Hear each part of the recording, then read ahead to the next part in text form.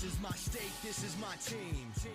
You know what that means. This is for the black and blue that I bleed. This is for the chance to bring home that ring. But everybody gonna doubt this. So far there ain't been another way around it. We bring heat to the game each week. They just say we ain't got what it takes, we ain't bout it. Well, y'all can just keep saying that we ain't gonna make it, but at the end of the day, this will be the Panthers nation. You know, this ain't a game to us major players at every angle that you can think of. That's why you hate us. Get out the way of greatness. You can look at our faces and see the blood, sweat, and tears that it took to create this. Yeah, I know what you're thinking, but you can save it. Cause even on the darkest of days, you know we're always gonna find a way to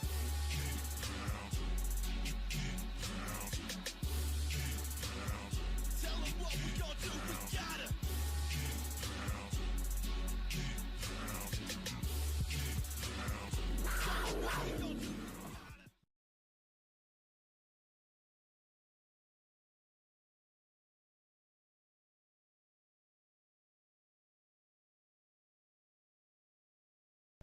What is going on, YouTube?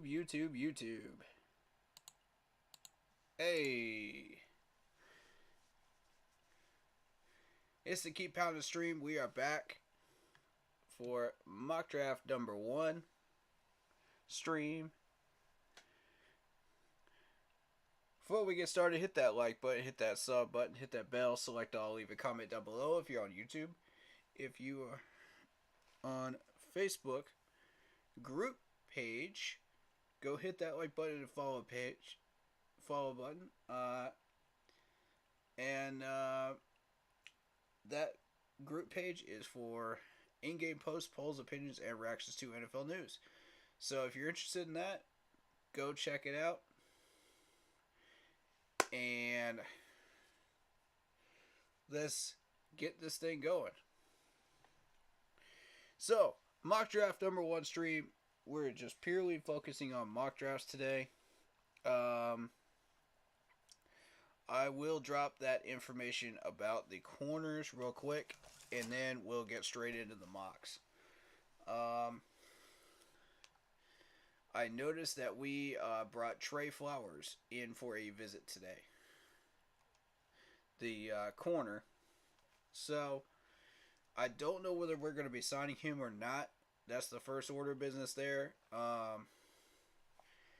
As it fits in perfectly with our subject of corners right now. You know, if we do bring him in, who is he replacing? Is he replacing C.J. Henderson? Or is he going to take that number 3 spot and we're keeping C.J. Henderson?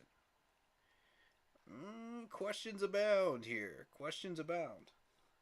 The first thing that came to mind was he's going to be replacing C.J. Henderson. So, C.J., if you're watching this, be aware your job might be up for grabs, man. You might be heading out the door. And I hate that for you because you're a good guy and, you know, you're a valuable part of this team just as much as everybody else. But we got to upgrade, man. You know what I'm saying? If it is not CJ that we're talking about here, and it ends up being that third corner, then whoever we draft as a rookie corner would be taking your spot, Mr. C.J. Henderson. So, with that in mind, let's begin looking at some of these corners. And before we start looking at the corners, I want to let y'all know what we're looking for. Now, ideally, you want somebody like James Bradberry. Because James Bradberry had tight coverage. He was aware, play coverage-wise, play recognition, tackling. You know, he was a bit of a ball hawk as well at times. Of course, you're going to find different skill sets and different strengths for different corners on this list as we go down. Some of them will check that box, some of them will not. Also, I'm looking for run stopping as well. Are you able to stop screens? Are you able to stop just basic draw plays, sweep plays, ISOs. What are you able to actually stop? And for how much of a tackle for a loss? Because when you're looking at some of these corners, depending on the conference, the bigger names, you want them to be able to stop people at the line, because they're going to be playing tougher competition. That will also be NFL ready. But if you are facing teams, like Middle Tennessee or somebody like that, some random team, in your conference, then I expect to see some big tackles for loss, when you stop running plays. I expect to see some big turnovers in bigger numbers than what you see from these other competitors. You know what I'm saying? Like inflated numbers. That's what I'm looking for. And when you show up on tape and you've got those numbers and you're a ball hawk and you tackle violently, that's what we're looking for. Because that's a hidden gem. And you're going to be in the later rounds, probably 4th or 5th round. That's what we're looking for. Now, I'm not saying we should look for a corner that deep and wait that long for a corner. What I'm saying is, that's what I'm looking for out of somebody from a college that's smaller on the list, and not a major competitor like the rest of them. All right, so keeping that in mind, okay, let's start down this list. And again, I'm going to leave one name off yet. Because once I put that name out there, everybody's going to have it in their mock draft. And that's why I got to be careful about these mocks today. Especially during the certain rounds that he's going to be around. Because I don't want people getting his name on their radar too early. These scouts check out these streams. I guarantee it. And that's why I want to be careful. Alright, so I'm going to name drop Eli Ricks. He's a good coverage man, play awareness, tight coverage, good tackling. But, is he a ball hawk? No. Is he a violent tackler? No. But on the scale of A to C is what we're grading these guys on when it comes to corners, because you don't want to go beyond a C, otherwise you're getting some trash. That's not even gonna make a roster. So we are rating Eli Ricks at a B, a solid B. And the reason is, he didn't really get my attention, but he still checks a lot of the boxes that you're looking for in an NFL corner. Same with Darius Rush. Good coverage. He's fast. He's open field. He's an open field tackler. And decent closing speed. Darius Rush didn't impress me either, to be honest with you. Still, you're not checking all these boxes. So, you got Kailu Blue Kelly. Good coverage, decent closing speed, decent tackling. I wasn't real thrilled, to be real with you. Again, didn't catch my attention.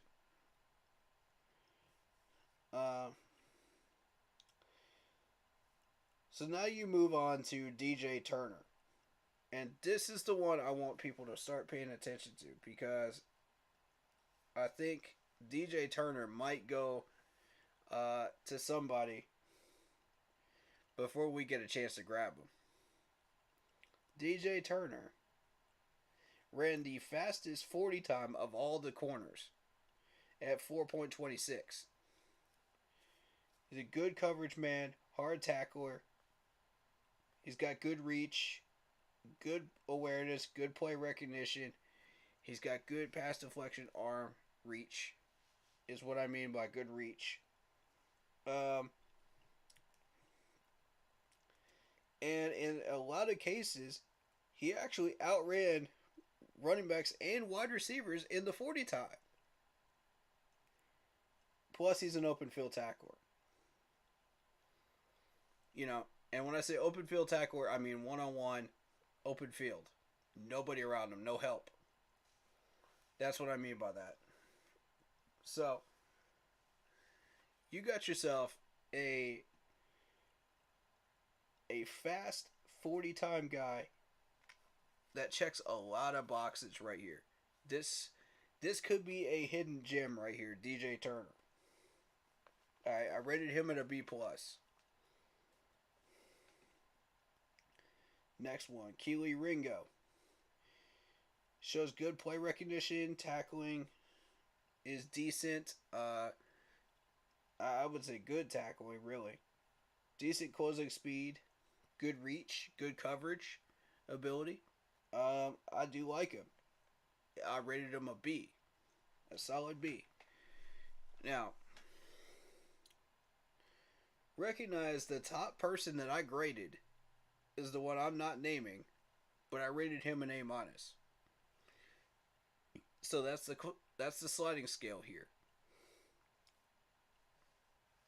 And honestly, I would have rated James Bradbury a B minus had A minus had I scoped him. You know, had he been on the list to draft today, he would have gotten the A minus grade as well. So that's the sliding scale we're talking about here, and it goes down from there.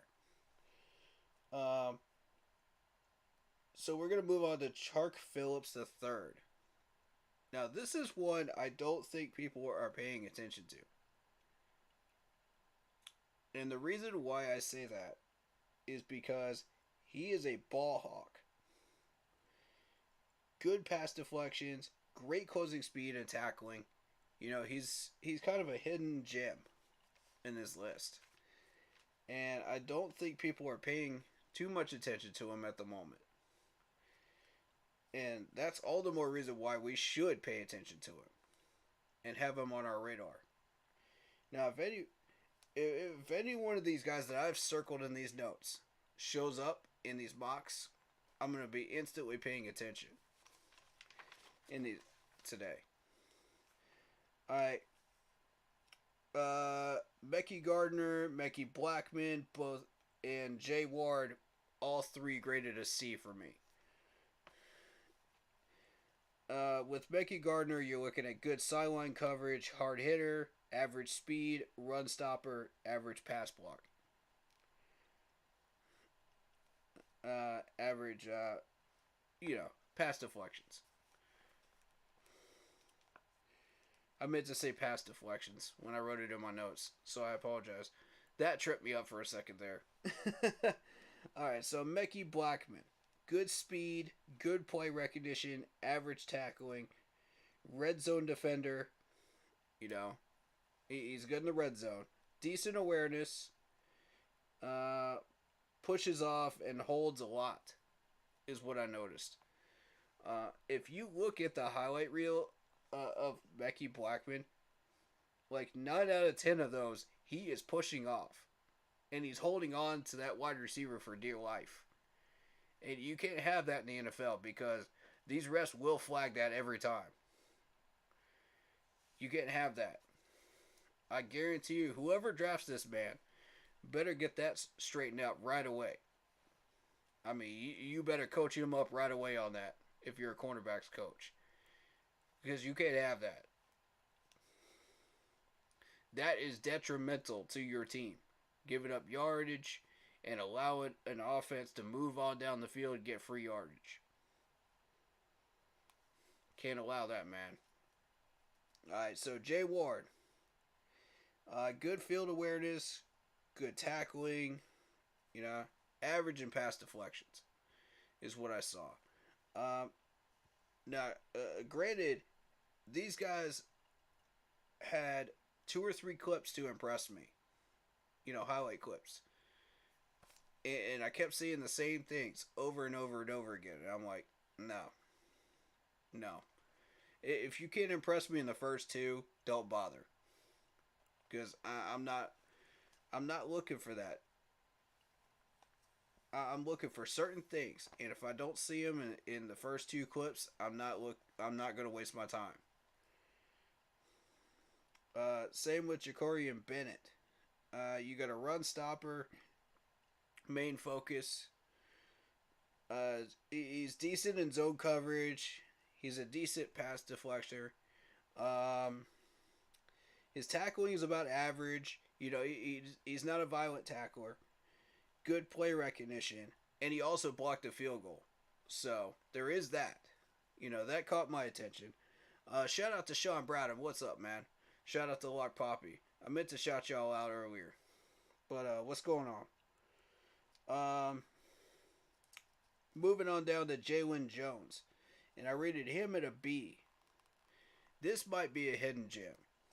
Late rounds. Ball hawk. Meaning he creates turnovers. His pass deflection is good. His reach is good. His tackling is good. Play recognition is there. Awareness is good as well. All of those elements are there. Now, I don't know. Speed-wise, I don't know. There weren't enough clips of him to tell how fast he really was. So, I'm going to have to go check the 40 time on him to make sure. To double check on him. But, everything I'm doing is based on at least 2 clips. Or more. Because I took the time to really research these guys. I always do. I'm thorough.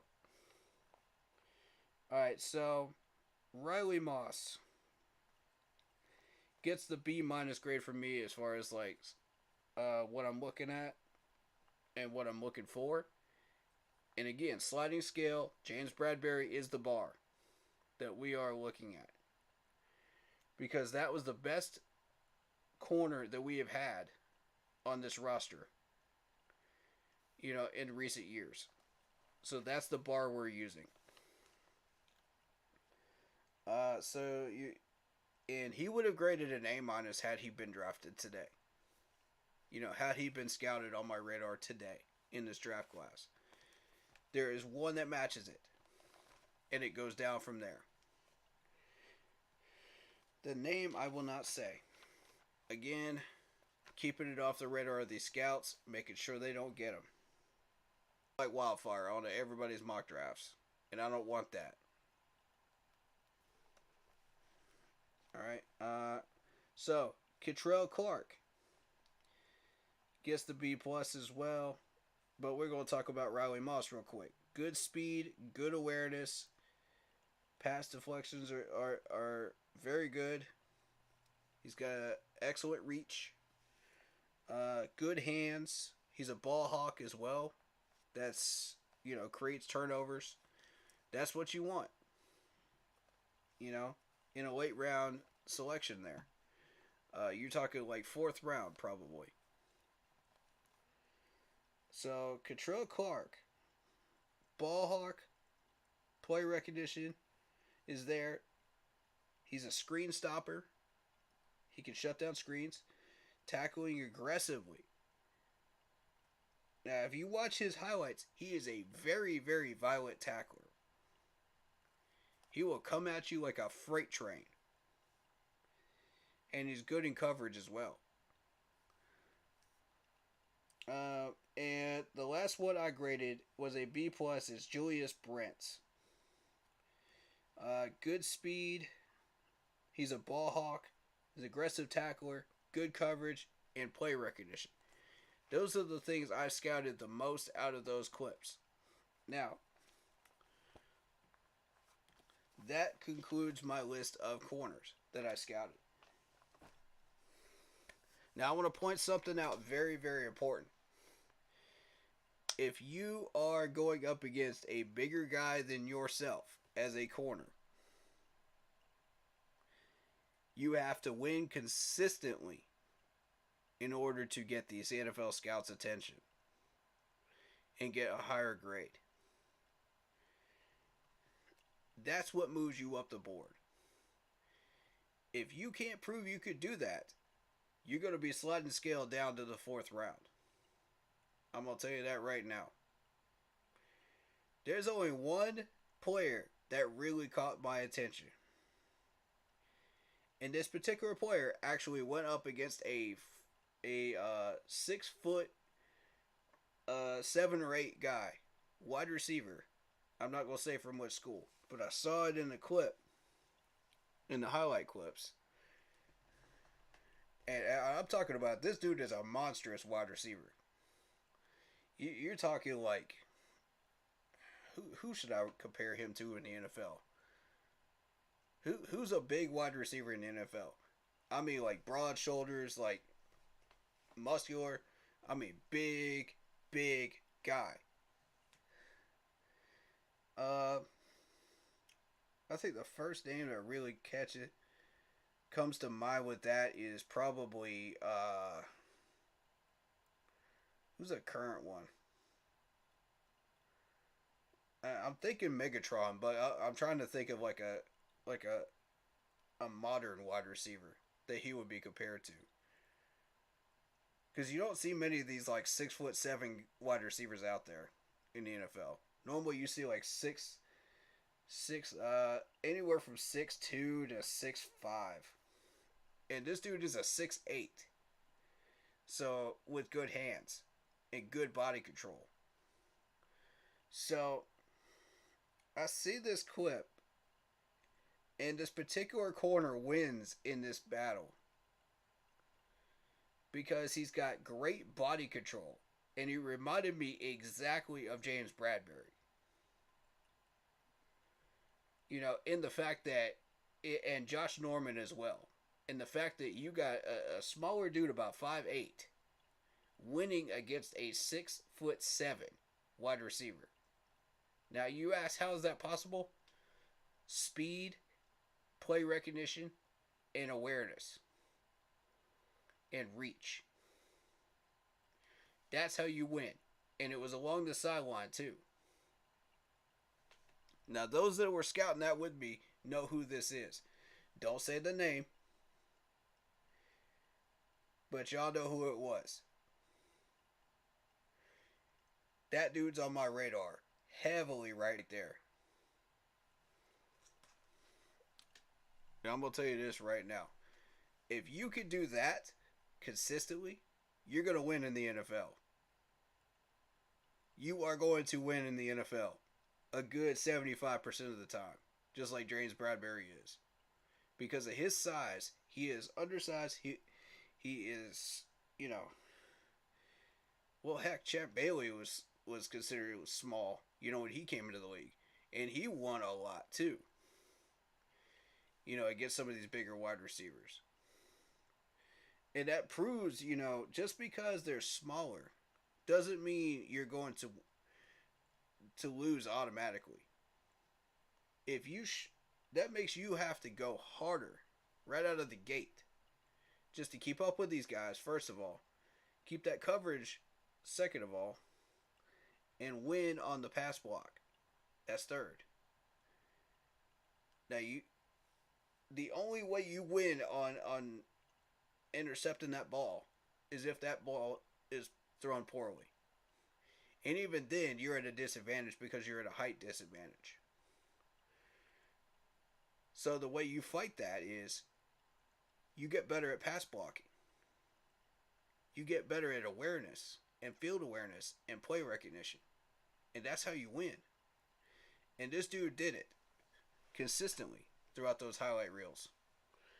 I was very impressed. That's the type of corner we're looking for. That's the bar. I saw that from a couple of guys on that list that I was scouting. I would venture to say 3. You know, you go through about 2 or 3 highlight reels and you spot this stuff. Now, here's the thing. If they're winning against guys that are from smaller colleges, like Middle Tennessee State or something like that, and you're in that conference, that's not going to impress me. What I'm looking for there is overinflated numbers, because if you got the talent for the NFL, you're going to put up overinflated numbers because of the talent you're facing up against. If you have that type of talent, it's going to show up in those numbers. And it's going to show up on the field to where you consistently win a good 85% of the time that you're on the field against these wide receivers. And you should win. There's no question about that. You should win. Now, if you're somebody from, like, say, Oklahoma or Ohio State or Alabama, that's when I want to see how you match up against these wide receivers that you're facing. Like, say, people from powerhouse schools, that are consistently in the top 10 in the rankings, that are on your schedule, especially people from the SEC. If you're in the SEC, you're battle tested because you went through the gauntlet. And I'm saying like 4 or 5 teams, you went through the gauntlet.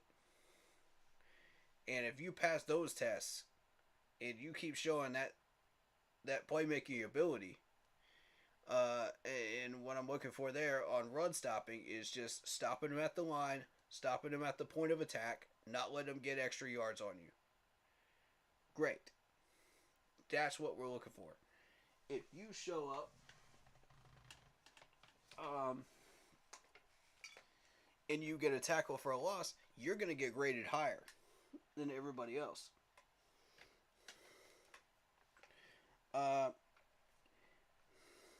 If you fail to stop that yards after the catch, that's going to make you slide on the radar. It's going to drop you a round, possibly 2, as a corner. And that's the difference between the guys that are NFL ready and the guys that are going to be sitting on the bench for a year before they're ready. That's the difference right there. And what I need to see is consistent, good numbers. I'm not looking for overinflated numbers. I'm looking for good to better than good numbers in those cases when I start looking at those stats.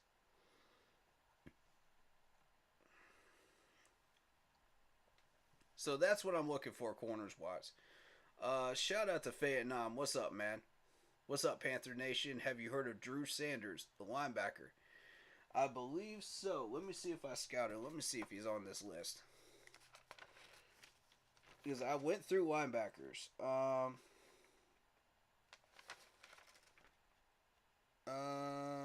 Yeah. Drew Sanders was scouted, yes. To answer your question, Vietnam, he was actually moved to linebacker from an edge rusher, originally. He's got good speed, good awareness, excellent play recognition. He's got patience, which is big, on the field if you're a pass rusher. He's a hard hitter, finishes his plays, and is a good run stopper. I rated him a B+ among the defensive ends. And the top grossing, top rated linebackers would be B+. And possibly an A-. If you rate Trevor,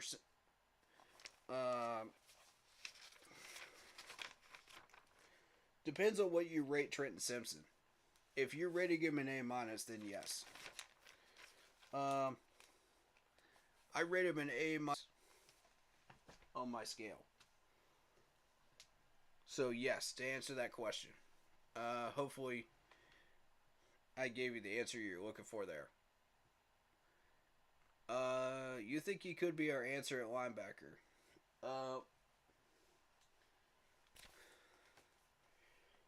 I mean, maybe, maybe. I got a couple of guys that I think might be better. Um, I'm a little concerned about name dropping one of these guys too early right now because there's a lot going on in that second round, and I don't know if I feel comfortable dropping one of those two names yet until I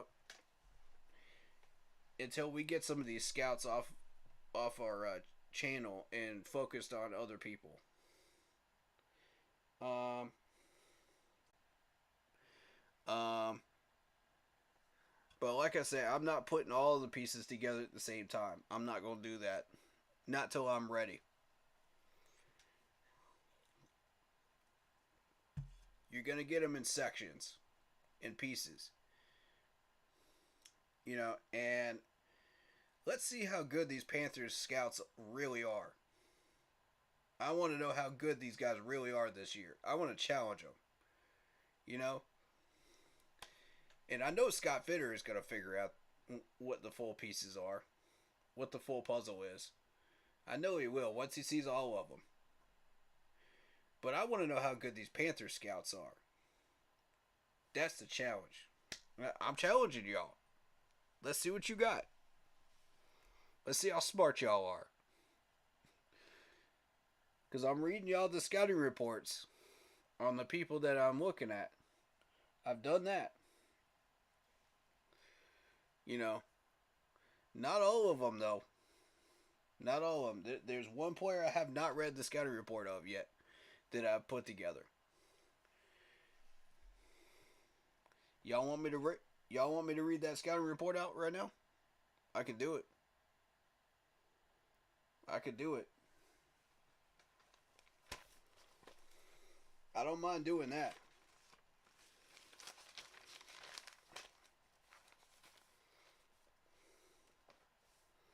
Alright, so this particular corner that I'm not naming has good speed, good play recognition, good coverage ability, is a very violent tackler for where he is on that board. He's an open field tackler. He's got great play awareness, and he wins against bigger wide receivers than him. Despite the scouting reports that these NFL scouters put out there, I've actually seen it on film where he does win against bigger guys than him. So, I'm going to go against that scouting reporting on that one and disagree with it.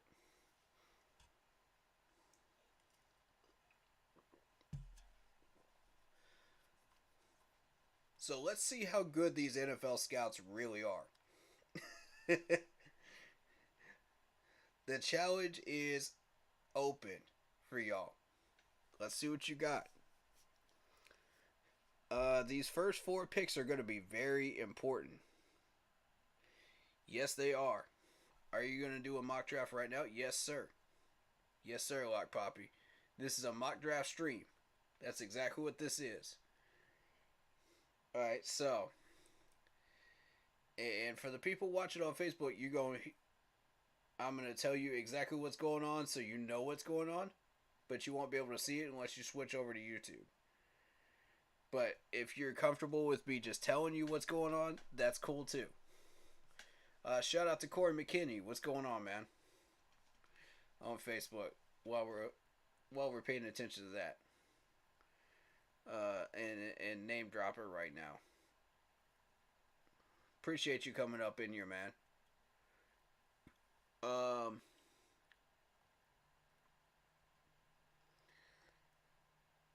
Alright, so before we start doing this mock draft, how does Trey Flowers fit in? Now, I want people's opinions on this. Okay? Are we replacing CJ Henderson, or are we trying to fill that number 3 spot with Trey Flowers? What do y'all think? drop a comment and let me know. Because that's going to heavily impact what we're doing in the second round. In the third round. Of these mocks. I need to know. What do y'all think? I'm going to leave it up to y'all. Because I want to know. If we see this man fill the third spot in our corners on our depth chart, that means CJ's job is safe. And I know that's going to make some people very unhappy. Because there's a lot of people that are just like, CJ didn't do this, didn't do that. You know, and I'm like, yeah, I'm not disagreeing with you. You know, y'all have been making some good points on CJ. You know, but at the same time, like, if we get this solid number 3 corner, we ain't got to worry about CJ. That's what I'm trying to tell y'all. You know, you could replace CJ next year and have CJ on the roster for cheap. See, this is about money just as much as it is talent at this stage. I'm going to show you why I say that. And by the way, Odell Beckham Jr. just signed with the Ravens. 1 year for $15 million. 15 mil. Yeah. We got Chris Boyd. I saw somewhere where one of our division rivals traded for a corner.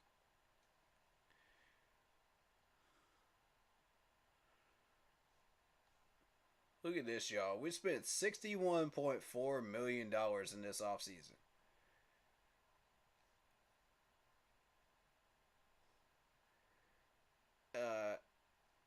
And we're not even near the top. We're not even near the top. Look at this. The Saints spent more than us at $70.4 million, and they still haven't gotten their team right yet. Y'all still ain't figured your team out yet. Golly. How you gonna spend that much money and still not get your team right? In what off season? I don't understand it. We did more in like 5 signings than they did in their entire offseason. With that $70 million. Sheesh. You've got...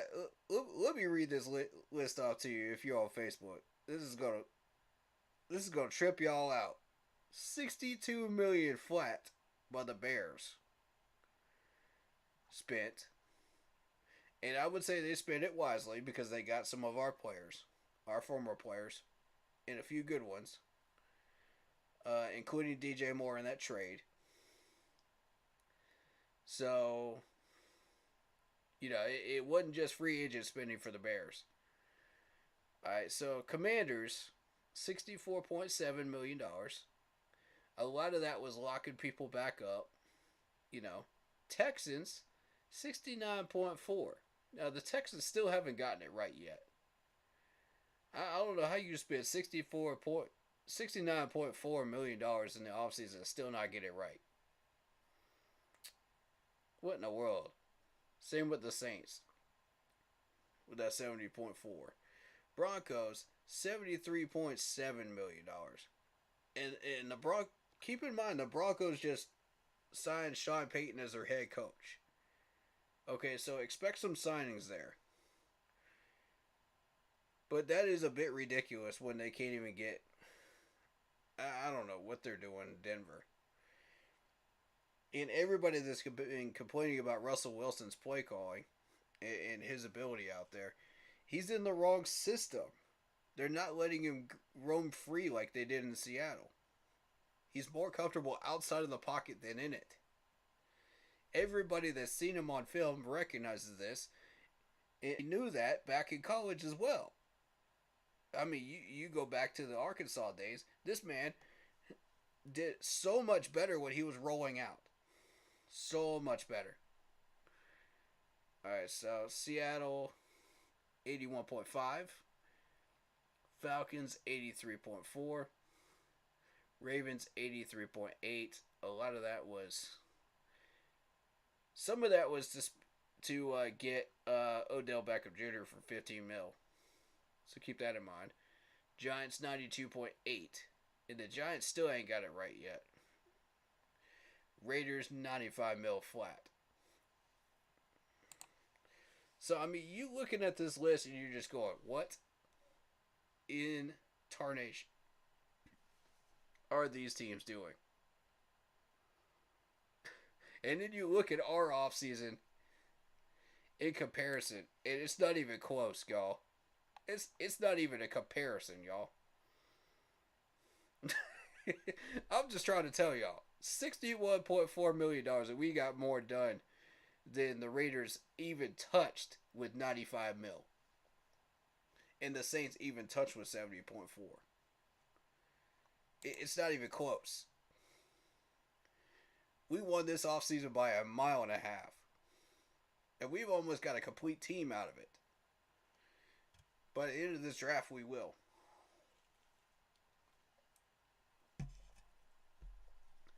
I mean, what are we even looking at? Everybody's improved in the NFC South. Scratch that, the whole NFC except for the Saints. Now, somebody explain to me how you spend $70.4 million and you don't improve nothing. I mean, it's how do you not improve nothing? Bro, I can't with the Saints this year, man. I can't with some of these teams. We about to go on a run, y'all. We about to go on a run. It's about to be a 10-win run. I can already tell you, because the NFC is getting weaker and weaker. Just based on that right there. Alright, so. The Chargers got the clap. The Chargers got the clap. Oh my God. I'm not even going to go there.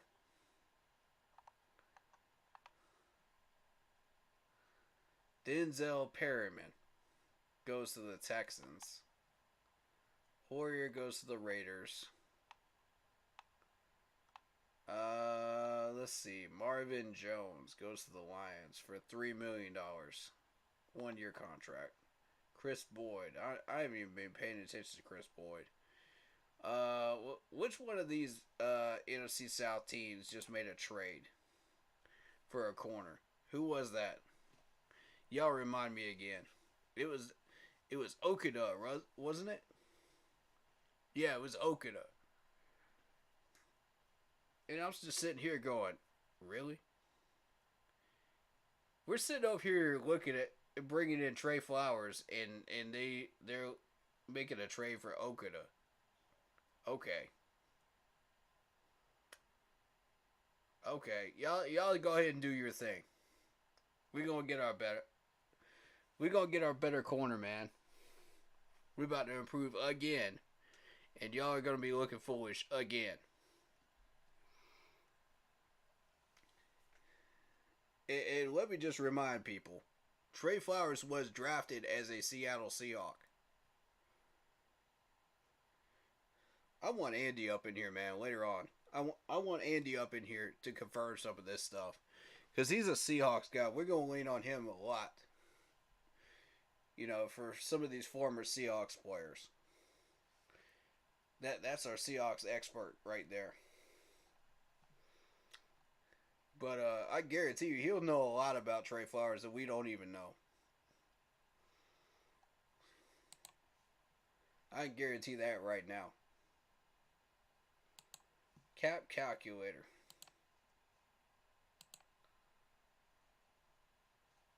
Let's see where we're at right now. We have not signed Trey Flowers yet. I want to see the number that we're at. We are sitting at 26.5 in the black. Ladies and gentlemen, that's a beautiful number. That's a beautiful number right there. I love seeing that number. Yeah. Show me that green, baby. Show me that green.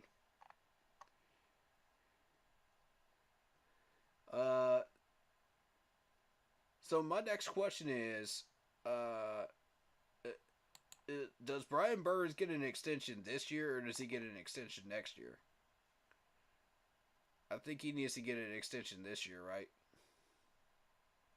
We got the money to do that right now. But I think we're trying to take care of everything else first before we try to offer him an extension, which is fine by me. You know, we'll see how much we got left, you know, in the tank. Should be more than enough to do that. Shouldn't be a problem. There's one more thing I wanted to check, man.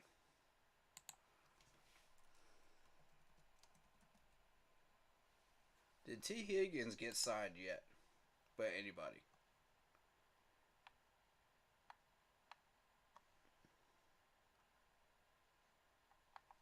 Okay. Did they extend him? Is that what they did? I think they extended him.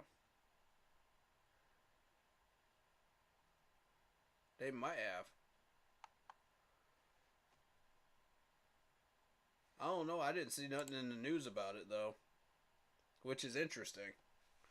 Because usually somebody that big usually pops up in your news feed.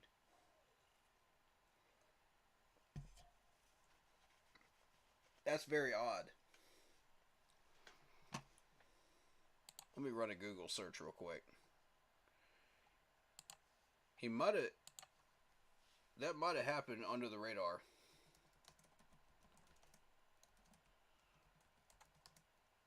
Contract extension.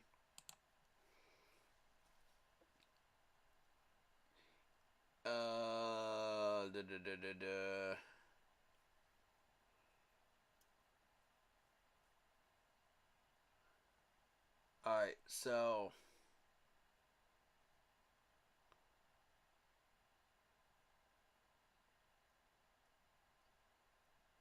signed a 4-year contract. Signing bonus in 2023. Higgins will earn a base salary of 2.9. Alright, so yeah, that was definitely an extension. Okay, it's a done deal. A day ago.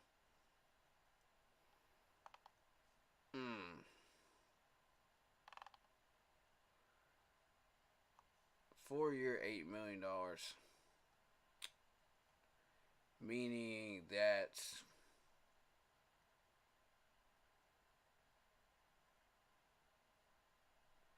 an average annual salary of $2.1 million.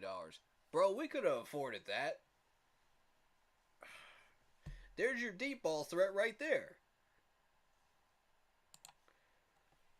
Why are we allergic to Clemson ball players, man? This is ridiculous.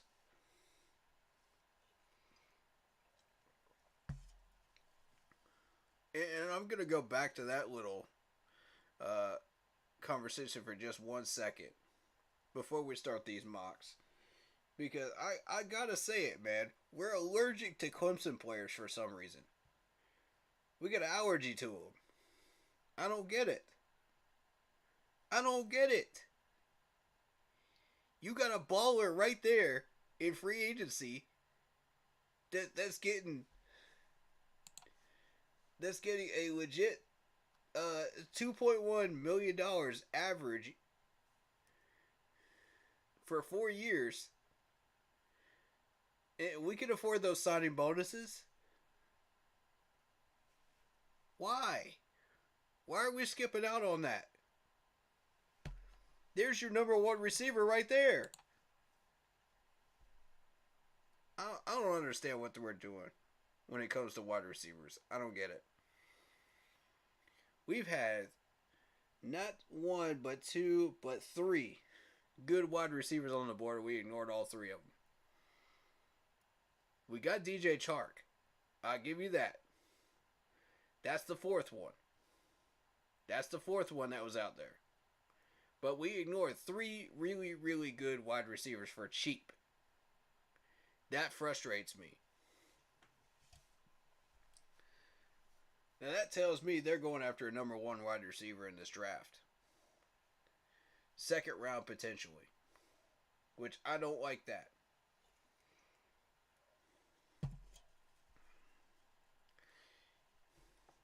You've got how much money again in cap space? You got $26.5 million in cap space right now. Tell me you can't afford T. Higgins. Or somebody of that nature that is underneath $3 million base pay. Tell me you can't avoid that, right? Tell me you can't afford that right now. Now, come on, man. Even with the Brian Burns extension. That's ridiculous. That is ridiculous to the max. I've been... Man, don't get me started on that. We'll be here all night. We'll be here all night. But I noticed that, and I'm sitting here like, really? You're going to sit here and tell me you can't afford that base pay. The amount that they paid for T. Higgins' extension. You're going to sit around and wait for this man to be extended and not go after him and give him a phone call. Why do we not like Clemson players? I don't understand it. It's like every time there's a Clemson player on the board, it's like, nope, we want nothing to do with it. And these are the same people that won 2 national championships. If you don't like the 2 national championships and you want to toss that out, look at the numbers. Look at the numbers. Look what they put up against SEC teams when they played them. Look at the numbers they put up against Ohio State corners when they played them. Or players. Alabama. You know. LSU. Auburn. We took on all the Giants, man. And y'all still throwing out. Alright, I'm just covering the basic news before we get started. Alright, so there's the NFL mock draft database simulator. That's the main one we're going to be playing around with today. We have the PFF, but it's locked up to 3 rounds, which I'm not going to do that. And then you got the PFN, which is the other one I'm going to mess around with today. But first, I want to play around with this one. Because I was told about this site by one of the people I routinely talk to. In particular, the ones that I was doing film study with. So, I believe, right? Alright, so here's the deal. You can draft 2023.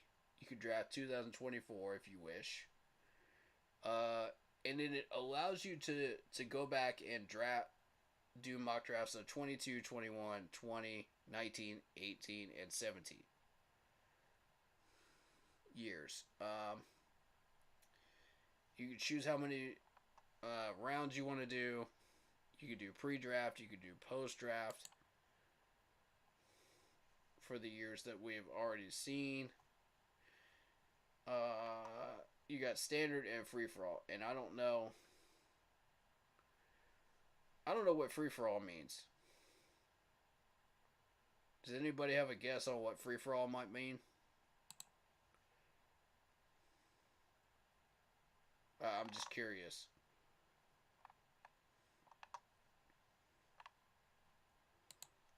We're going to go ahead and jump into this.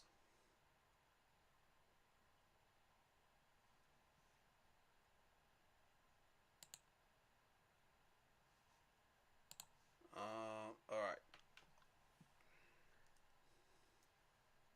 So the positions I'm interested in are quarterback, corner, obviously, linebacker, edge rusher, and a wide receiver. That's what I feel are our biggest needs right now. Now, if you're going to run the 4 running back system, then running back would be on the board as well. If we want to tackle, a left tackle more specifically, offensive tackle would be on the board. The rest we have no need for. Alright, so we're going to start with quarterbacking. And draft where we do select Bryce Young for the people that like Bryce Young. Alright, to be fair. And I'll run one the next stream with Anthony Richardson just because I know there's a small section of people that like Anthony Richardson. Either way, no matter what quarterback we pick out of this list, it's not going to affect rounds 2 on down for me.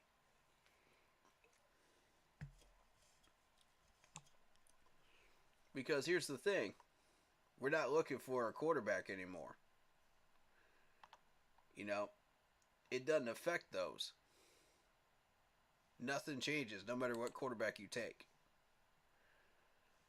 Alright, so keep that in mind.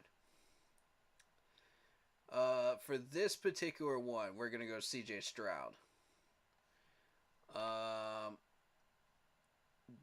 Did we get any trade offers? Did we get any trade offers? Oh, okay. I think you have to actually create the trade offers yourself.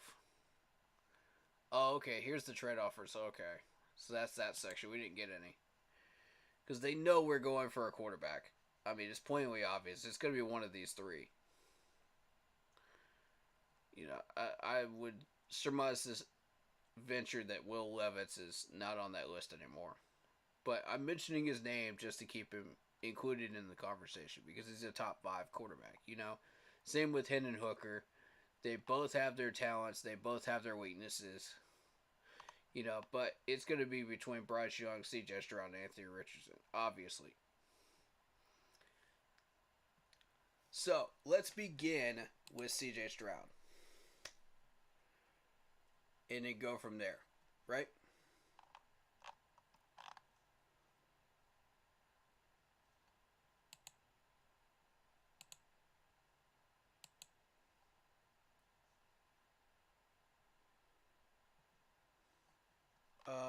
If it'll let me. Okay, start. Got it. Oh, okay. We got offers. Let's go. Let's see what we got. Patriots are offering us a 4th round, 107. A 1st round, a 2nd round, and a 5th round for next year. No.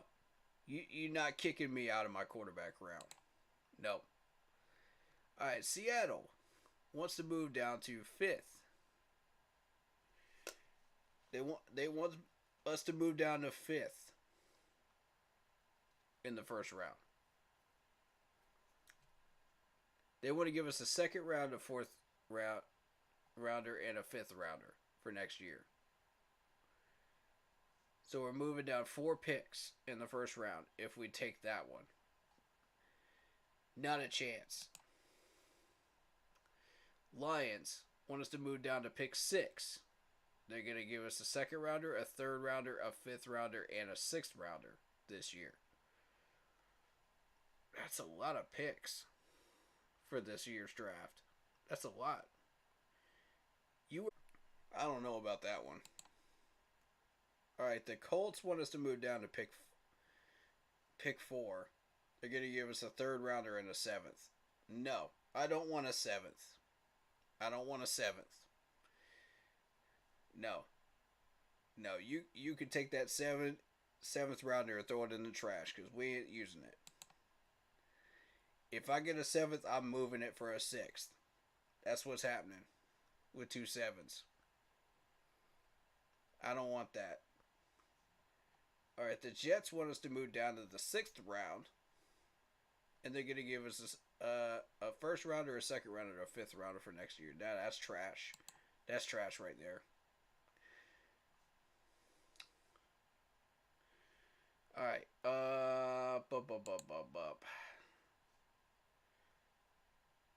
Yeah, obviously we're rejecting the Jets.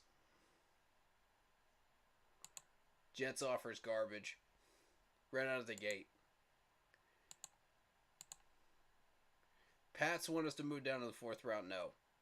No, I don't think so. No. Alright, so we've got Seattle want us to move down to 5th. Colts wanted us to move down to 4th. Lions wanted us to move down to the 6th pick.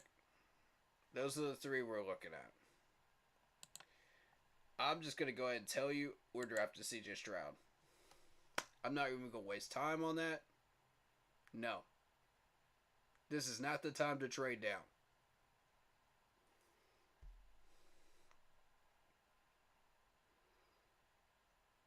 I'm not even going to pass go or collect $200 on that one. No.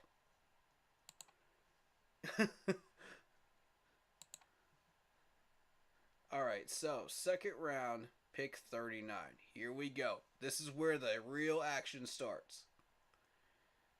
Now, we got 6 trade offers. That's what I want. I want people to give us trade offers for this right here. Alright, so Jets want us to move down to pick 42 in the second round. They're going to give us a 5th and a round 3 next year.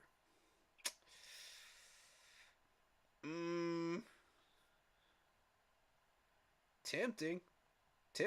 That's the first tempting offer I've gotten from the Jets. Let's see what we got on the board. We'll revisit that one. All right, Buccaneers want us to go down to 50 in the second round. They're going to give us a 3rd, 2 5ths, and a 7th, plus a round 6 next year. Ooh. You got my attention, Tampa. You have my attention. That would give us 3 5th rounders, plus an extra 3rd to play around with. Not bad, Tampa. Not bad. You're in the conversation. Let's go. Eagles want us to move down to the 3rd round. They're going to give us the 2nd round and a 5th round next year.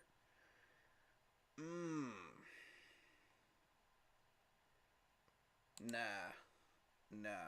Depends on what's on the board, but probably nah. That's not enough value for me. Alright, so the Bears want us to move down to 53 in the 2nd round. They're going to give us an extra 2nd rounder at 64 and a 6th rounder next year. I like that. Bears are in the conversation. Bears are definitely in the conversation. Let's go. Alright, Saints want to give us a 3rd rounder and a round 4 next year if we move down 1 spot. Literally 1 spot. Saints, who are you targeting right now? That makes me curious. Who are you guys targeting?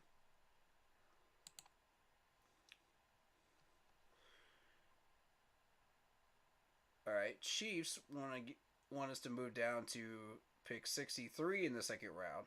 They're going to give us a third round and a fourth round. Not bad. I'm looking for some value for next year too, though. That's what I'm looking for, and I'm not seeing it out of that. All right, so we got 2 or 3 teams that are interesting so far. Let's see what's on the board. What is on the board right now? First off, linebacker. There it is, Trenton Simpson. There it is.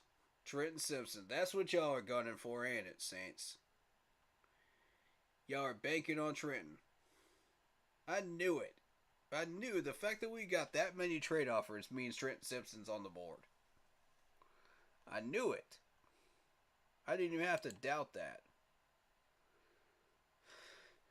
Alright, so with corners, you got DJ Turner, you got Shark Phillips on the board.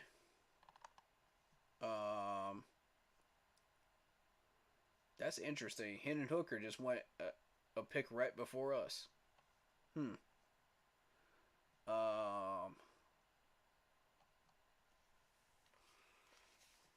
let's kind of talk about the wide receivers next. You got Josh Downs, you got Cedric Tillman, you got Marvin Mims. Excuse me. I'm just constantly tired. I got a lot of stuff going on outside of YouTube. I apologize, y'all. It is what it is.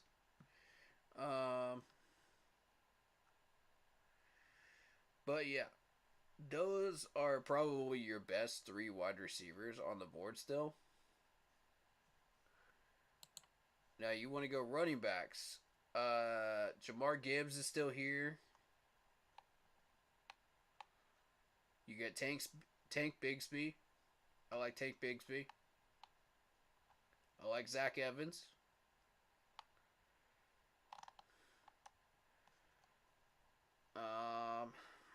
And those are the ones that are available right now. Devin is actually one of the guys on our list, from people that we have met with. I believe we met with Devin, didn't we? Black Poppy, can you confirm that? Did we meet with Devin? Or did we not? Was he one of the ones on the list?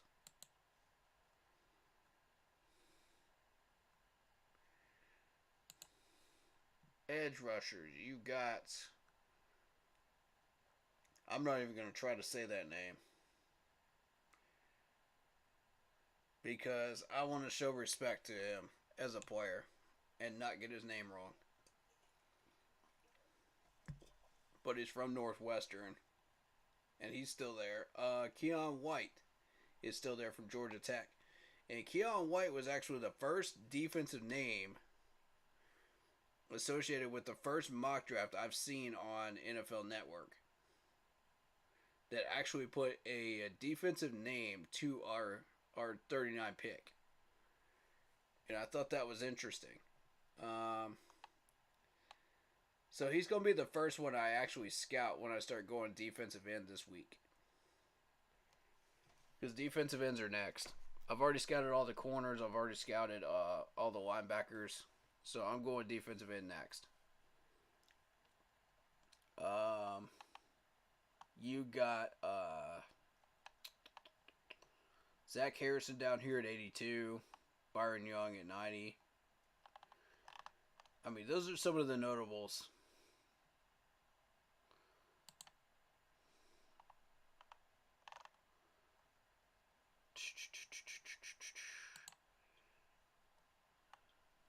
Here's another one I'm looking at. Offensive tackle wise. Now we're just looking at left tackles. I've got my eye on one particular player. I'm not going to say who it is. Because I don't want people looking at him too early. But yeah, he is still there. If you want a guard, which I would not recommend, I would be looking at if you want a right guard, Emo is your guy. But if you're looking for a left guard, and that's who I was mainly concerned with, I'm not gonna say who I had my eye on because that would ruin it right now. The scouts are out and about right now, so I don't want to put too many names out there right now. Next week, you'll start seeing me drop a few more names, though. You know, and then that final stream, that's when I'm gonna let y'all know what I'm looking at.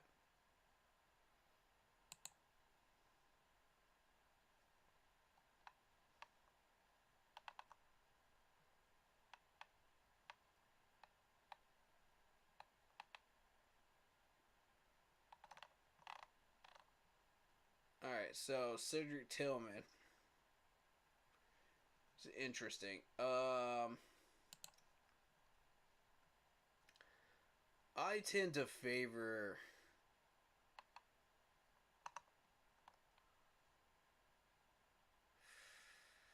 All right, let me see something.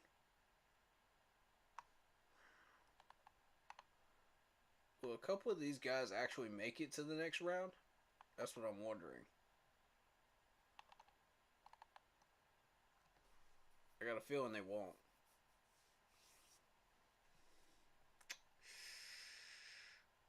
I gotta go Trenton Simpson here. I gotta go Trenton. And yes, I know it's a reach. Yes, I know it keeps us out of getting an extra pick or two here. But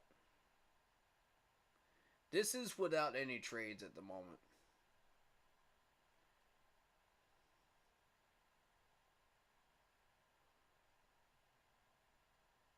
Oh, Byron Young's off the board. Oh, man. Oh, man. Oh, man. Alright, let's see what we got here. I'm going to look at those in a minute. 93. Who's still here?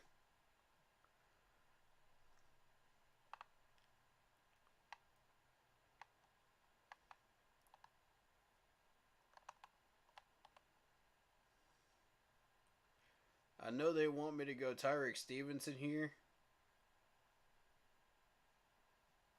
I know they do. There is Cedric Tillman. Tank Bigsby's on the board still.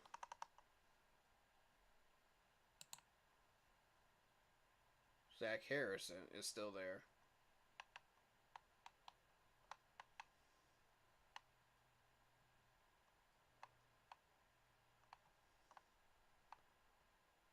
See, with the lack of knowledge on the defensive ends, I may have to grab a defensive end here.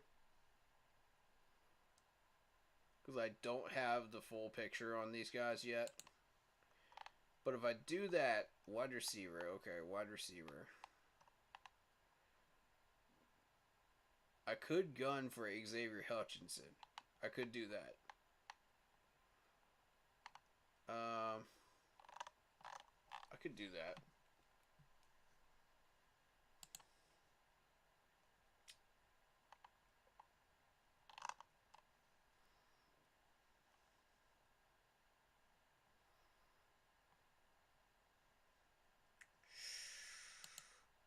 Ooh. I'm trying to be careful not to name drop anybody, you know, that I would be usually going for. I'm trying to be careful here.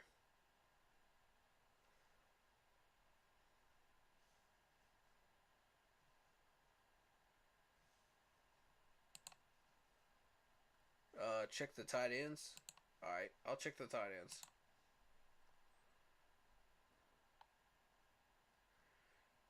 I think I know who you're looking at. Leitu's still there. He'll be there in the fourth round. At 114, I can guarantee you that. Probably deep into the fourth round. But I think I know who you were thinking of, though. He's probably already gone.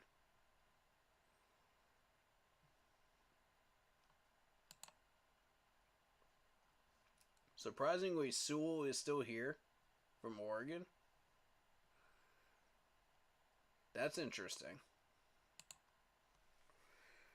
Oh man, take Bigsby. I'll tell you what.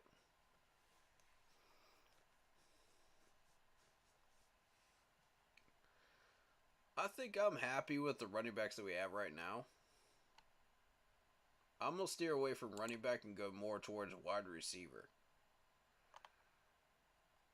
So for me, it would be Cedric Tillman, either Zach Harrison, Cedric Tillman, or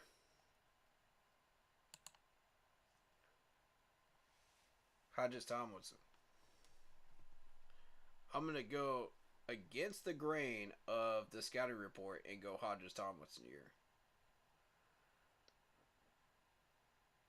I think this is the right pick for our situation right now.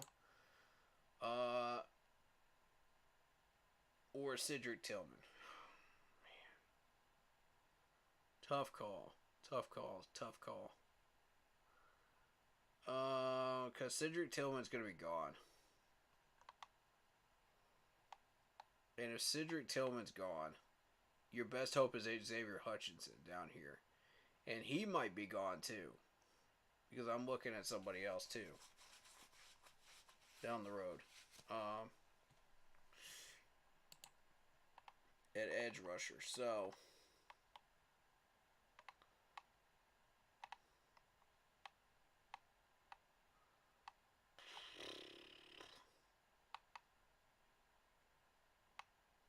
oh man, this is tough. This is a tough one. And what I tell you, 39 and 93 were going to be the main event, y'all. I told y'all, second and third round. That's where the real heat comes in. You got to make a really, really tough decision on both of these rounds. And what you do will affect the next round. What you don't pick up in the second round will affect your third round. Greatly. And whatever you don't pick up in the third round, it's gone. It's gone. Somebody else is getting them. You know what I'm saying? So you got to be real careful.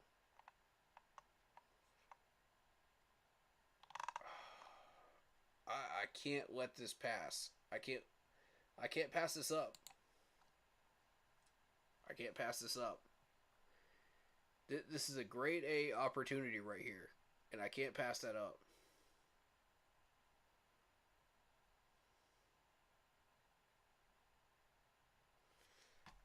Alright, so we got fourth round. This is without trading, by the way.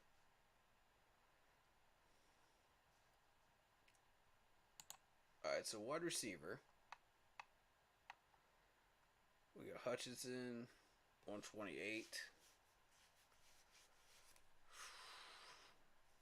Will Xavier Hutchinson drop to 132? That's what I'm thinking. I don't think so. I have my eye on somebody down here.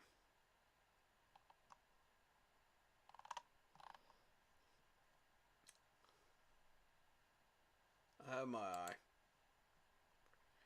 Alright, Wanya Morris is not gone yet.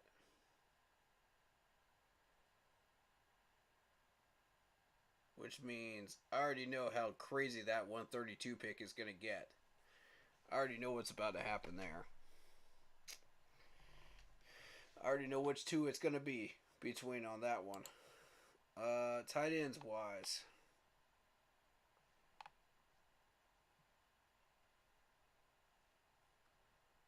I mean, late 2 is possible.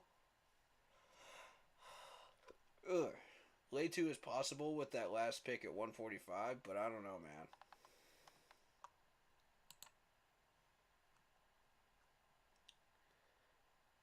I would love to. Ooh, 140. I might move this one. I might move this one, to be real with you. We do have KJ Henry sitting here. We could grab him. I mean, that's a grade A opportunity right there. You've got Dylan Horton sitting here too from TCU.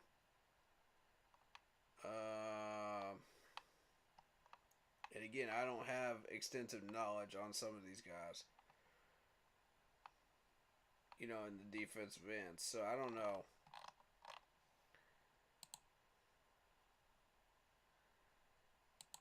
That's a tough call, man. That's a tough call.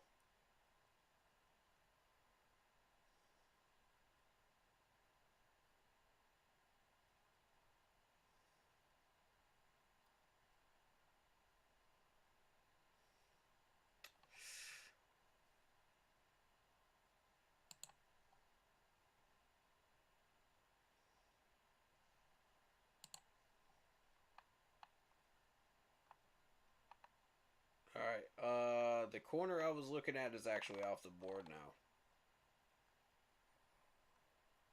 Just to let you know, he is off the board. He is not there. I already picked up a different corner that I liked just as well.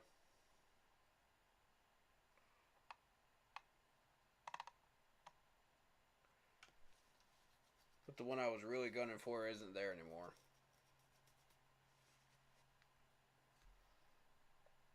Alright, tight end wise.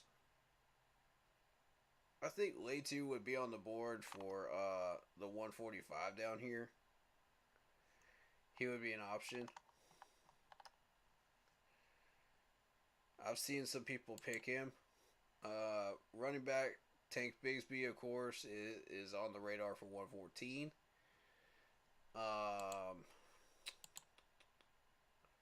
What is Noah Sewell still doing on this list? Are you serious? We're in the 4th round. What is this dude still doing here? That's crazy.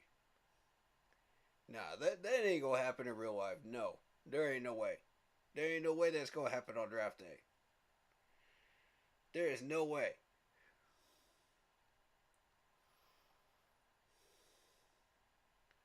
Bruh. There ain't no way.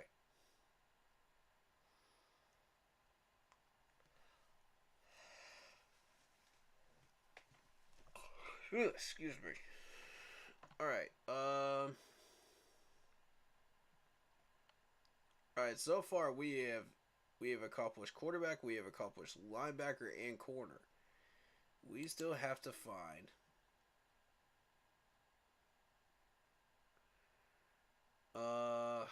okay.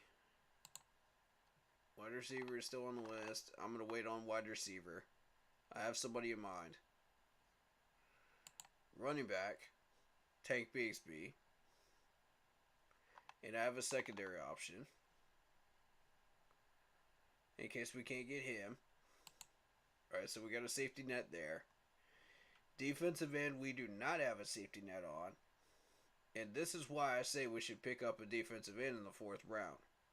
Because we don't have a safety net yet. I have somebody I want to scout on this list. I'm not going to say who just yet, but There is somebody on that list I do want to scout. But 114 may be a little early to pick up KJ Henry, though. You know what I'm saying? Like, maybe. Maybe not. He might drop to 132, but I don't know. You know. That depends on how much you want to risk. Offensive tackle. Again, there's one tackle I'm using as a trigger point here, and to let me know when the other one might drop. And that first one hasn't gone yet. So, tight end wise, again, Latu would be a late round pick. 5th round.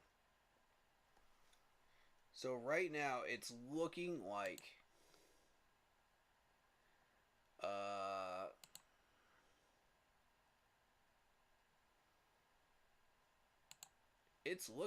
maybe take Bigsby or KJ Henry here. I might move this thing down, man. I might. I'll consider it to really push at 114 right now based on what's on the board. Now, if these guys are still on the board and there's a lot of talent still on the board at 114, then you don't want to move. You want to pick somebody right there. But if you are looking to wait a little bit and move down, then let's take a look at some of these offers. You know, Bears want me to move down to 136 from 114. They're going to give me a 7th rounder, a 5th rounder, and a 7th rounder for next year.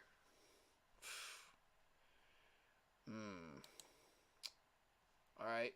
Browns want me to move down to 5th round at 140. That's quite a jump right there. And they're going to be a 5th rounder and a 7th rounder next year. Not liking it. Lions wanted me to move down to 5th round, 152. They're going to give me a 6th rounder and a 5th next year. Nope, definitely not liking that. Alright, so the Bears, it looks like, are the ones I would be negotiating with.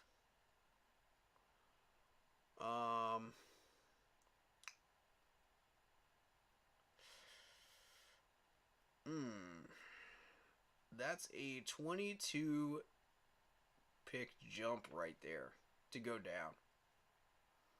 That's 22 picks. Am I willing to risk that?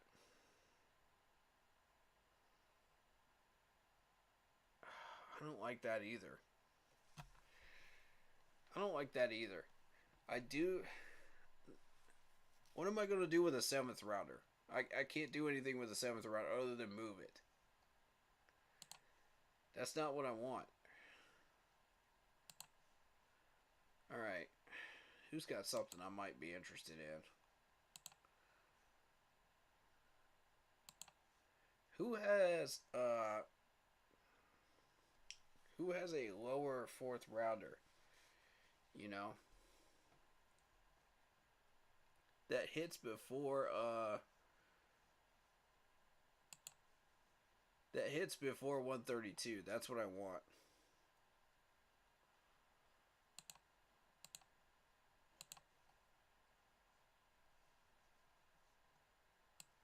Who has that? Who has that for me?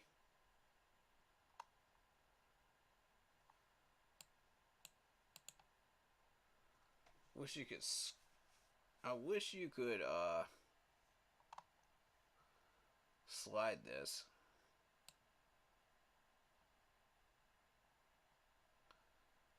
Okay, Saints, Green Bay, New England, Washington, Minnesota, Pittsburgh, Jacksonville, KC, Seattle, Baltimore, Chargers, Browns, Jacksonville. Bingo.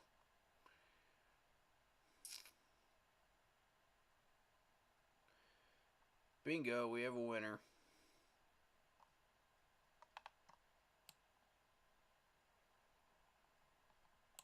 Jacksonville. Jacksonville appears twice on here. Alright, so if we move this pick back to 127, KJ Henry's still there. Okay? That's not too much of a risk. You do lose out on Tech Bigsby, which is fine by me.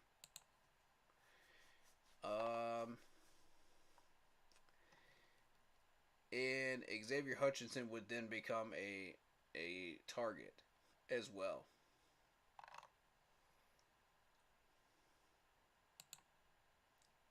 Now, when you're talking tight ends, Latu is 177, so he's a late rounder. We're not even worried about him. Again, ignoring that.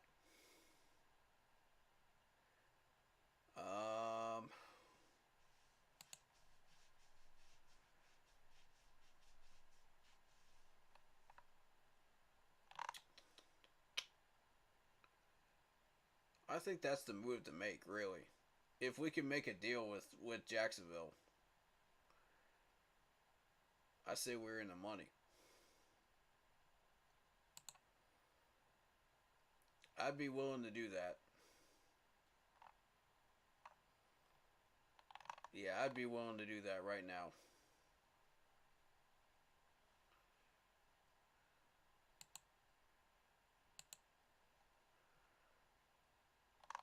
Alright, so let's see what we can get going with Jacksonville.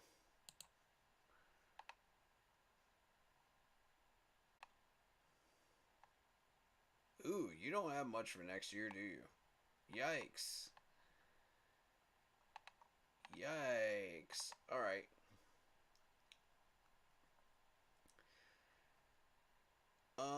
So let's say a 6th rounder.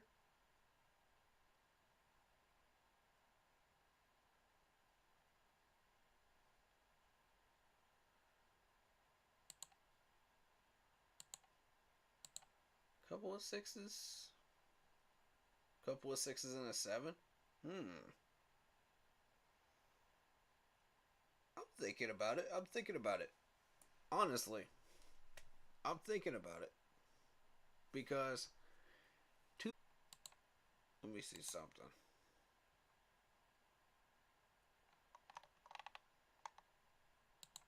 Can I take these off the board?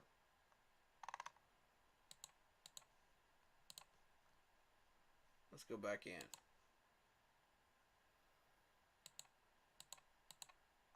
They're not going to let me take it off, are they? Okay.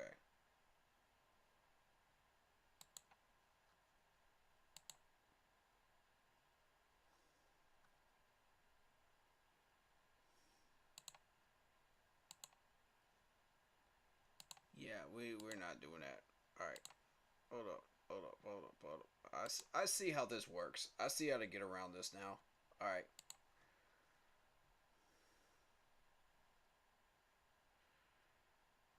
Am I interested in 2 6s? Yes, I am. I am very interested in that.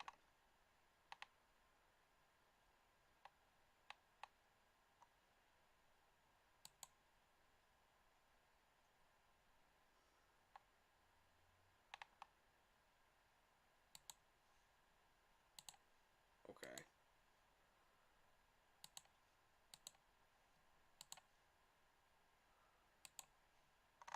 I want to try this again. 2024 6th rounder.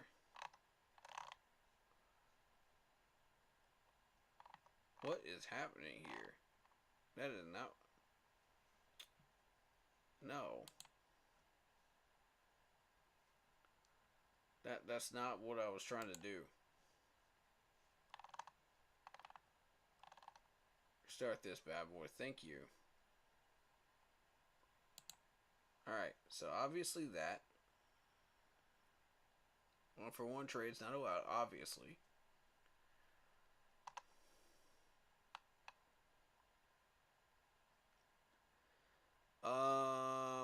I'm not going to take any of your picks from next year. I think that would be grave robbing. Honestly. They have a 5th round, 2 6th rounders, and a 7th. I mean, that's just highway robbery if I try to take one of those. That's just not fair. That is straight up highway robbery. What's up, David? What's going on, man? Shout out to you.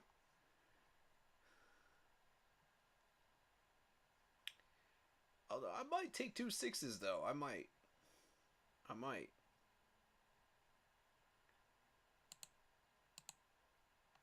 I'll go 2 6s. That's fair. I'm not really going to do anything with that.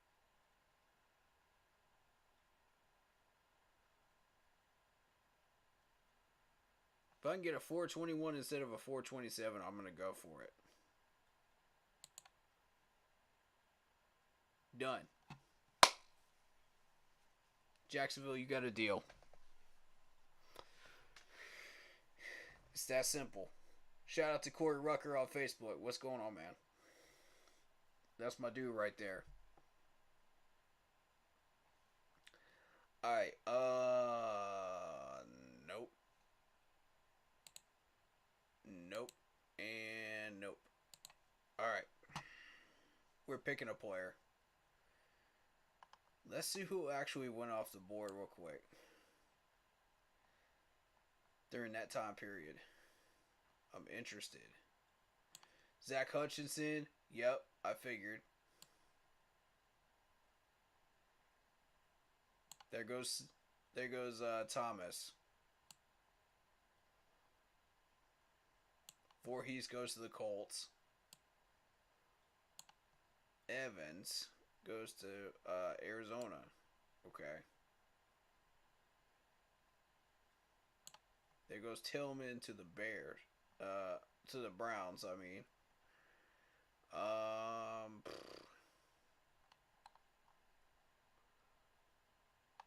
With that 96 pick. Okay.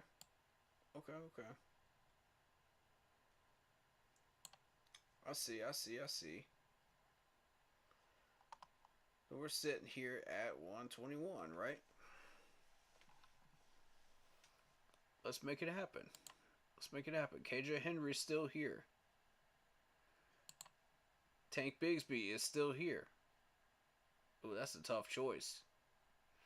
That's a tough one. I'm not feeling these wide receivers though. I might jump on Xavier Hutchinson at 132 if he's still there. I might. I'm thinking about it. Oh, we're getting close on these tackles. Man. How are these two still here? What is going... Why are these two still here? I don't understand this. I've run these mocks at least 100 times and these guys are never here this late. That and Byron Young. What in the world is going on in this mock?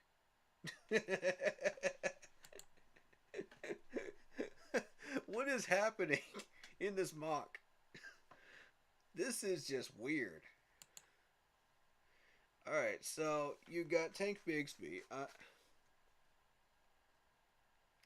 Tank Bigsby and KJ Henry are our two choices here.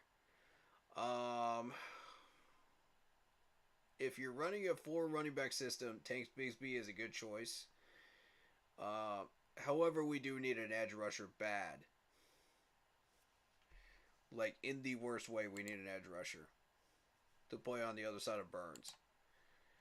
So, I've got to go KJ Henry here. I've got to. I mean, this dude is not going to last much longer. And if I don't pick him up soon, yeah.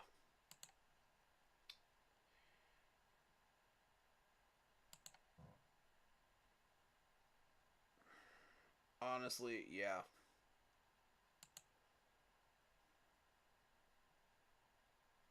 I think KJ Henry is the right choice here. I think he is. B plus on that pick. Not bad. I'll take it. Nope, not looking to do any more trading, I don't think. Because the guys I'm looking for are right here in this round. Tanks Bigsby is still here. Are you serious? You're joking. Ooh, man. I might have got lucky with this draft, guys. I might have got lucky. I might have got really lucky with this. Okay. Okay.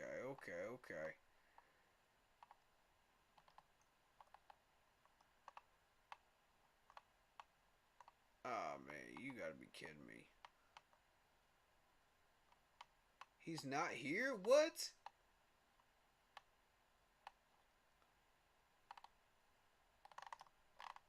Tell me you didn't take him. Oh my God.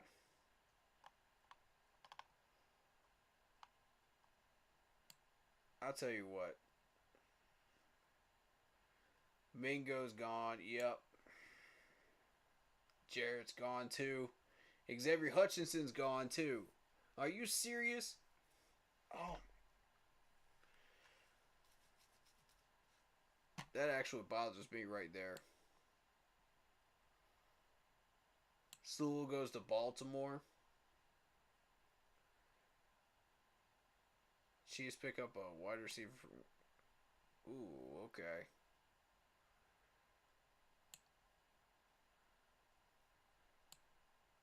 Oh, man.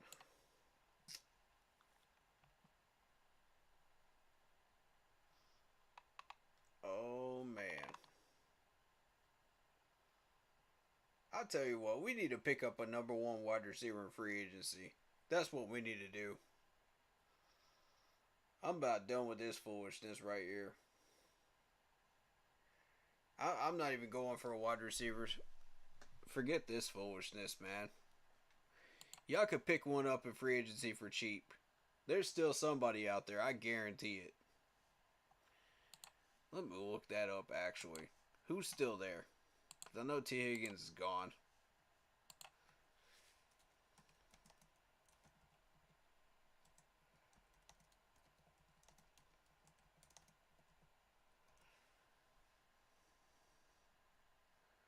Alright, so the current wide receiver... Hardman got picked up, didn't he? Juju's still there, I think. That was March 24th.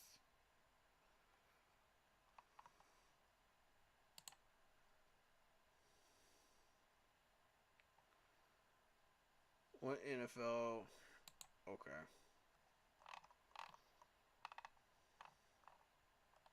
Zero list. Okay. Odell's gone. Clowney is still out there. We going after Clowney? What y'all think, y'all? We got Marcus Peters. We picked up Chark. That article's old. Yeah, that article's old. That's March 21st.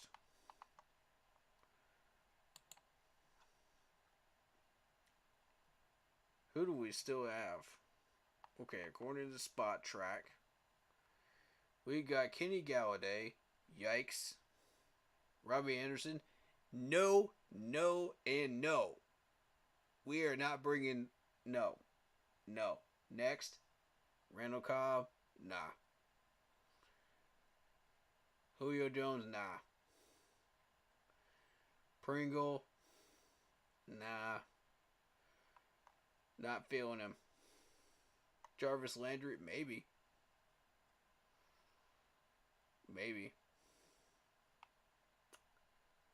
Sammy Watkins? Sammy's still out there? Hmm. I'd say maybe on Sammy. I'd say maybe. Bird? Bird still around?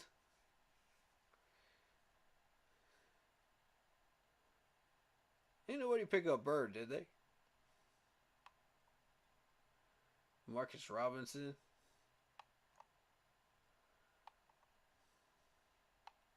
Boykin's garbage. At this point. T.Y. Hilton's washed up.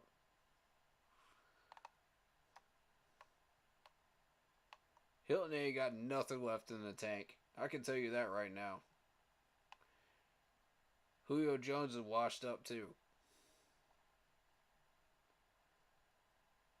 Cobb might have a couple of years left in him. But I mean, do you want him as a number one wide receiver though? I ain't feeling it. Sammy's never been really a number one wide receiver. Bird hasn't either. Oh man, that's tough, man. That's tough. I don't think there's any real number one quality wide receivers on this list. I'm gonna be real with you.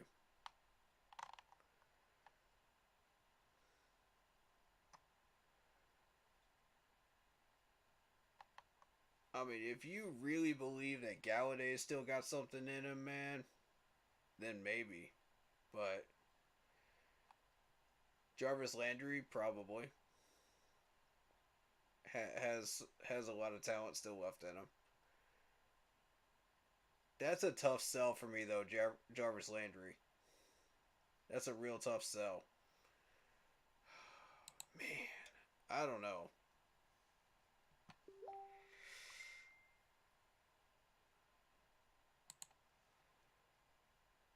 I'm just saying, like, if you, boy, I really wish we hadn't missed out on those wide receivers, man. T. Higgins was one of those targets, man. He would have been a number one wide receiver for sure. Man, that hurts. If that man got extended, that hurts. I wanted him.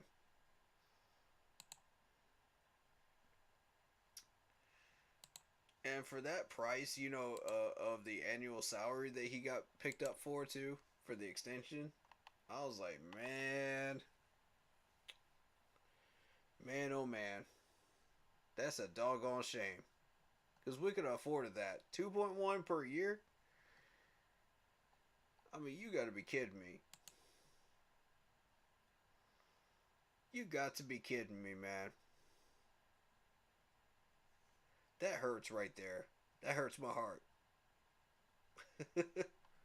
That would have completed our wide receiver core right there. There ain't no doubt.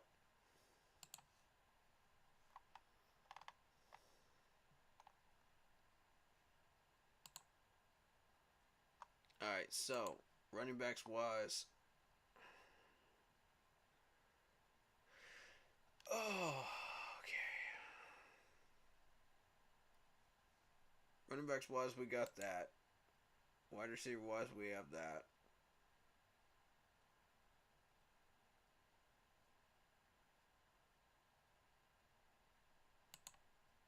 Tight ends, Luke is still there.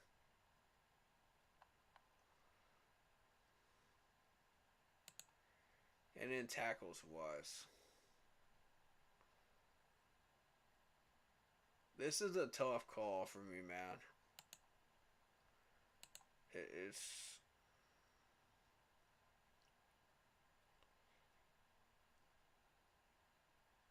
I gotta go Tank here. I gotta go. I gotta go with him. This is just too tempting to pass up. Seeing as how we have a 145.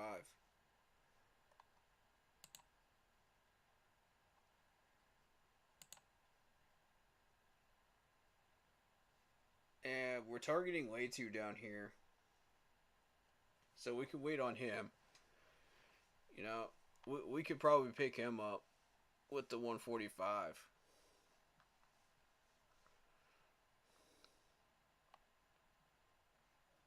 But then if we pick him up with a 145, we miss out on the tackle I've got in mind. That will go before 202.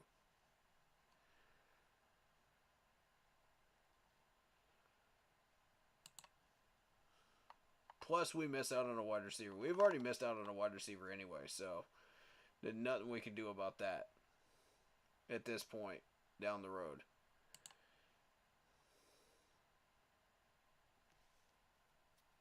So, realistically, it's between Luke, Tank, and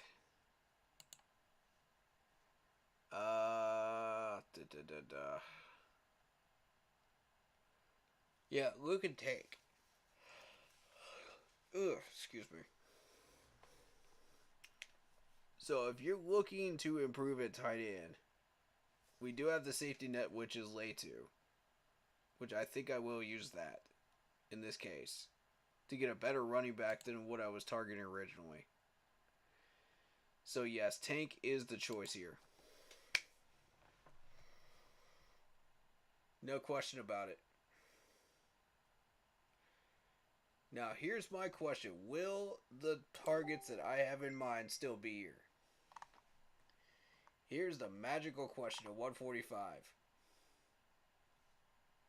Let me see who got taken real quick.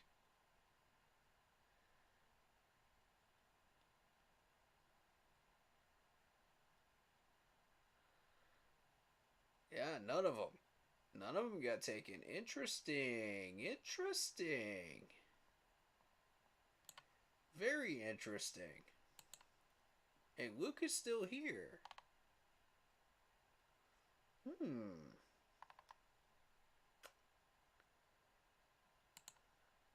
Well, well, well.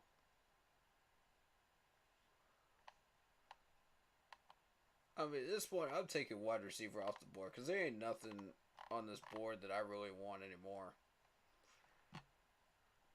You can forget that. If you're picking one of those wide receivers up, it's going to be in the fourth. Like I said originally. But there's so much talent in the fourth. You know, at other positions of need. I don't know, man. I don't know. I don't know what to do with that. I'm going to be real with you. I don't know what to do with that. That is such a weird situation that I don't know what to do with it. Because like I say, I'm still scouting wide receivers. I'm still scouting running backs. I'm still scouting defensive end at this point. So this is a bizarre situation for me that I haven't encountered yet. I am willing to... Should we just go ahead and get Luke with this pick and take our chances on the tackle position? Should we? Okay, 202, 208. What are those? Those are...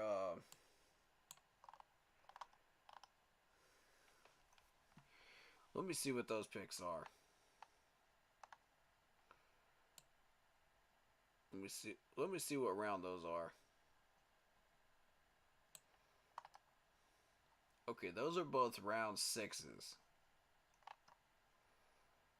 Those are both round sixes.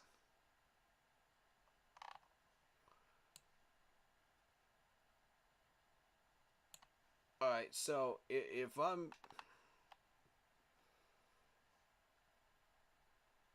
targeting a tackle that I know is going to go at 202 or around there, should I jump on it? Should I just leave these picks alone and not move up? I'm thinking about moving up with these two 200 picks here. I'm thinking about doing it.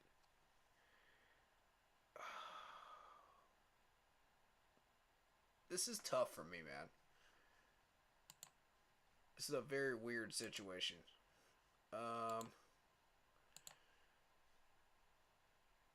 Who has picks between 190 and 200? That would be interesting to me. Because if I can get...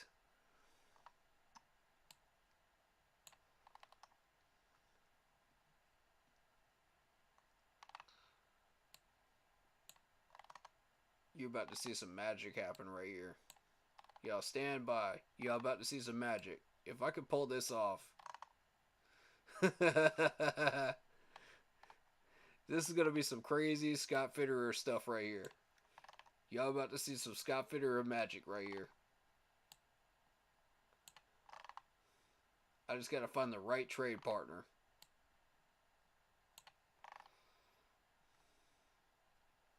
I'm willing to go 190. 190. Somewhere around this range. Come on. Come on. Come on. Give me a trade partner. Give me something I want. Did I see Chargers already? No, I did not. Dang it, man. Rams.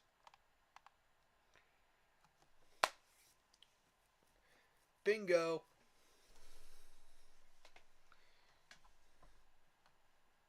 Alright, now do I want this pick 188 or do I want the 191? Which one do I want? Oh, it's got to be the Rams. It's either the Rams or we're trading with Houston.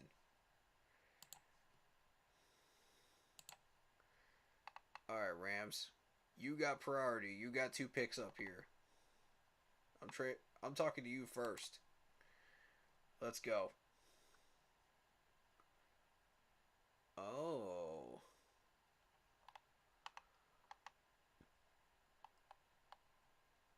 You got 3 5-rounders, don't you? But I'm not interested in the 5th rounders.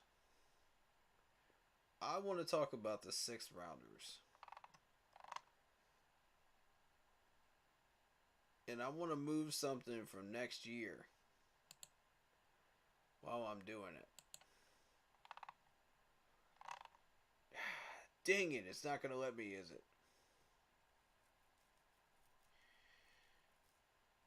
You savages.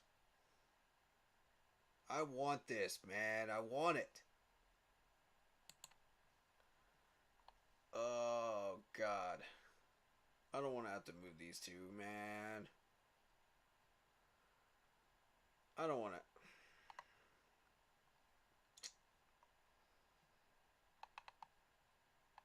Alright, what if I move this?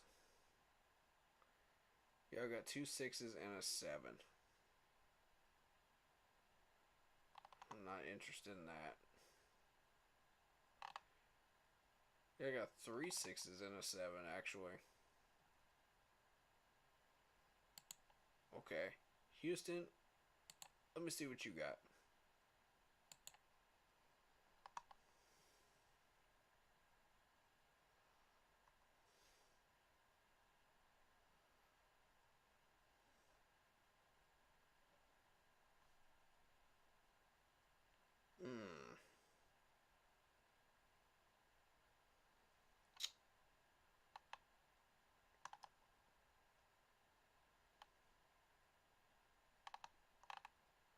Yeah, it's not going to let me pull it off.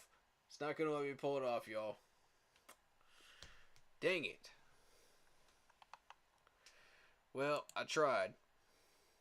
I tried so far, man. I tried. I wanted to move something from next year because I know we have like a 7th round next year, don't we? Don't we? Let me check. I got a feeling we got something.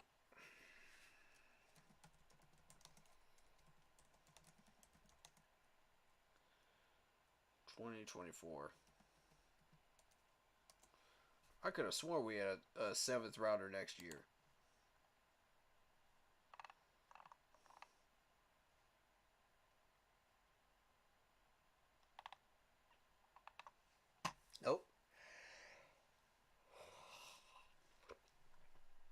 We have a sixth rounder though.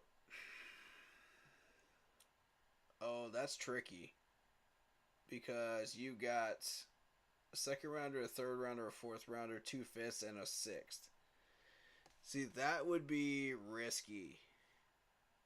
In that case, I would draw from 25. I would draw from the 25 ring.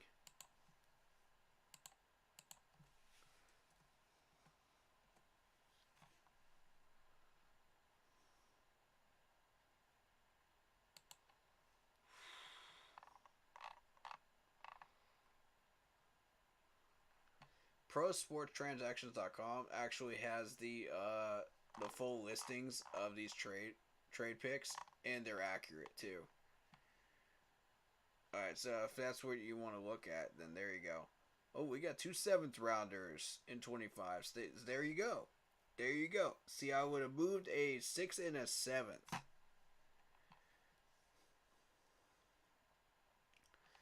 Here's what I would have done. I would have moved a sixth and a seventh. With Houston. You know, so it would be this 208 in the seventh round next year for a for the 188 right there, and I probably would have gotten it.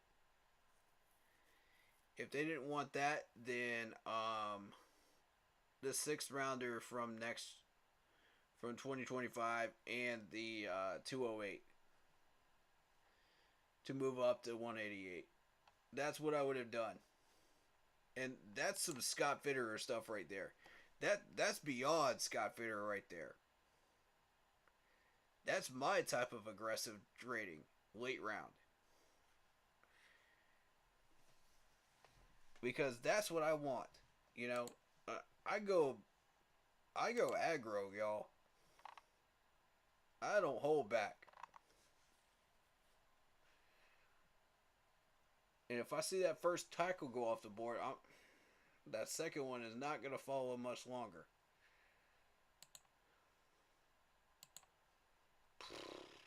So, here's what we're going to do.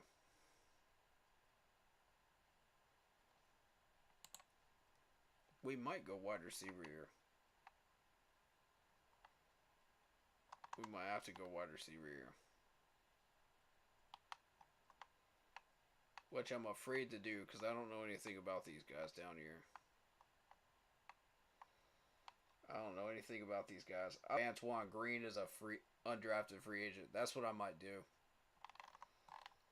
He's from North Carolina Tar Heels. There you go.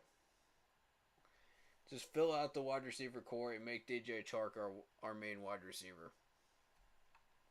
Terrence Marshall Jr. number 2, you know. Shi Smith number 3. And then that rookie North Carolina wide receiver number 4. Wide receiver is what I would do. And maybe pick up one. I'm missing a wide receiver, aren't I? I'm missing one, aren't I? We picked up another one. Didn't we in free agency? Remind me. It's going to drive me nuts. Adam Thielen, right? Yeah, so Adam Thielen would be there.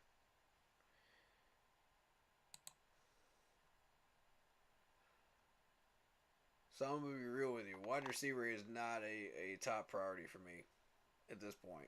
Tight end is the choice. And I'm going to hope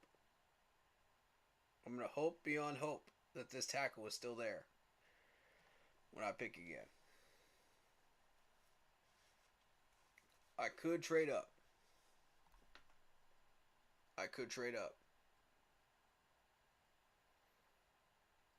Everything else I want is picked up. It has been chosen.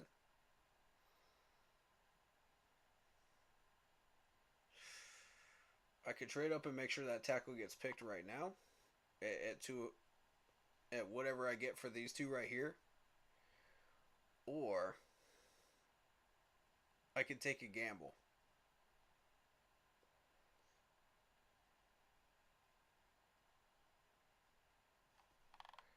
I mean, either way, I think I'm getting Luke.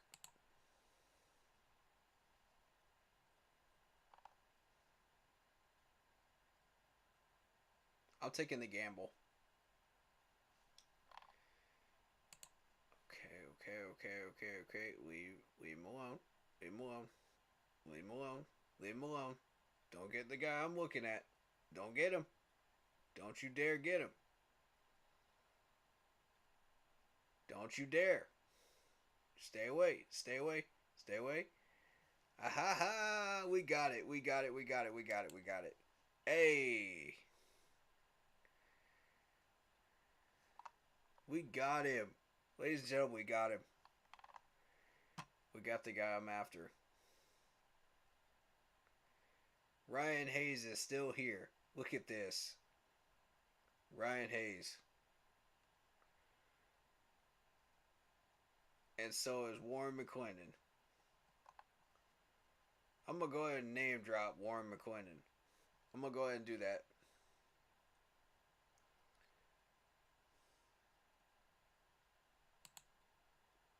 I'm going to do it. And Lay2's still here. That's very interesting for a 202. Alright, so wide receiver. I will always trust a Michigan wide receiver over the rest of these guys. I will always trust that.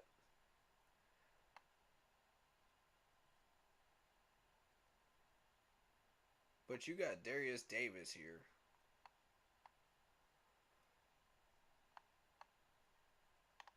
Nah.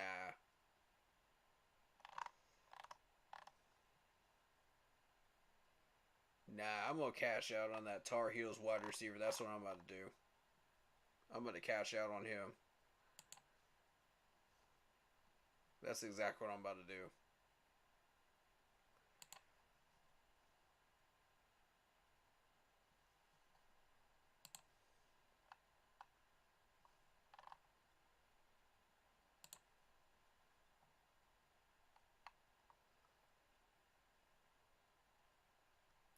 Ronnie Bell, though.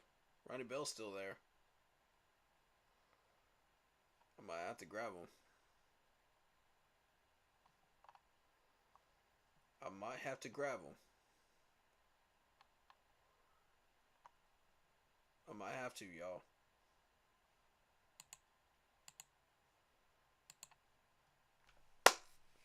Solid draft. I'm very pleased with it. I'm very pleased with it. Consider what was on the board, I'll take it. I got very lucky on that one. Yes, sir.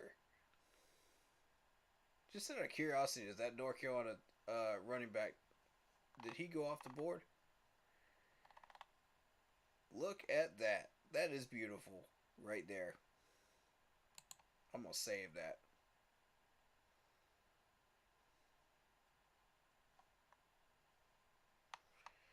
Just so y'all have a point of reference, here's the trade I made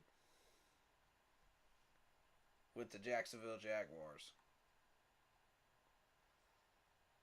I gave them that 114, and I got a 121 out of it. You know, moving down. I got 2 6s out of it. And those 2 6s were money. I'm going to tell you that right now. Those 6s were money. I got the most out of it.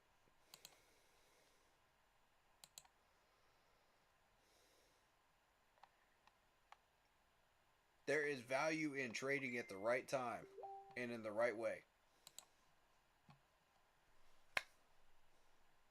If you know when to draft and when to move down or when to move up and when not to, you're going to win this draft.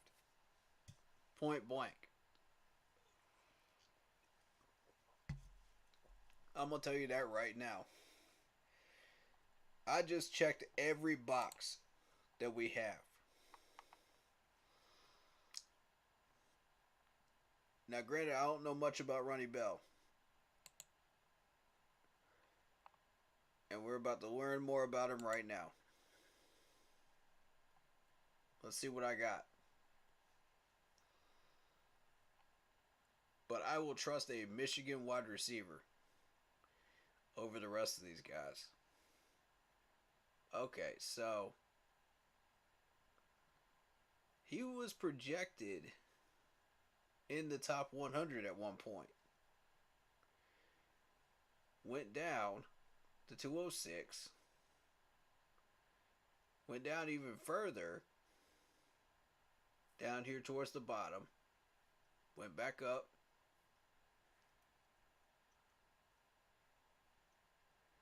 And then went back down again. Alright, so let's see. Ronnie Bell is one of the smartest wide receivers in this draft. When watching him play, he seems to have a very good understanding of the game and how to win in every scenario. Bell is very good at diagnosing zone coverage, which a lot of the NFL plays zone coverage.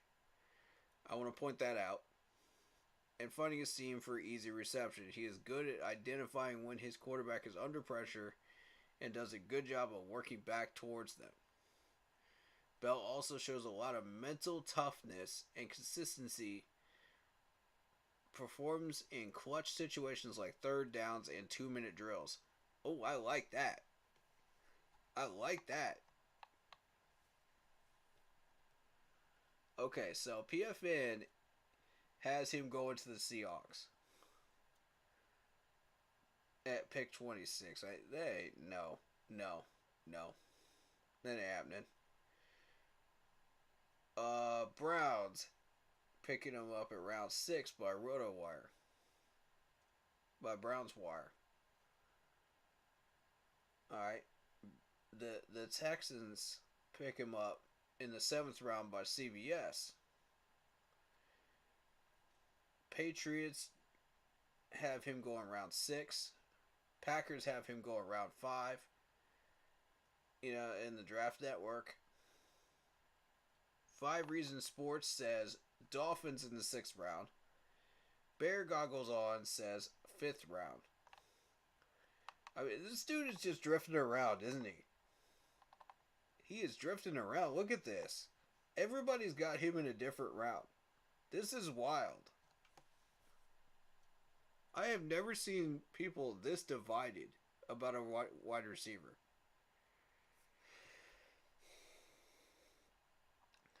This is going from anywhere from round 4 to round 7.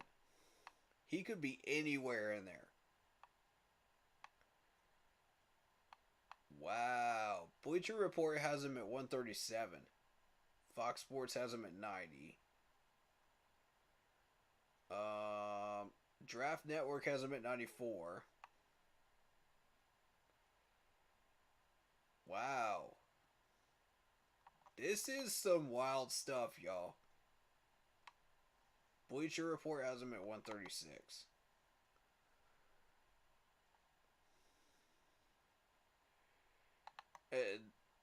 He's been moving around. Like, ever since this draft stock went... This is some wild stuff right here.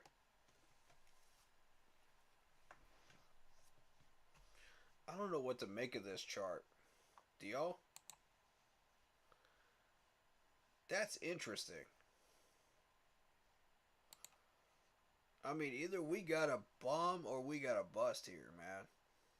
I'm not sure which one we got. I'm not sure. I'm going to be real with you. They gave me a B for it. I don't know, man. Anyway.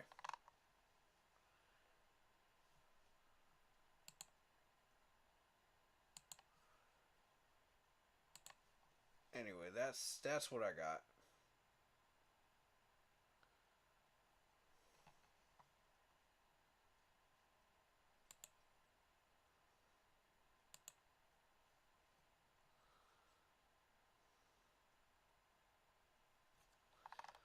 I'm real happy with this, though. I'm real happy. I dropped a couple of names in here, but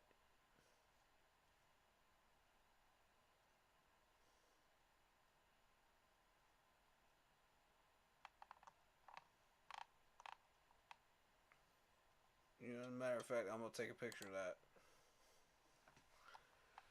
I'm gonna take a picture of that real quick. Actually, I can't. It's on stream though.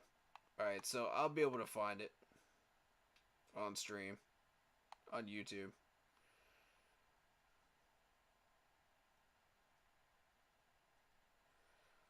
Alright, so I'm just gonna let that sit for a second.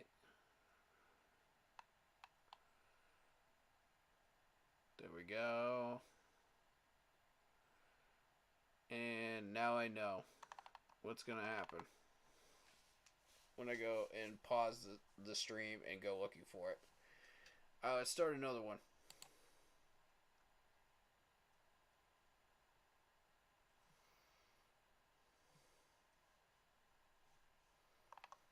Let's start another one. 7 rounds. Let's go.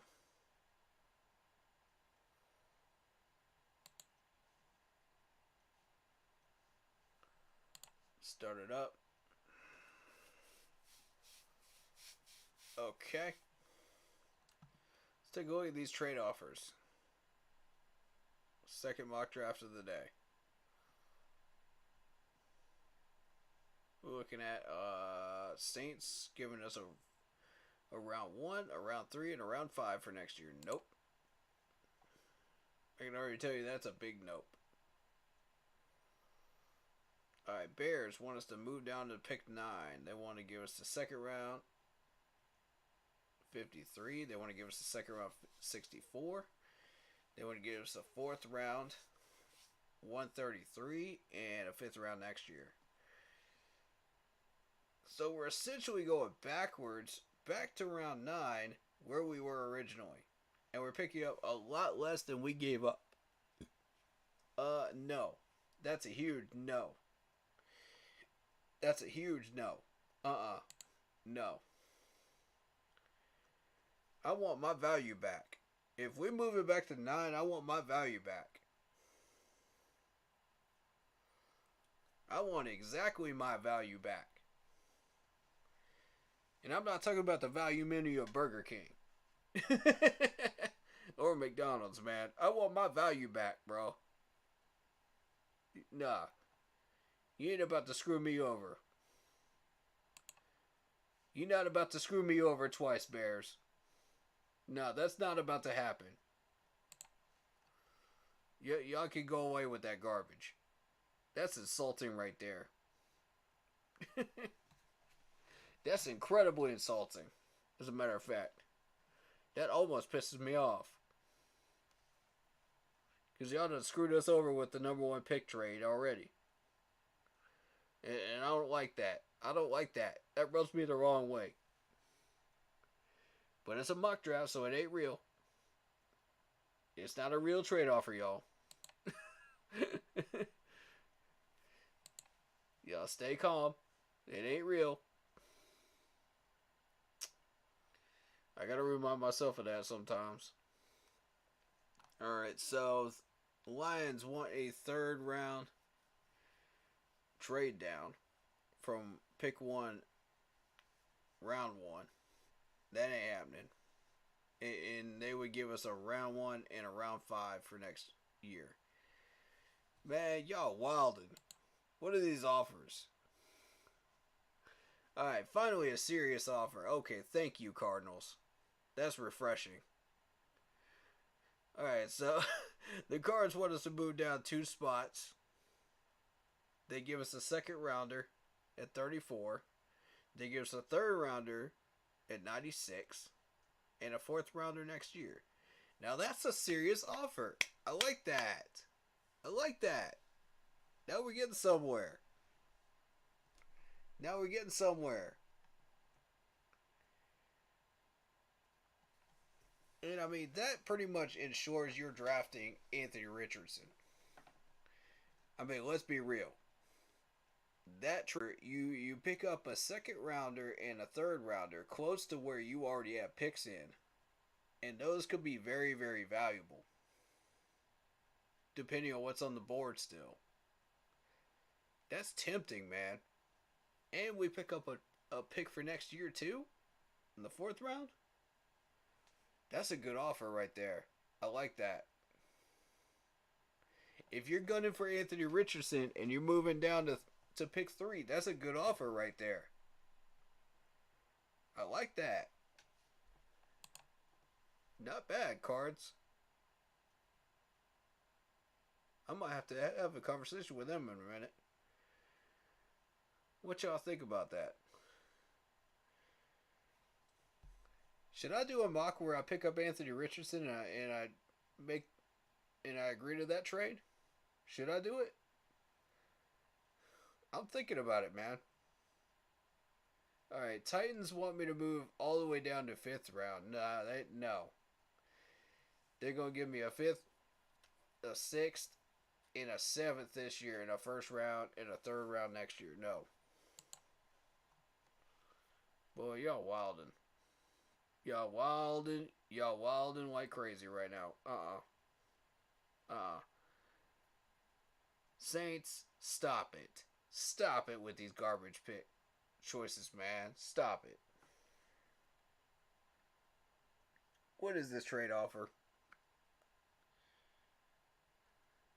Saints, y'all.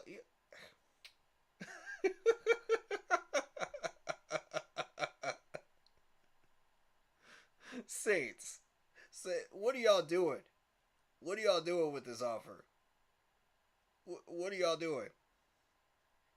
You giving me a 1st or a 3rd and a 5th next year? That's it? That's all you giving me?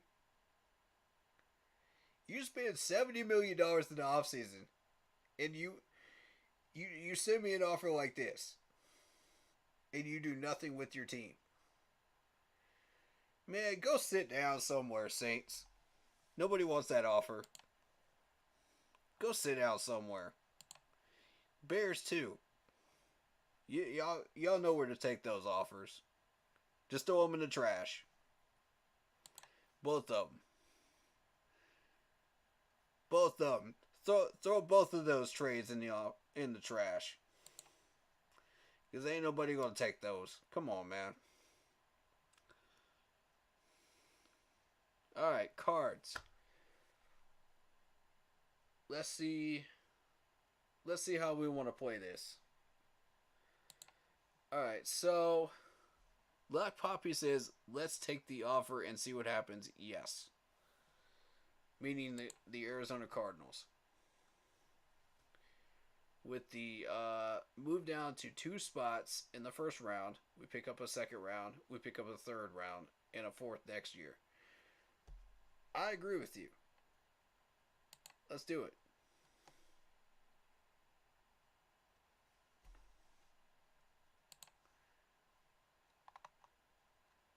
Are you kidding me? CJ is still here? Who did y'all draft?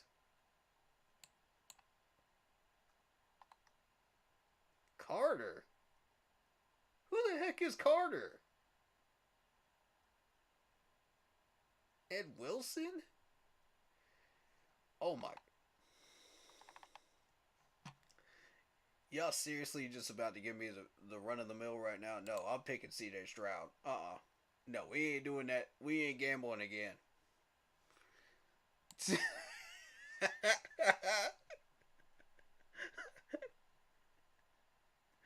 What in the world was that? I have never seen such in my life when it comes to mock drafts. You got 2 teams that need a quarterback at 1 and 2 spot, and neither one of them take a quarterback. No, no. There ain't no way that happens on draft day. No way. Now I will be willing to look at any offers for 34. I'm willing to open the phone lines up. However,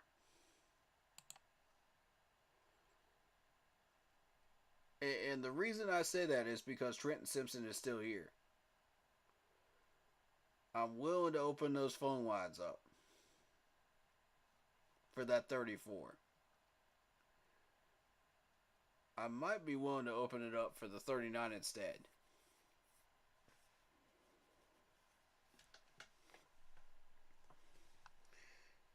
And the reason I say that is, we got Josh Downs. We got Josh Downs sitting there at 39. He ain't going off the board before 39. There ain't no way.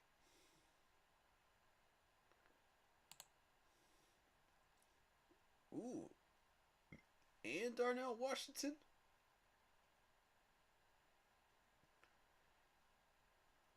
Well, y'all spoiling me now, ain't you? Y'all spoiling me. I'll see what this is.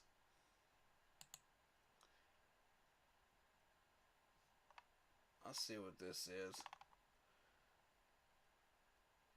I may not be able to.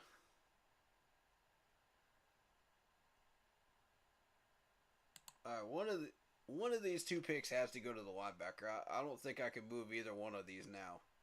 I don't think I can.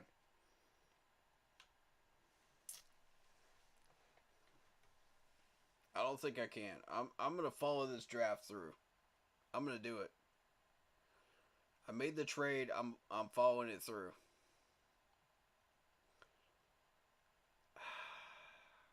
Will Trenton Simpson be there at 39?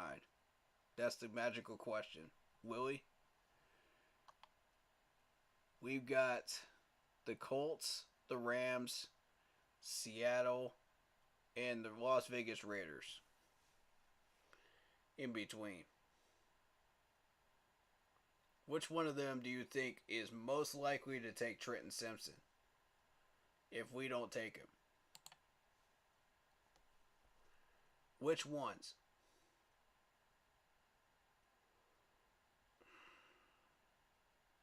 Because honestly,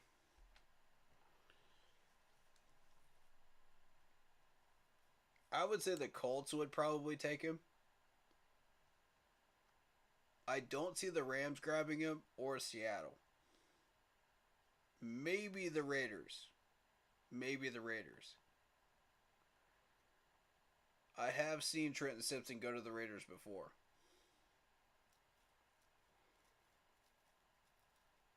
This is dangerous.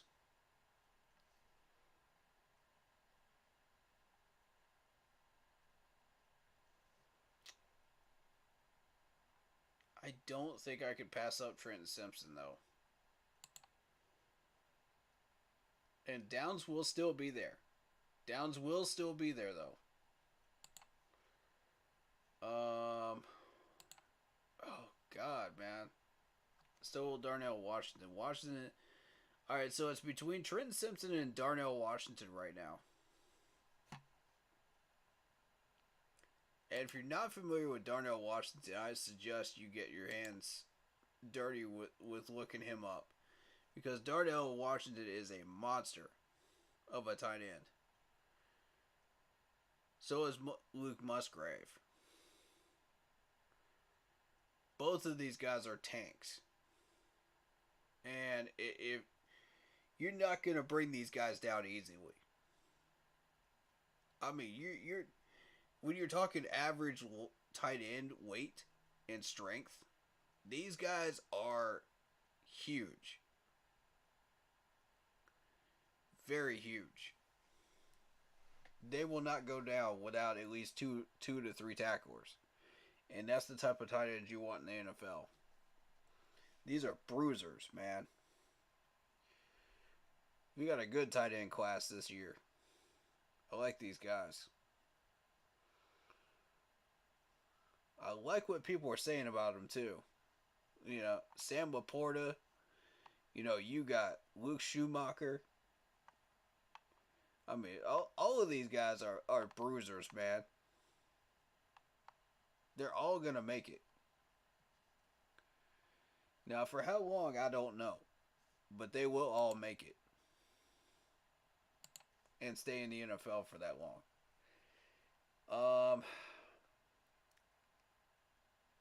Oh, that's tough, man. That's tough. We do have the safety net of Luke Musgrave though. They want me to go defensive end. I'm gonna say no. No, it's too early. Because I got somebody else in mind. Ugh, same with corner. I got somebody else in mind. It's too early.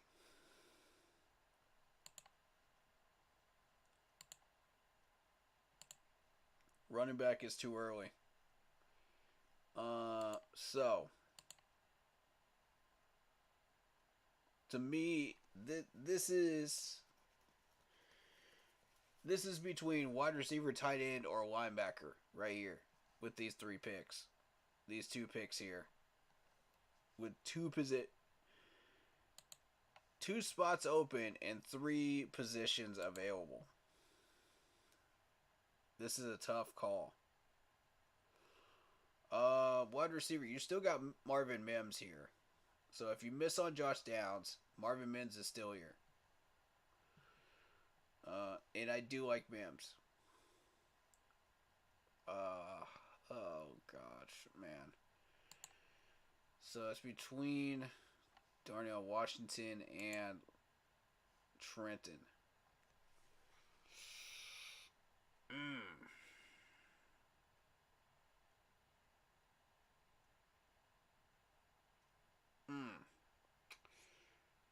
Who out of those teams would pick up Trenton Simpson? We've already asked that question.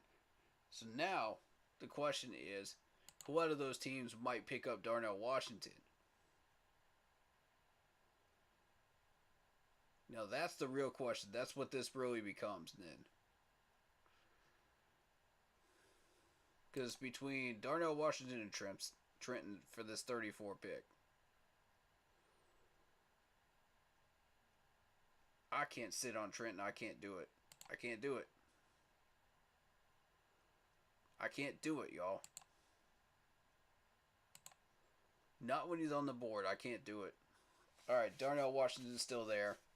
So now it's between Darnell Washington and Josh Downs. And honestly, I'm willing to wait a little bit on wide receiver. Alright, so it's Josh Downs, Marvin Mims, and Darnell Washington at 39. Who we grabbing?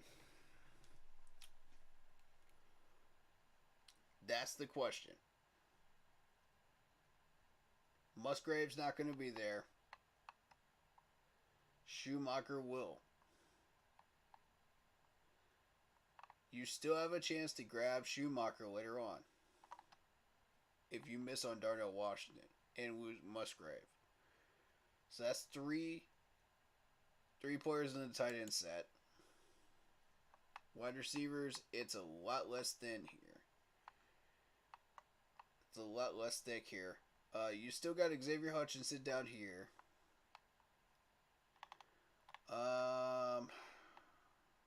And I'm not real sure about these wide receivers. I'm going to be real with you. I think this pick has to go to either Josh Downs or Marvin Mims. I think it has to.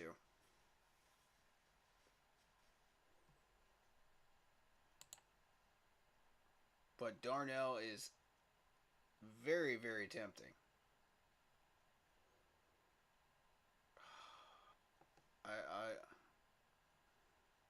Really? A C plus for Trenton Simpson? Really?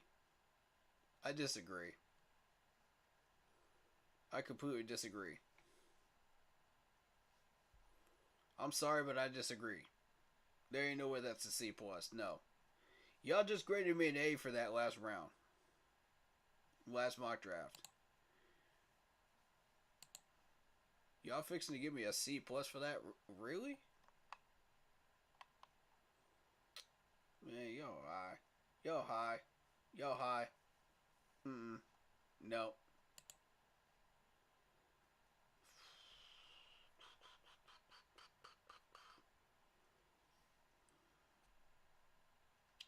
I may not get another shot at a wide receiver here.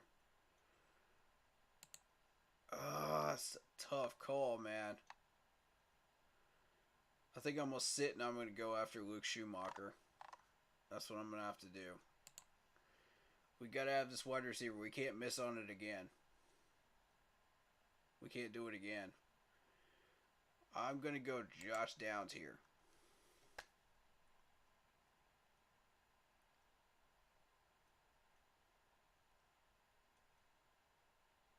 That's the obvious choice.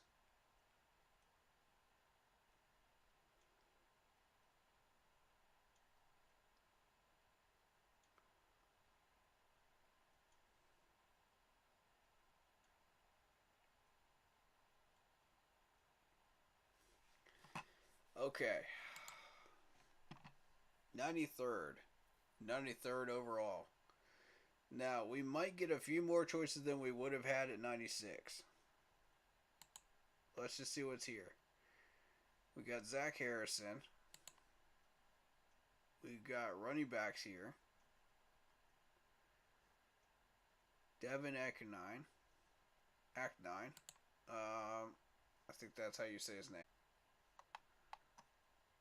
Alright, so obviously we're taking Hodges Tomlinson at 96. I think that's the obvious pick there. Because I don't know that I trust Eli Ricks at this point. Darius Rush is tempting. We've had a lot of success with South Carolina Gamecocks corners. That's very tempting, to be real with you. And I do like Tariq Stevenson as well.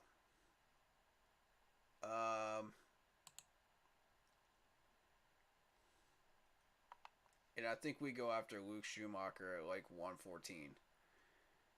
You know. Which means we are freed up to get one of these two with this other pick here at 96.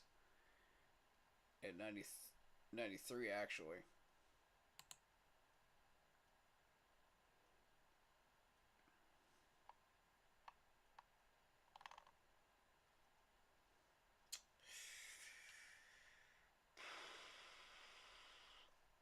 And we'll add on Tank Bigsby onto that list of running back choices. That being said, wow, this is tough.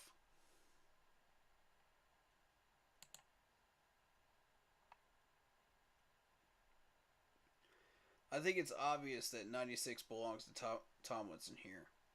That belongs to him. We're locking him up. Now, what we're doing with the 93, that's another question. We could go defensive end here. If we go defensive end, that means we take a chance that Tank Bigsby is still there at 114. If we take that chance that Tank Bigsby is still there at 114, which, I mean, he was last draft, right?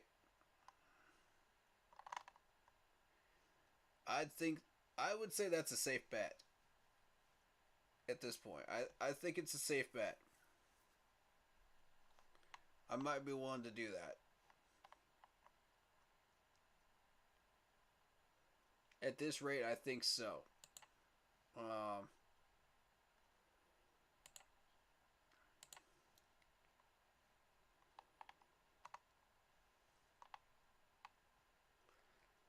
So then it would be a choice between Tank Bigsby and Luke Schumacher at 114. In which case, you would be testing whether Luke Schumacher is still there at 132.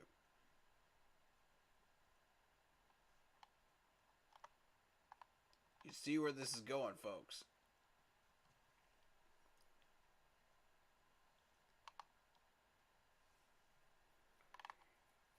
And with the 132, I'm looking at my tackle option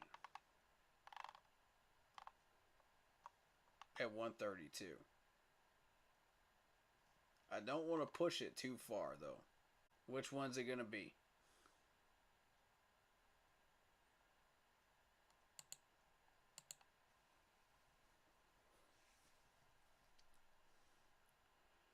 I'm going to say Zach Harrison.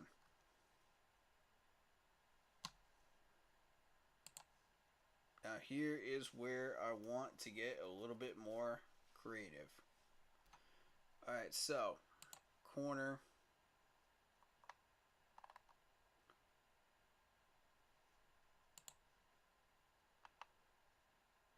You're still going to have Tank Bigsby sitting there, so I think, yeah. Let's go ahead and grab our corner. People are going to say that's a reach. I disagree.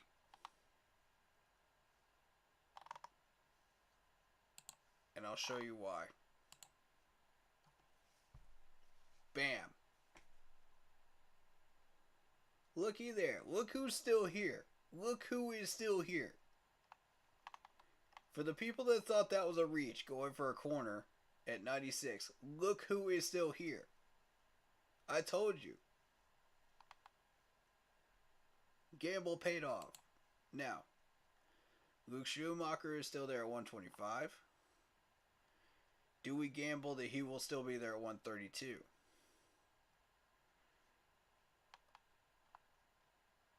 That is a risk right there. That's a big risk. But I think I'm willing to take that. I'm willing to take that gamble. Because right now, I'm killing it right now. Killing it right now.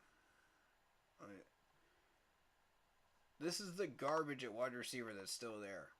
If you don't take a wide receiver that early. This is the garbage that's still there. Which are basically like C guys, you know, C grade guys, in my opinion. Keyshawn Bout might not be. You might be able to get something out of Jalen Reed, but I don't know. It's seriously taking a risk, you know, if you go into that range.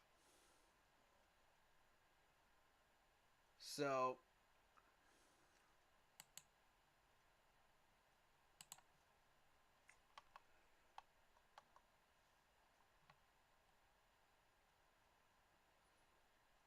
honestly,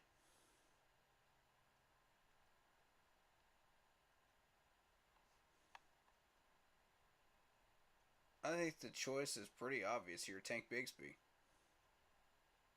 I don't see anybody else that would contend with that, right? Except for Luke Schumacher. And I'm not really looking for anything else at the moment, so Tank Bigsby it is.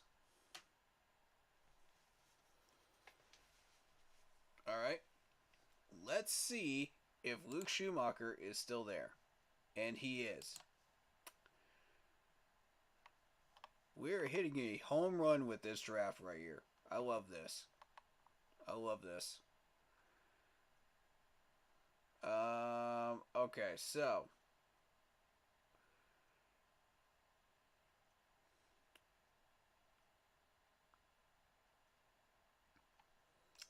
let me check something.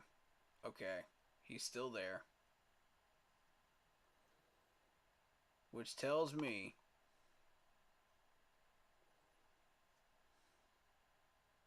yep. I'm getting exactly what I want out of this draft. Heyo.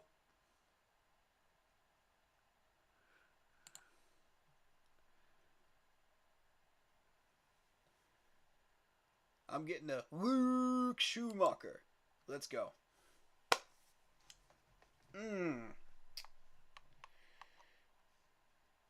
Yeah. And now for the main event. To finish it off, here's my tackle.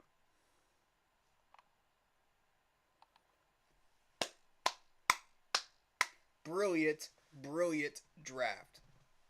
I am very, very pleased with this one.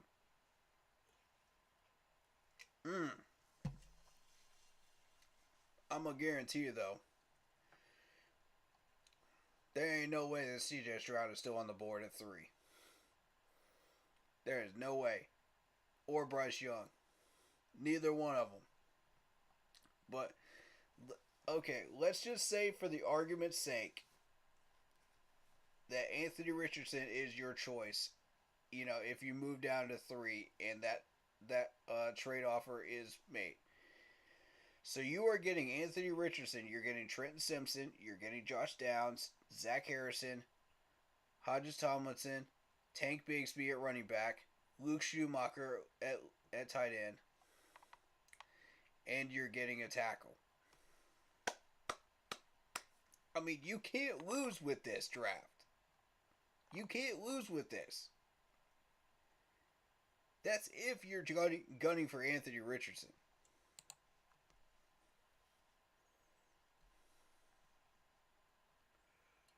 I mean, that is just pure fire right there.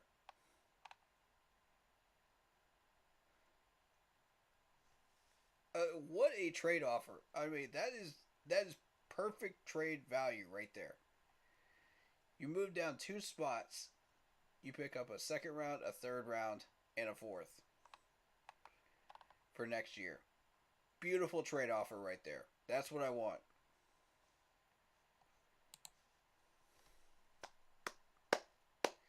Yeah. I mean, that's a winning draft right there, folks. I mean, that's without doing research on wide receivers, tight ends, and defensive ends so far, and running backs. I haven't even done any research on any of those 4 positions yet, and I've already hit a home run. Already in the first mock draft stream. Can I get a like for that, please? Give me that like. Y'all know I earned it. Y'all know I earned it tonight.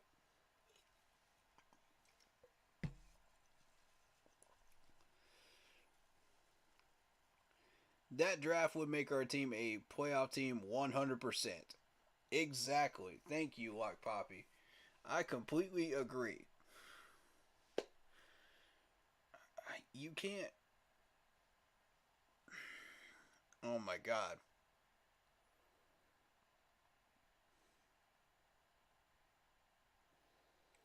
There's about 3 or 4 different corners you could take off that board. Whatever's there is there. You know what I'm saying? Like, I've got my 2 or 3 favorites. But I think the one I chose is probably one of the top 3 out of that list. And you know, when you start considering, you can't ignore Trenton Simpson. You can't. It's impossible. If this dude is still on the board at 34 or 39, take him. Take him. Do not leave this man on the board, or you will regret it. I mean, this is not an Isaiah Simmons situation. This is the last good Clemson linebacker from the Venables era. I mean, are you going to pass that up? Are you? Trenton Simpson is an animal on the field. He's an absolute animal. He wreaked some havoc last year. Despite our defense not being like the best defense in the country, but he still wreaked a lot of havoc.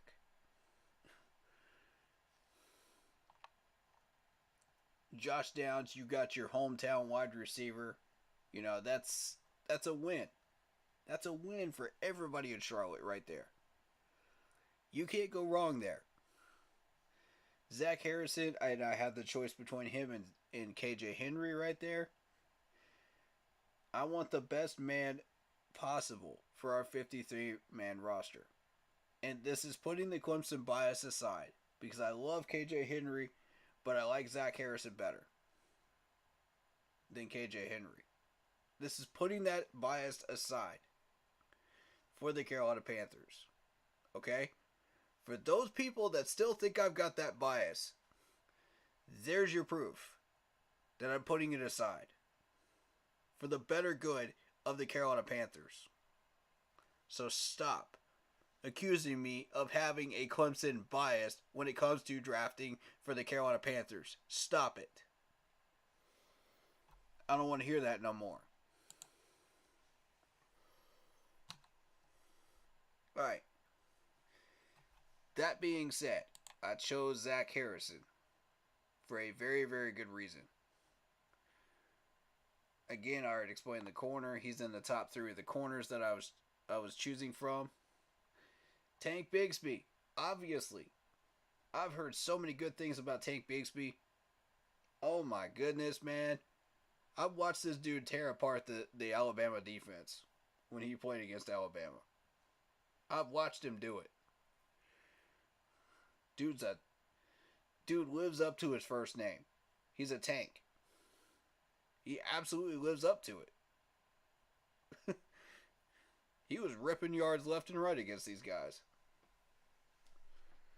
Luke Schumacher, I mean, it's obvious. Tight ends from Michigan are winners.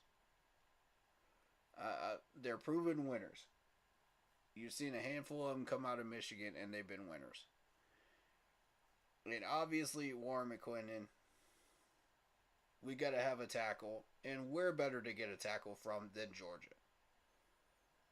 The national championship Georgia team that protected the national championship quarterback. You know, Stetson Bennett, who was ripping defenses apart that year. What more do you want? I mean, we could do this all night. But honestly, what more do you need? Josh Downs is your next wide receiver powerhouse. This is a realistic trade scenario that could happen on draft day, folks. I'm trying to tell you that right now. That is a realistic trade that could happen. That could be offered to us. I've seen it happen so many times on draft day. It's incredible. Do you know how many times these types of offers get traded actually get turned down on draft day? Way more than we know. I mean, none of us are in the war room on draft day. None of us. So we have no way of knowing the percentage of how many of these types of actual fair trades have been offered that got turned down. That were just absolutely gorgeous trade offers. That were way better than this even.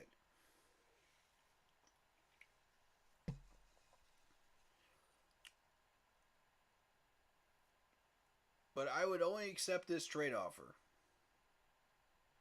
if I was going for Anthony Richardson. I'm going to say that again. I would only accept this trade offer if I was going for Anthony Richardson. That's the only way. If you're gunning for Bryce Young or CJ Stroud, do not take this offer. That's the only way. That's the only path that I see that working out in. Alright, that being said, Frank wants Anthony Richardson.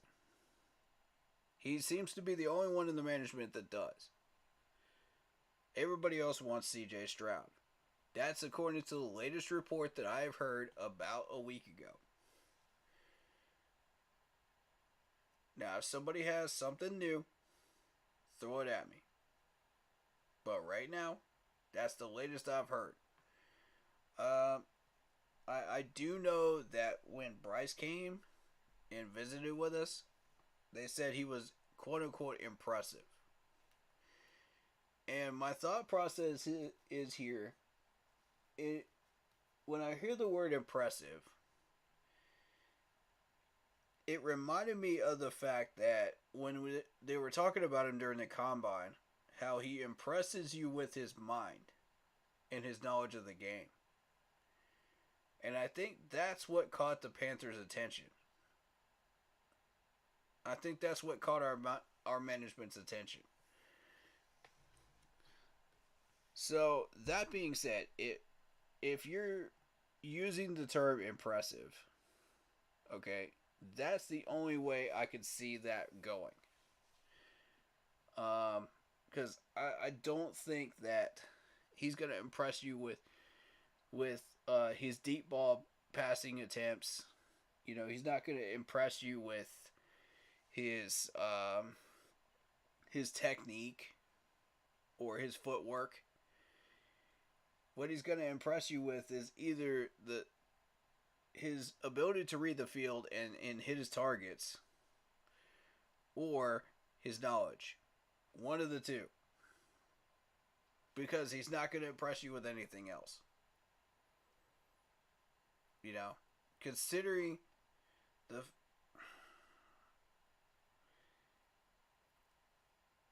considering everything that we know about him. Okay. Alright, so let's examine this from all angles. Now, Bryce Young is a guy that will sit in the pocket and try to examine his reads more so than run. This is evidenced by several highlight reels. And I found one of them not even when I wasn't even scouting Bryce Young. I was scouting a corner at the time.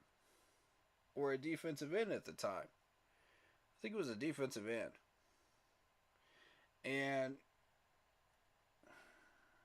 in that particular play, Bryce had at least a good two seconds to run out to the left side and take off running. He had all the green in the world over there.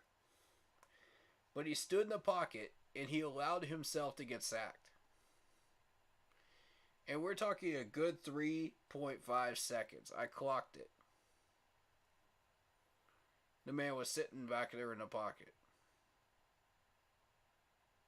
Yeah, I'm sitting there like, what in the world is this dude trying to find?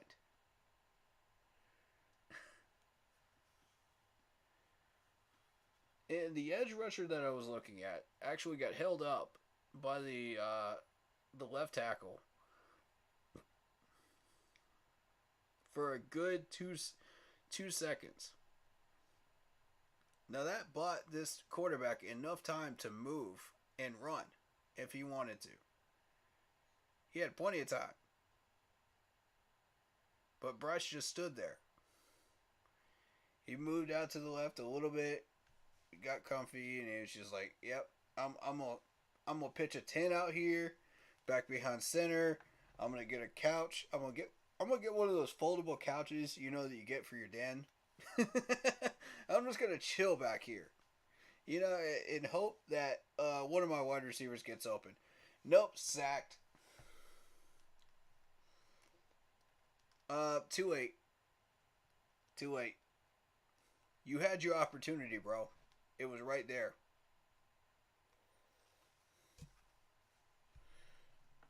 And I'm just sitting there like, really? Really, Bryce? This is what we're scouting right now. Okay? This type of stuff. If you bring that level of talent to the NFL, it's not going to end well for you. These guys are much quicker and much faster at making decisions and taking you out and getting past these blockers. I guarantee it.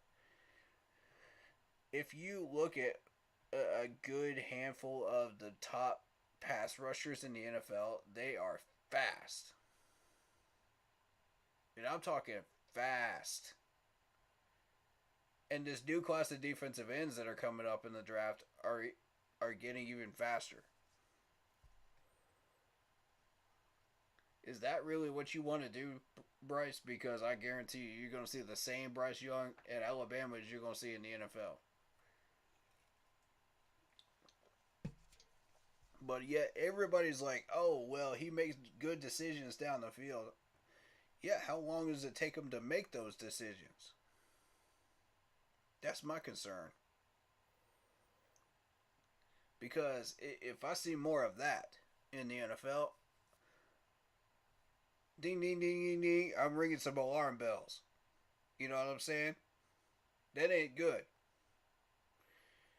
And with that dude already having a shoulder injury, bro, I ain't even worried about his height. I'm throwing the height argument out. I don't even care about his height. I'm more worried about that shoulder injury. If he re-injured that thing, it's going to be Cam Newton 2.0 after 2016. That's not something you want to see behind centering. I will not support us drafting a walking skeleton back there. After all the bridge quarterbacks that we just got, I will not support that. I'm sorry, I will not do it. I'm not going to cry about it, but I'm going to voice my opinion.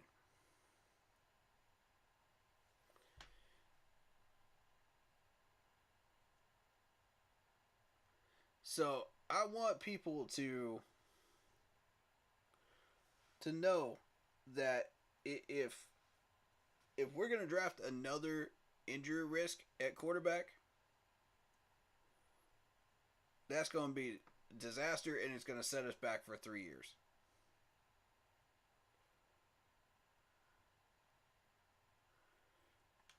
It is. There ain't no argument that you could put up that could change my mind about that. I could care less about his height. His height don't make no difference to me. It don't make no never mind to me. But that shoulder injury, that's a problem.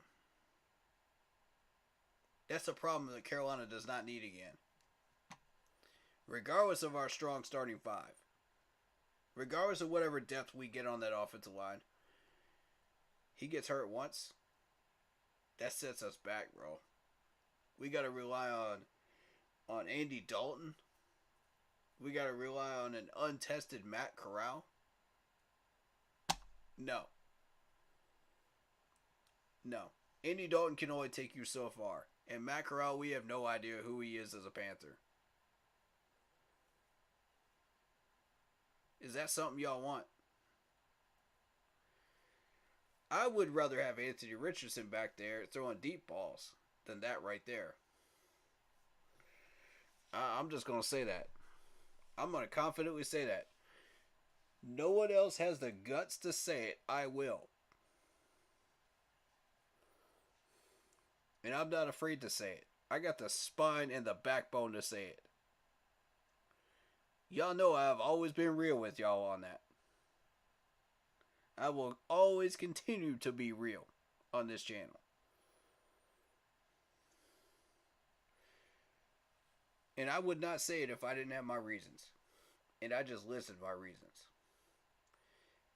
If y'all can't take it, that's your choice. That is up to you.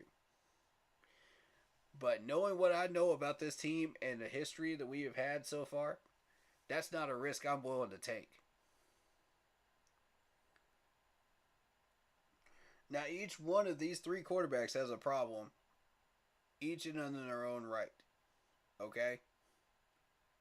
All three of them have a problem, have their own sets of individual problems.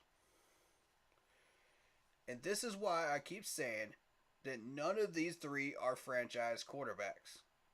None of them. We're not dealing with a Patrick Mahomes. We're not dealing with an Aaron Rodgers. We're not dealing with a Drew Brees. No, these are Joe Burrow types. Did Joe Burrow make the Super Bowl? Yes. Did he win it? No. That's the point I'm trying to make.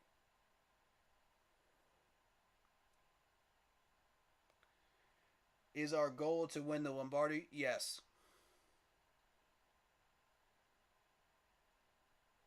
Need I say more on that? I think I made my point.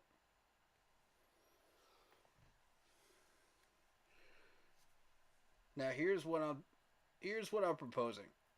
If you were gunning for Anthony Richardson, that is the draft that you want to pursue. That right there. That's the draft that you want to pursue.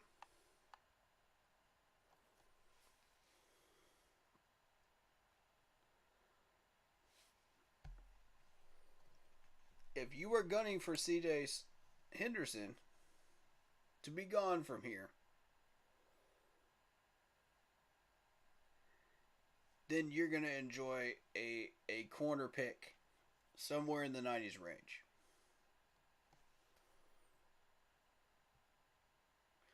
Or in the 100s range. I wouldn't go up. I wouldn't go as far as 132 to look for a corner. But I would sit there in that 90s range to 120 to find one. And you'll find about 3 or 4 good ones in that list.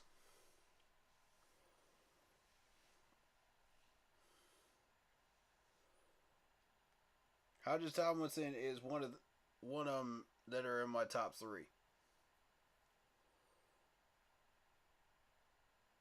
However, he doesn't have to be the right one that we have to pick.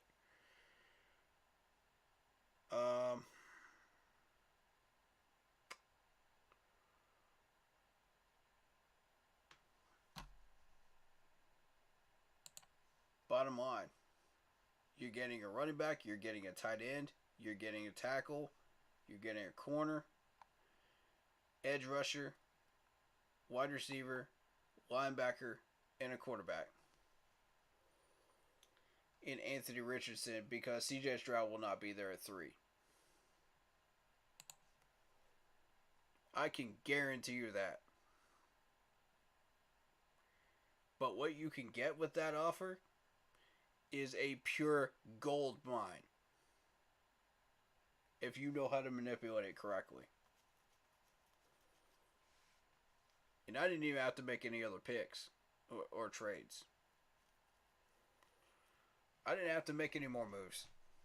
That was it right there.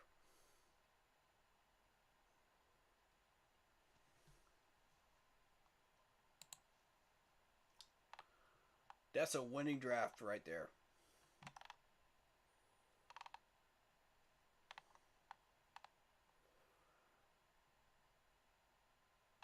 That's the trade for anybody that didn't see it before. There it is. That's a real trade. That's a beautiful trade. I want to see that out on draft day. I want to see that pop up. And I want to see what this management decides to do with it. I'm going to be real with you. I want to see what this management decides to do with that. Now, one thing that I don't think is going to be realistic on draft day is Trenton Simpson still being there at 34. I don't think that's going to happen. I don't think he escapes the first round. Now, another thing I think that might happen is Hodges Tomlinson might be into the second round, start of the third. So, I mean, be prepared to grab him if he is still there. You know, along with any other corner option that you might be considering. Put them on the radar. This pick at 96, this is where you look at corner. Don't even hesitate. This is where you look at corner. And if you somehow manage to make that trade and you get that 93, you're in the money. because you're about to get an edge rusher way before you want to. And that's going to be a winning proposition because Zach Harrison would go about 93, yeah. I would say in that exact range. So that's not reaching, that's a win. Josh Downs, if he's there, pick him up. Tank Bigsby actually lasts until the next round. So I do like that at 114. I do like it. It's risky, but sometimes he might last that next round. But I think it'll probably be fourth round. He'll probably go fourth. I'm willing to bet on that fourth round. I'm not going to put money on it because I don't bet with people, but, you know, if I was a betting man, probably fourth round. Schumacher, it's hard to tell where he's going to land specifically.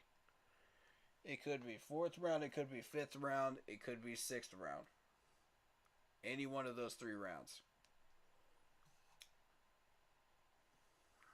Now, Warren McClendon, I think, is going to go higher than that 145. I think he'll be there in the fourth. So for me, that's a tough call. Whether I would want to go Warren McClendon earlier or not.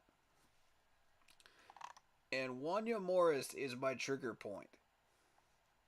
Here's why I say that. If Wanya Morris goes in the fourth round, you can guarantee that McClendon is going to go in the fifth. If Wanya Morris gets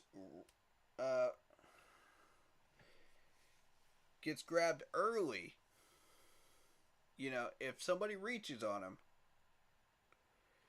then Warren McClendon is going in the fourth. Guarantee that. That's my reasoning. The reasoning is because these two are interconnected with each other. Wanya Morris and McClendon.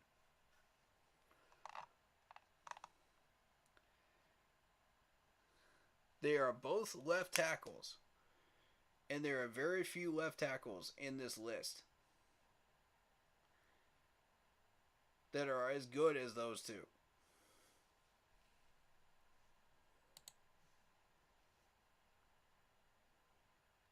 I'm not going to tell you which one I prefer more. I'll let you figure that out. I scouted both of these guys last year.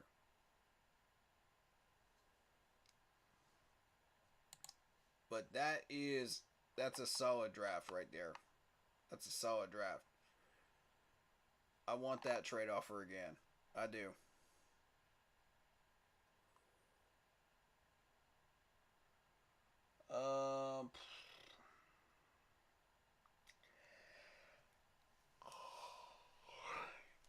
Oh Lord, man.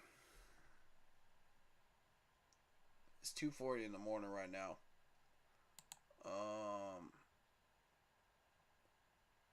I'm gonna toss that one. We're not doing the PFF.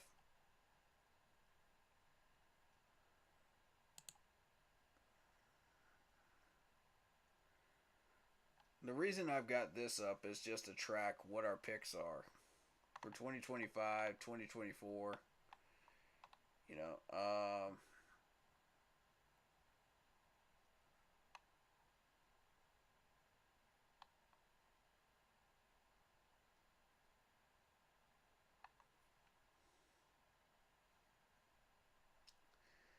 so for 2024, we are looking at a second round, third round, fifth round.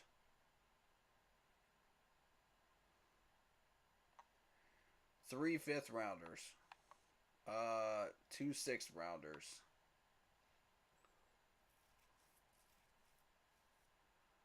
Oh, no.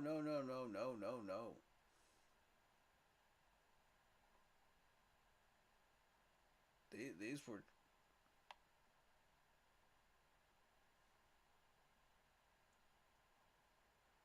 Okay, so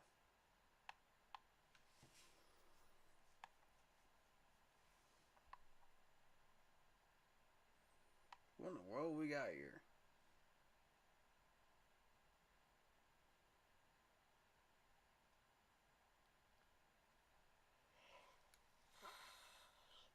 Hmm. Sorry about that. Sixth round pick. Okay, so that's essentially what we got. Just from round two on.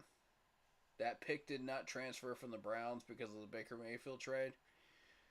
The fifth rounder did.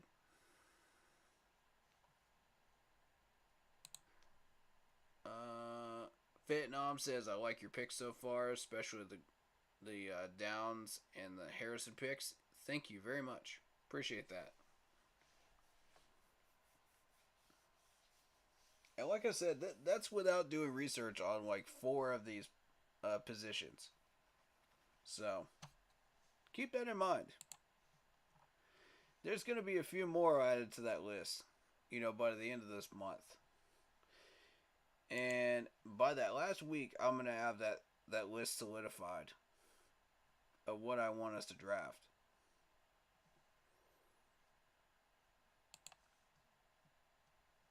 I'd be willing to go one more, I think. But let's go one more. Why not? I got 15 minutes. I should be able to get this thing done. You know, I should be able to pull this off, man. This is real simple. You know what I mean? Alright. Here's the other one I wanted us to get. Ah. Here's the other trade offer I wanted us to get. Right here. Texans are wanting us to move down to number 2 spot. They give us a third rounder at 73. They give us 2 first rounders for 2024 and 2 fourth rounders. That's magic right there. Oh, that's magic. That is magic. That's magic. Oh, yeah. Raiders want us to move down to 7th pick. They give us a second round, two third rounders, a 7th. Holy cow, what a treasure trove. A 4th round next year, a 5th round next year, a 6th round next year, and a 7th round next year. Wow. Y'all really want Stroud, don't you? Y'all really want it bad, don't you? That's a desperation trade offer right there. That's what that looks like. Sheesh. Alright, Steelers want us to move down to 17th spot. They'll give us a third rounder. Nope, next. Vikings want to give us a first rounder, second rounder, and a 5th rounder next year. Nope, pass. Alright, so Texans. Do we give... Yeah. The Texans, huh? You always have solid mock drafts in the offseason? Interesting. Let's do it. I wonder who they want that bad. I like the Texans one. That's what I'm saying. I wonder what they're looking for, man. What y'all looking for, Texans? Oh, yeah. And we might get some offers, from we might get an offer from the Cardinals as well. Once we move down to the 2nd spot. So there's always that too. Alright, I'm going to take it. Stroud. They want Stroud. I figured as much. Alright. So we got offers from the Raiders again. I don't think so. No. Y'all are reaching. No. Giants, you're reaching as well. Look at this desperation garbage. Wow. I'm not going all the way into the second round. No. Giants, stop it. Bears, stop it. No.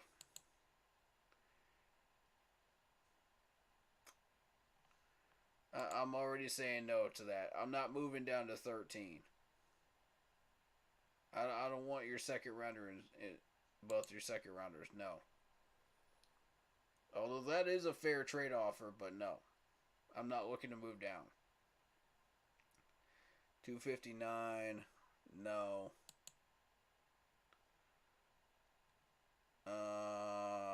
Cards. Here we go. This is what I was looking for. This is what I was waiting to show up. Oh, a 66. A 66 and a third. And a fourth. That's the offer I was waiting on right there. That's the one. I knew the Cards couldn't resist offering me that right there. In order to move up and get Bryce. I knew it. They see CJ off the board and they say, I'm going to take a risk. I'm going to take a risk. This is it right here. This is money. Y'all saw what I got the last time I got this type of an offer. Y'all saw it.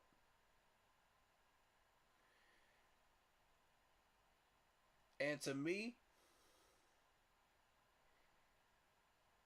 none of these three quarterbacks are going to affect the rounds after of what I pick. It's the amount of picks I have and what number they are. That's what I care about.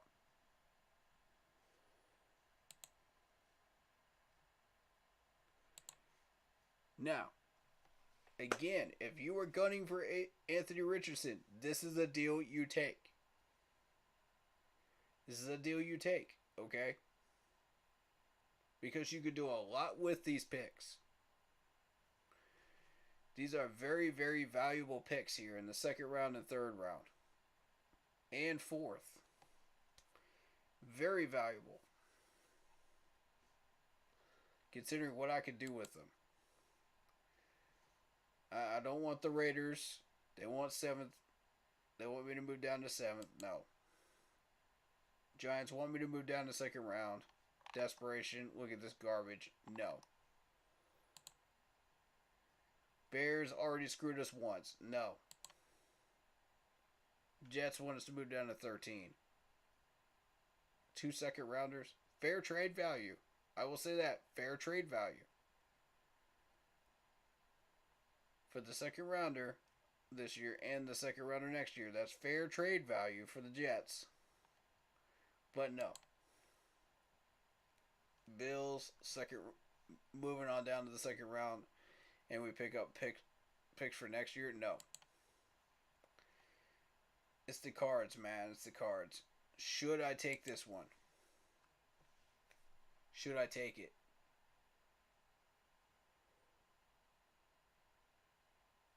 Should I take it and see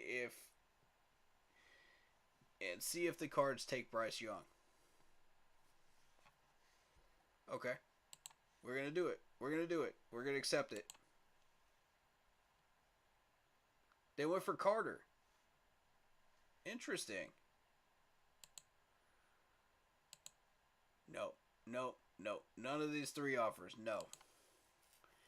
All of them have me moving down way too far. And I'm not going to do it. Alright, so now it becomes Anthony Richardson versus Bryce Young.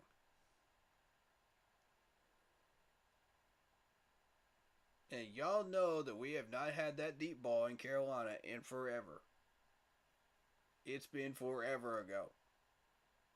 No one's been able to throw a deep ball in Carolina in ages. The only problem is that short passing. And that's where Bryce Young has the advantage. Bryce Young's short yardage passing accuracy is much, much better than Anthony Richardson. The crowds love the deep ball. I'll say that. But I'll take that short yardage passing over the deep ball. If we're not talking about the shoulder injury. That becomes the critical factor. The shoulder injury is what screws everything up for me. I can't risk another injury risk quarterback. I can't do it. I can't do it, y'all.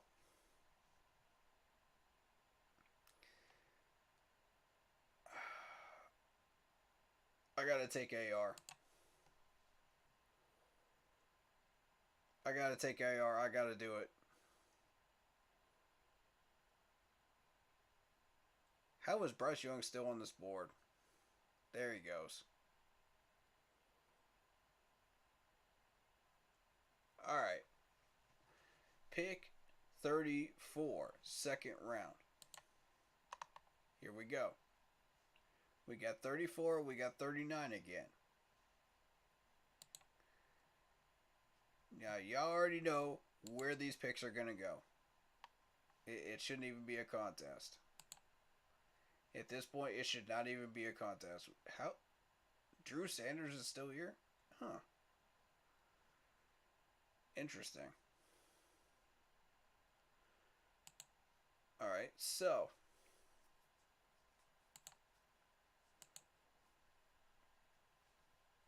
You already know where this is going. Ooh, Jalen Hyatt. Now, remind me again, did he get injured during the combine? That caught my attention right there. Because if Hyatt got hurt during the combine, I don't know, bro. I don't know. I'm not willing to risk that. I love Hyatt, on the field when he's not injured. I love him when he's not injured, though. And Cedric Tillman's sitting there, too. Oh, that's tough, man. That's a tough call. It's going to be between Josh Downs and Cedric Tillman for me. And the fact that both of them are still sitting here. Wow. I get my pick of these guys? Really? Oh, wow. I don't believe it. I don't believe it, bro.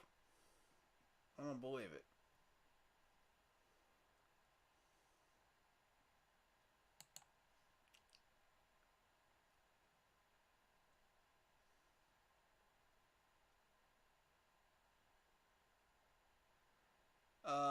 Well, obviously Trenton Simpson. C plus? C plus. You're seriously giving me a C plus for that? Okay. Man, you lying. Now, y'all know you lying for that one. Y'all know you lying for that. Who got taken before? Man, please.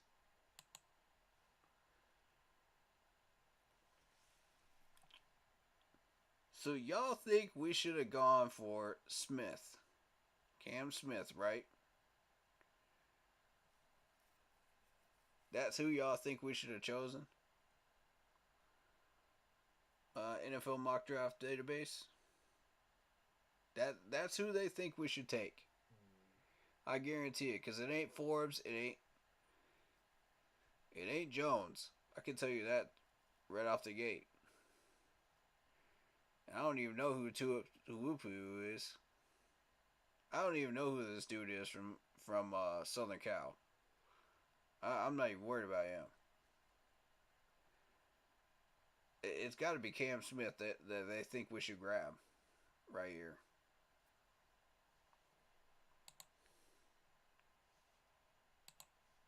It has to be. I don't see it being anybody else.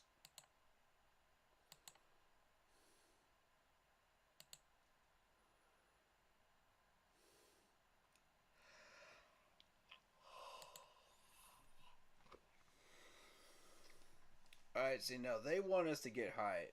I'm going for Josh Downs.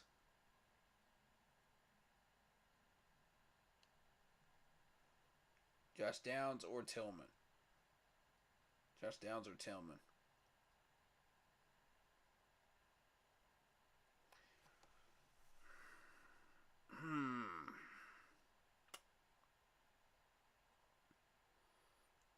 I don't know, bro. I don't know.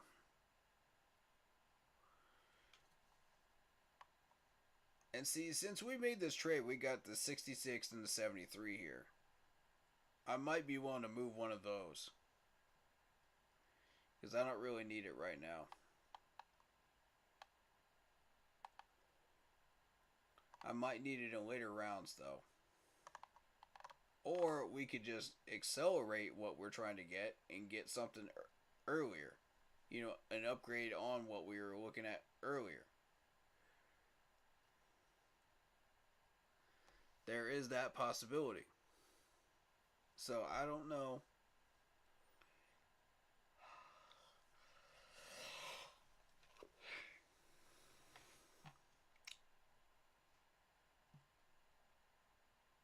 I don't know that both of these guys are going to be here. That's the thing. One of them's going to be gone. Now the question is which one.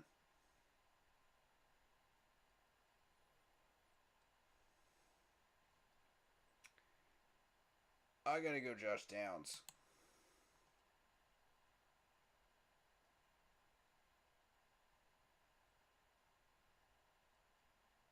I know that's a risky move, but I got to go Josh Downs.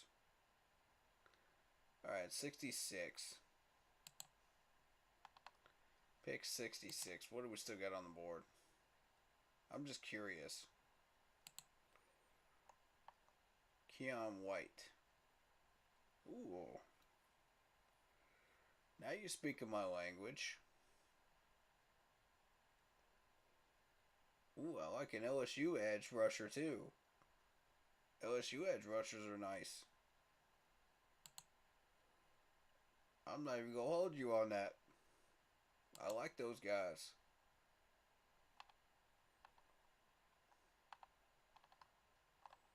Oh, I knew somebody's going to get. Yep, KC got Tillman. Oh, wow. Man, y'all don't need Tillman. You got enough wide receivers out there. What y'all doing messing around with him?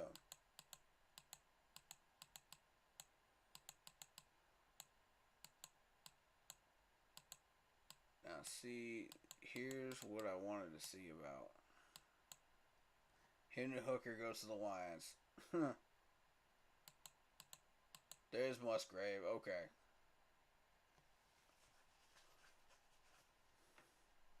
That's what I wanted to see.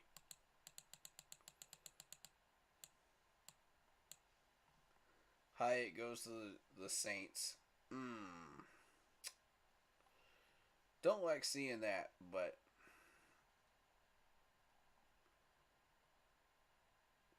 here's the thing, man.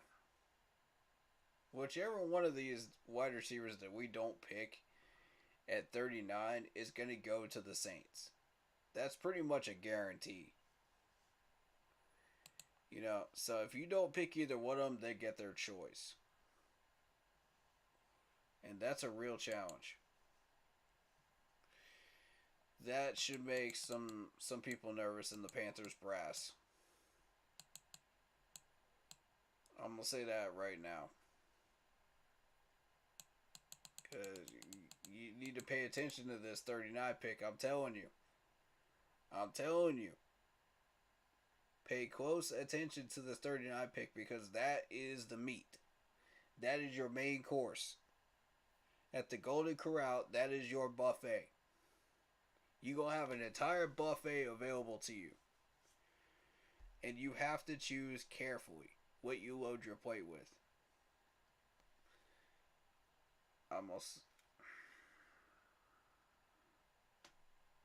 You got to choose very carefully.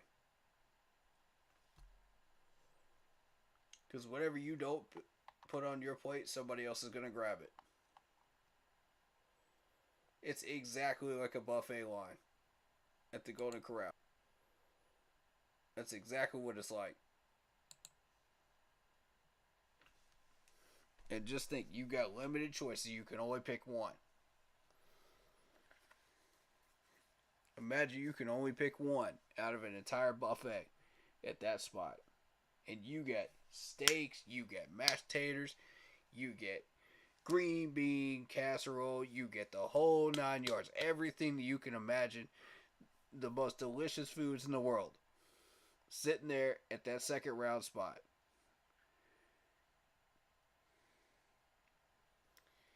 You can only have one.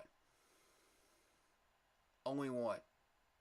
Unless you trade down and you pick Anthony Richardson. Then you get two. You get a meat and an entree. That's what you get. I'm telling you, that's what it's going to be like on draft day. Y'all tell me I'm wrong on that. And I'm going to say this right now. Trenton Simpson is your meat. Josh Downs is your entree.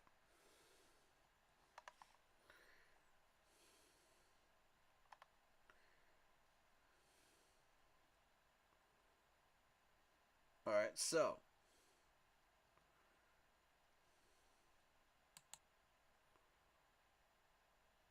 We are looking at a 66 pick here. And a 73 pick. Now see, this is something I did not expect to get out of this trade. These are extras for me. One of them is an extra. The other one I'm going to keep. So, the one that's an extra, I'm willing to move it. Because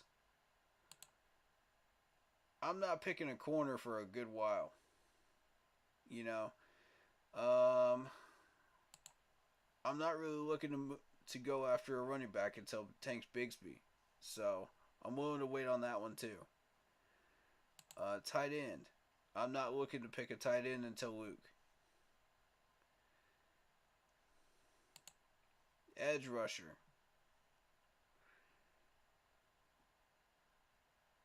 That's what it brings you back to, is edge rusher. And I'm not looking to get a tackle until later either. So edge rusher is the pick here at 66. Either we pick up Keon White or we sit and we wait on Zach Harrison or Byron Young. Either way, I think we trade this 66 down. I think we trade it down. And we try to get another pick out of it. Somewhere down the line. Which would give us another opportunity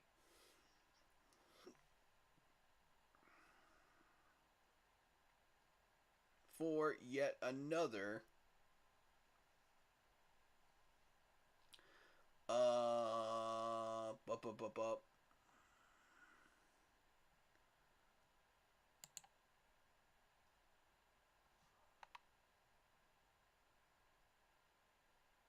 Oh, I know exactly what I'm about to do with this. Oh, I know exactly what I'm about to do with this. Oh, you're going to like this. I'm taking trade offers. 66. What y'all want? What y'all want me to do with it? Alright. Bengals want me to move down in the 4th round with this pick. Nah. Nah, I'm not moving that far down. Y'all can forget that. Alright, Green Bay wants me to move down to 78. Maybe. Maybe. I'll think about it. A 3rd and a 5th next year. I'll think about it. You're on the radar, Green Bay. What else we got here?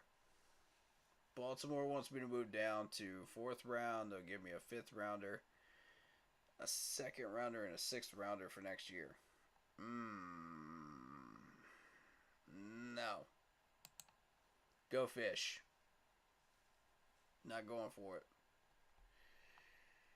Colts want me to move down to 106 in the 4th round. They're giving me a 7th, 2nd round, and a 5th round next year. Yep, you lost me at the 7th rounder. I don't want a 7th rounder. No, pass. You lost me right there. I don't want 7th rounders. I can't do anything with them but move them for a 6. That's all I can do with those.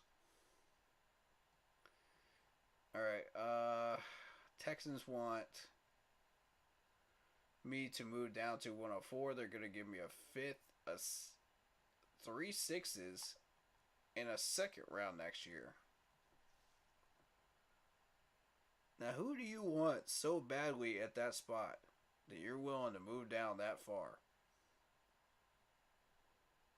Who do you want that desperately? You got my attention, Houston. Dolphins want to give me a 2nd, a 4th, and a 6th next year for that? No. No, I need some picks this year. That's what I need. I need a pick this year in it, along with the downgrade. Which is why I think Green Bay is out. Because they're not giving me another pick this year with that move down right there. And that's what I need. You can't do that.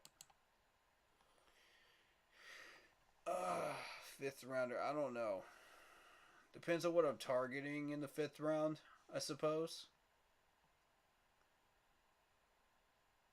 And the 124 seems like it would be out of the range of what I'm looking for.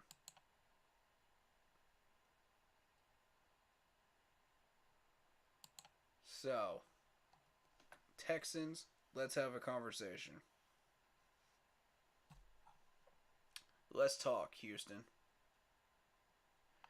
I like that 2nd round for next year. I like that. That's money right there. I like that. I like those 3 6s. I like that. That's good. That's good right there.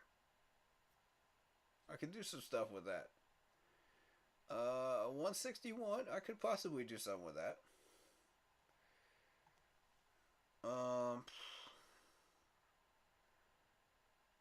Not to mention, I can move 2 of those 6s and get a late round 5th out of it. I could do that.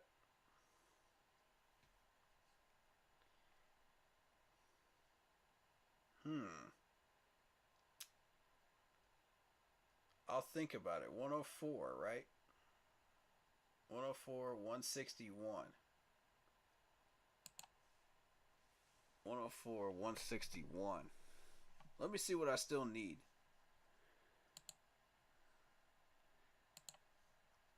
This is why I'm not ready to take this just yet. Because I need to see what else I need. That would give me a shot at Overshown here. So I'd be able to get him. So that would be 2 linebackers. That would also give me a shot at Luke Shoemaker. Which technically I've already got a shot at him anyway.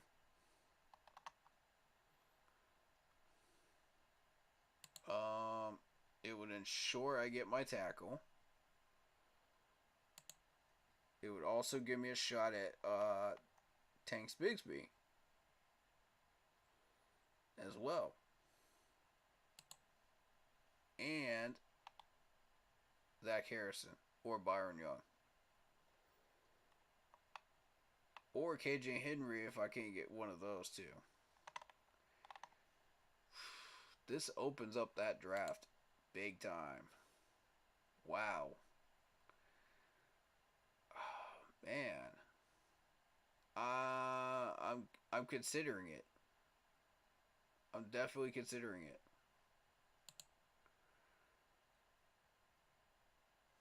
That might give me a shot at Patterson as well. Or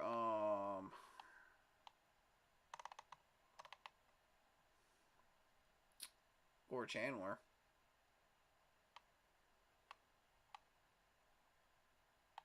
Or possibly Ricky Stromberg.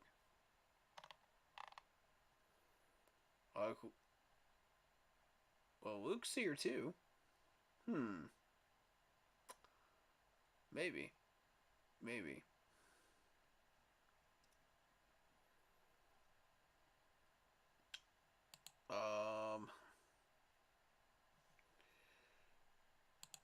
Yeah, I might have to take that one. I'm gonna have to take that one. What do you think I should do? Should I take it? Considering what I'm looking at right now?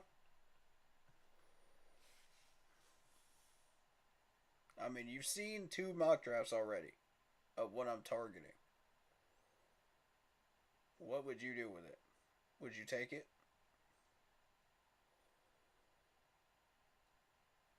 I'm leaning heavily towards yes right now.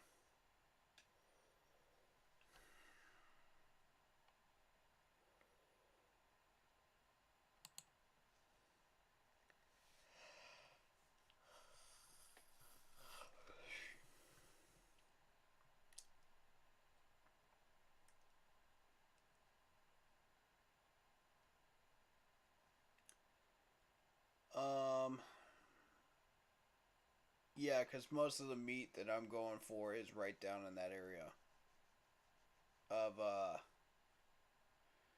161, 188, range, and 104. That is right around that I'm looking for. What would I be giving up if I did this? What would I be giving up on?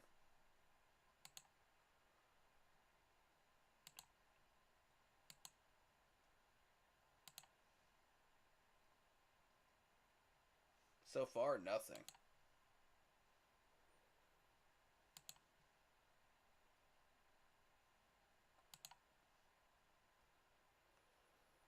Honestly, so far, nothing, man. I can't see a single thing. Because I believe Jack Harrison will still be there. Either Zach Harrison or KJ Henry will still be there. So I have no problem with that.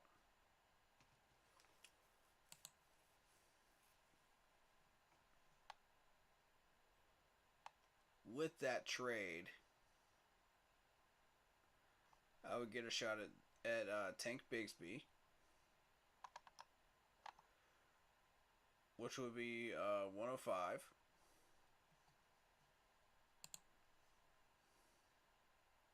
$104 actually, 104, and then 105 would be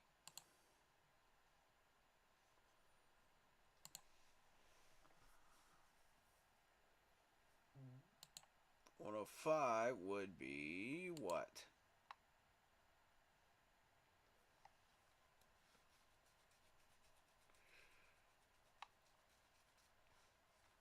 I think overshown. You don't want to let this dude slip.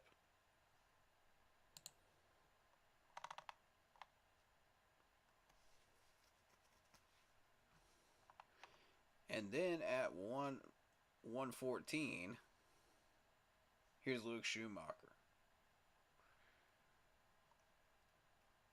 So you pick him up. Then what do you have left?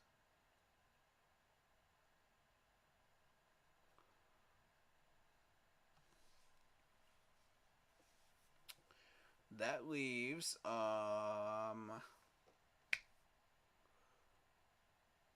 everything to the imagination, really. That just leaves tackle. That just leaves tackle, honestly. And you got 2 picks left. Plus whatever else I get, which I can move into next year. Or get extras if I want them.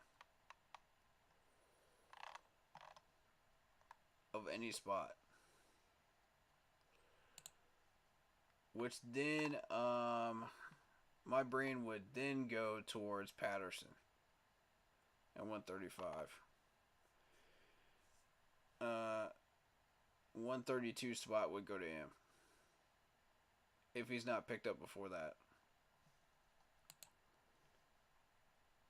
161, 188. Well, 161.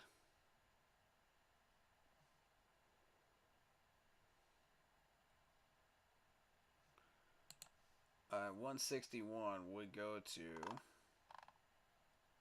What else? What else? What else?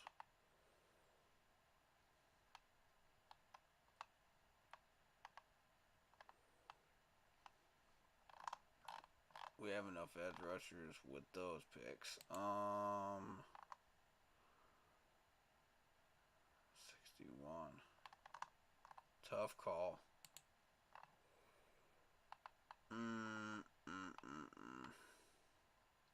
I'm thinking. I don't see anything I really want to push for. All the good linebackers will be gone by then.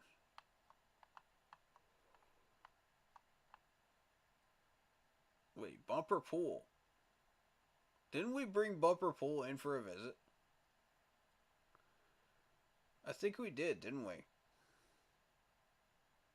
What was the result of that? Did the Panthers management like that or not? That caught my attention though.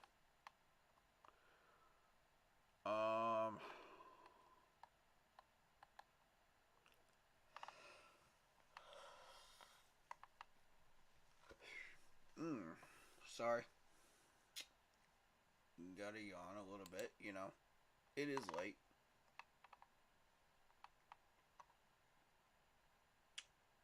Xavier Hutchins.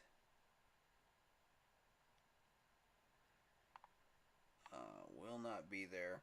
But Raheem Jarrett will. Well, I like that. I like this. I like this. I like this. I like this. So we'll have the 145. We'll have the 145. We'll have the 188, 201, 203 left over. Those will be our leftovers. And I don't know what we want to do with those. But I think we got a plan here. I think we got a plan. I'm going to go ahead and accept this.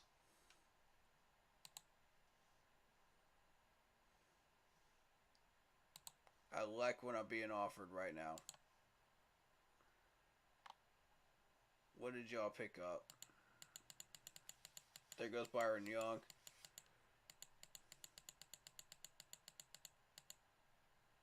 No! Houston, you trolls. I don't believe it. I don't believe it. Houston, you hoodwinked me, man. You fooled me. Wow. Oh, that was bad. That was bad.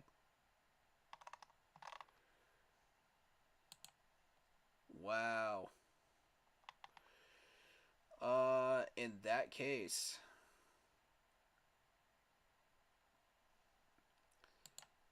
I think it's obvious what we need to go for here.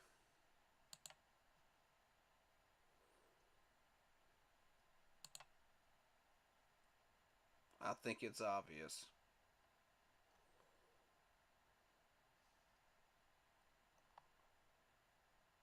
It's going to be Zach Harrison or Darius Rush. One of these two.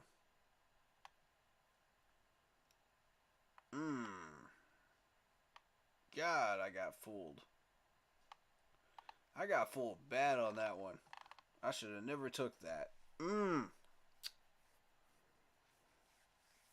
That's what I get for being greedy.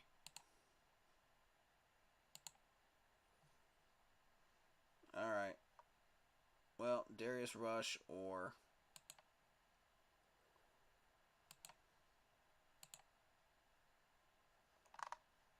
Wow, bro. Wow.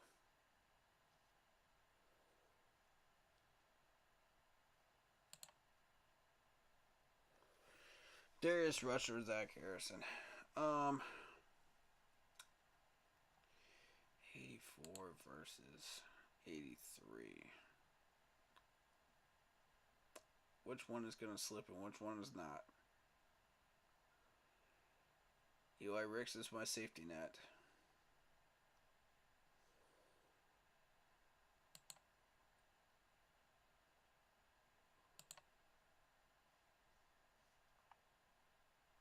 KJ Henry is my safety net here.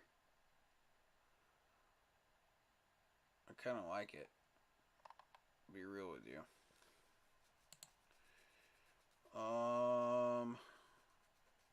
I'll take Darius Rush.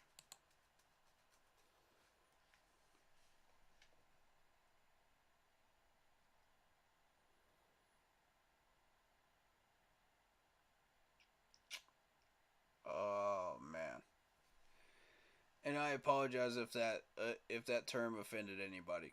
I apologize. I meant no harm by it. It sometimes just stuff slips out of my mouth and I don't mean anything by it. Okay? Everybody makes mistakes. Okay? Sometimes I don't realize what comes out of my own mouth sometimes, you know? It's bad. It can be bad.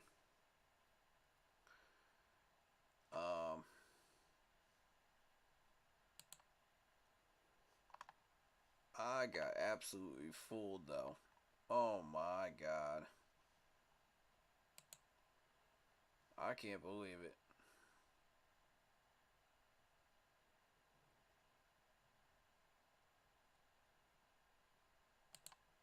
Zach Harrison.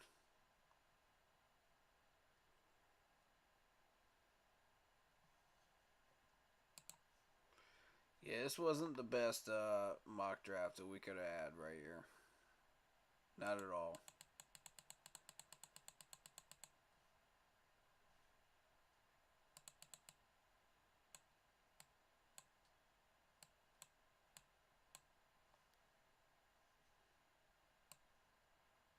I'm making the most out of it.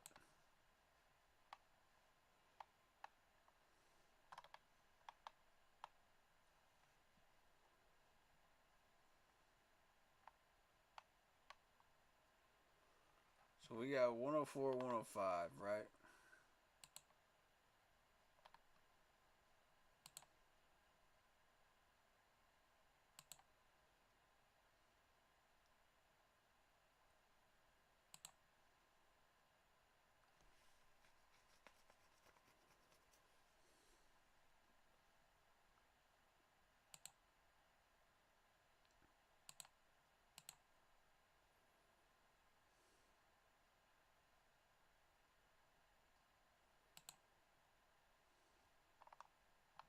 Schumacher's gone too. Oh no.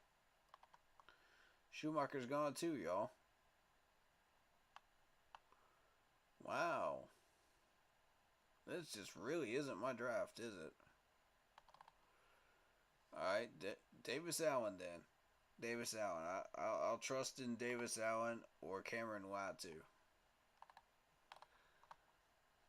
All right.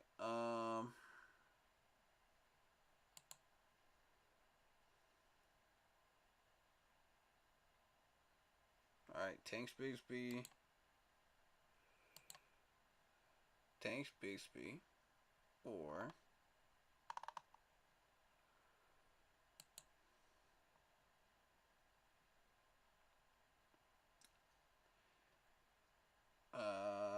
Tanks Bixby. Yep, that's the pick. No question about it.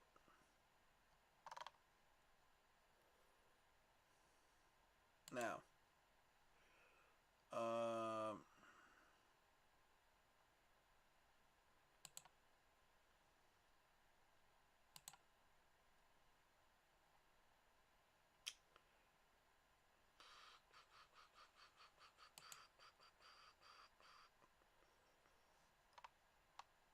109.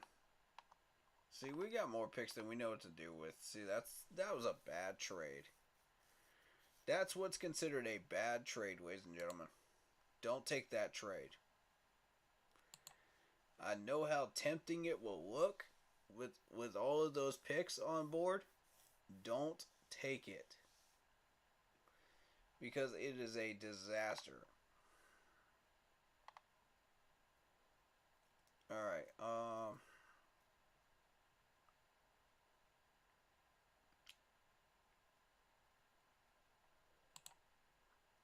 safeties are still here.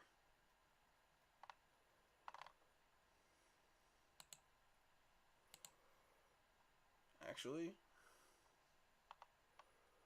I have an idea.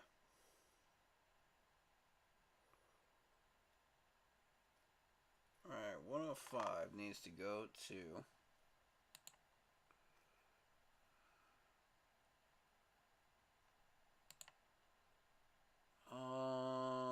that's a tough call. I don't know. Do we get another edge?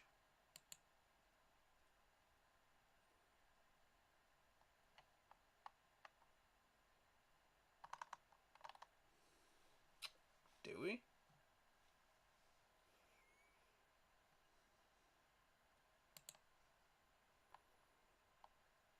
No. No. No, Overshown still on the board.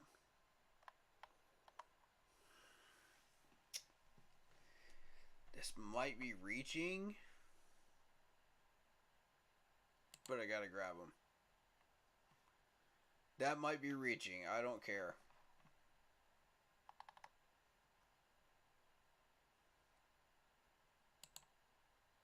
I honestly don't care.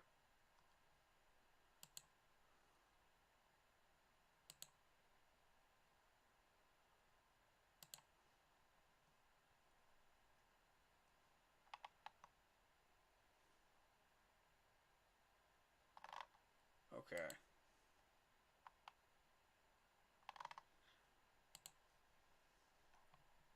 Easy now. Let's not make a rash decision with this pick. We've been given a gift. Don't waste it.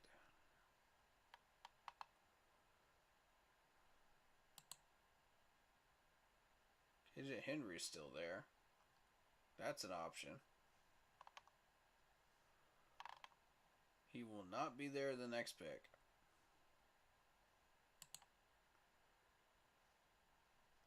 Tread carefully.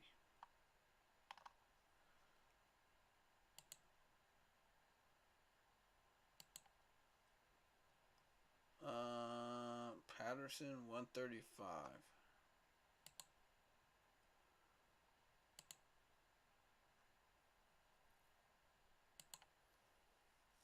$135 versus 134. KJ Henry will probably be gone first.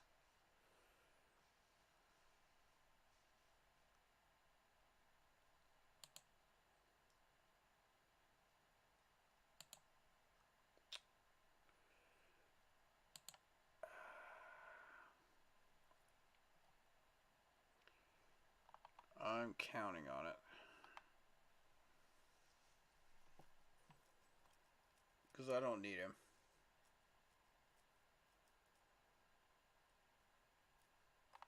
This is going to sound like a really screwed up pick. But I think I know what I want. We've already got our running back. We've already got our... Okay. In that case, in Davis Allen, I trust. Or Letu, I trust. We can wait a bit on them. We have more picks. We can wait.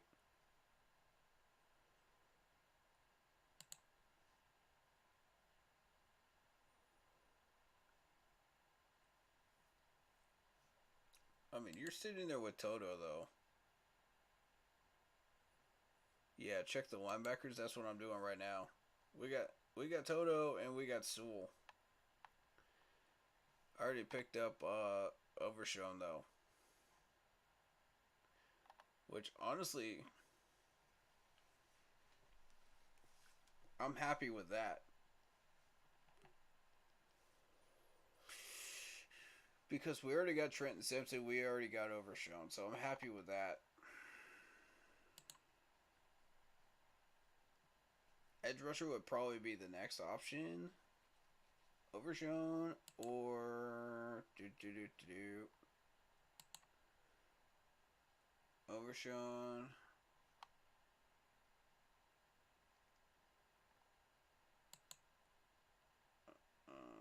KJ Henry. Yeah, KJ Henry or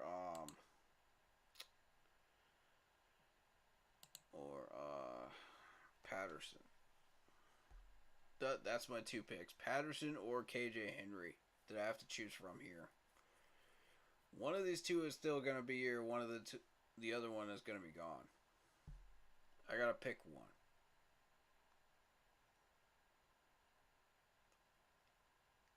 And judging by what I got at edge with Zach Harrison, I'm pretty happy.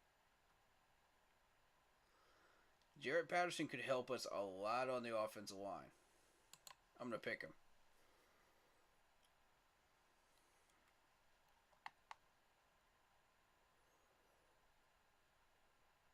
I like that move because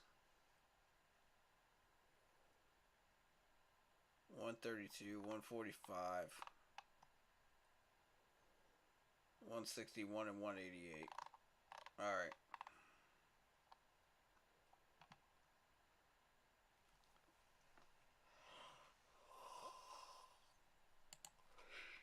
Given the opportunity, I'm always going to pick an offensive lineman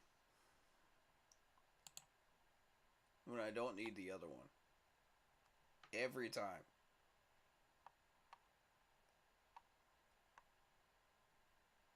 That gives me an opportunity, doesn't it?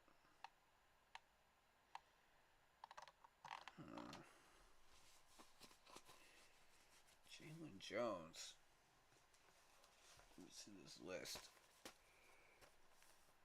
Jalen Jones.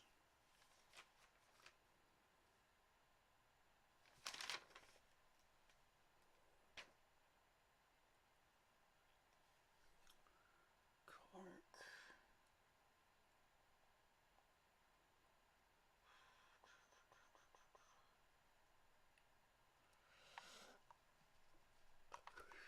Ooh, excuse me.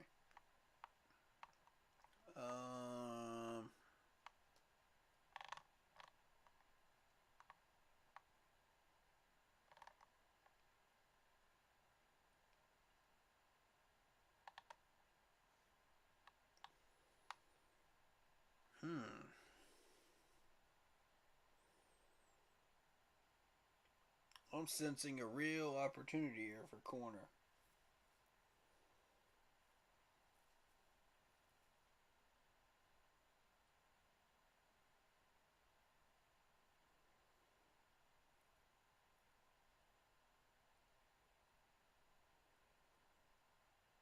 I favor Clark over Julius. I favor Clark at the moment.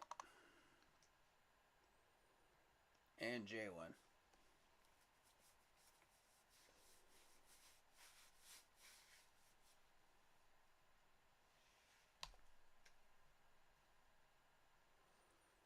Okay, so 139.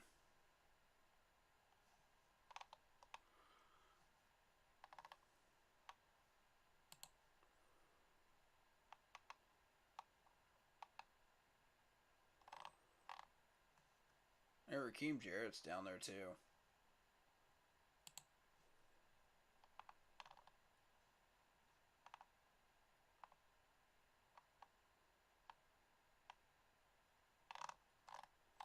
It is what it is on the rest of these. Ooh, KJ Henry's still there? We desperately need some depth at defensive end. Ooh, this is tempting. I'm not going to lie to you. This is tempting right here. 145 will be the next available one. Right? 145.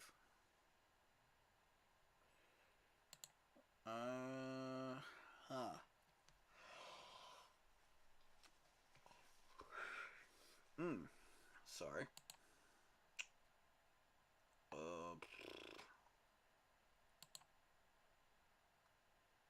I'm seriously thinking about getting KJ Henry here.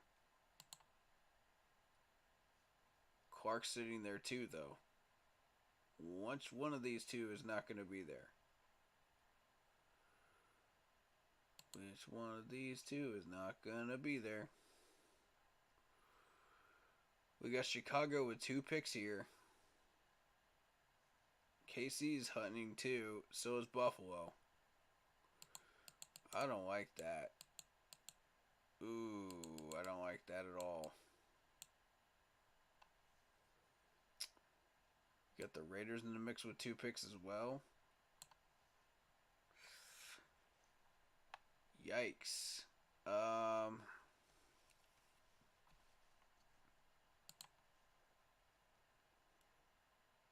feel like somebody's going to grab one of these two, man. If not both of them. If I don't take one of them. Oh, that's tough. That's really tough.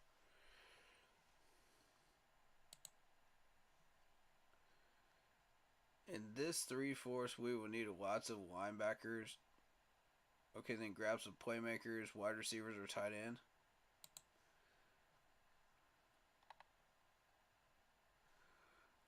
Wide receivers, I've already got Josh Downs. Tight end, we are going for Letu from Alabama or Davis Allen from Clemson. One of these two. So,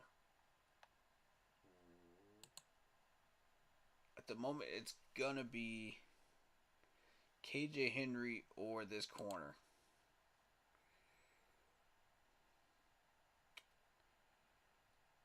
I'm going to be real with you. This is a tough call. We really need both at depth.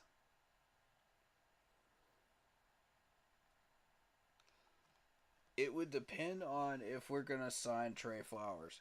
See, this is where it comes back around to Trey Flowers. If we're signing Trey Flowers, then I only need one corner. If we're not signing Trey Flowers, then I need 2. And this is a perfect opportunity to go out there and grab Clark.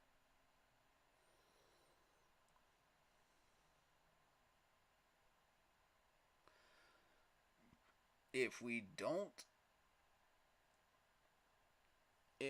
do sign Trey Flowers, then KJ Henry's the pick. Because we need some depth at defensive end. No doubt about that. And this dude is the epitome of depth.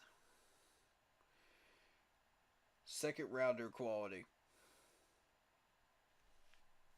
Down here this low. Man.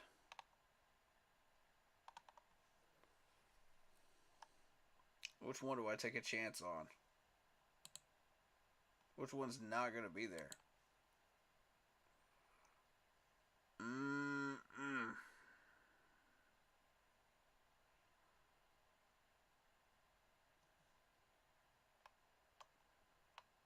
I feel safe with Zach Harrison. So I'm willing to take a chance, and I'm willing to go Clark.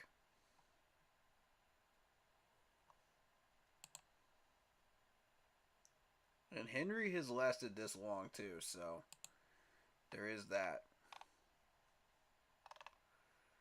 Yeah, he lasted again. Okay.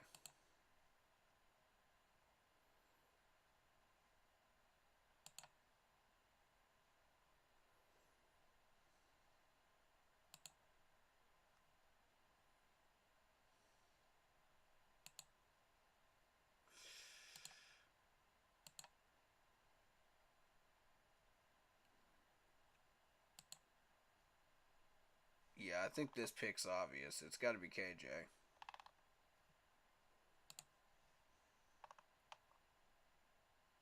Down to 161.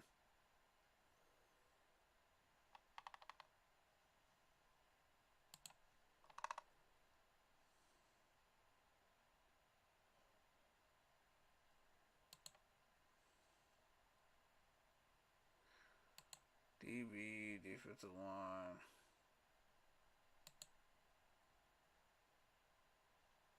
Jared at 193. Okay. Lay2 at 198.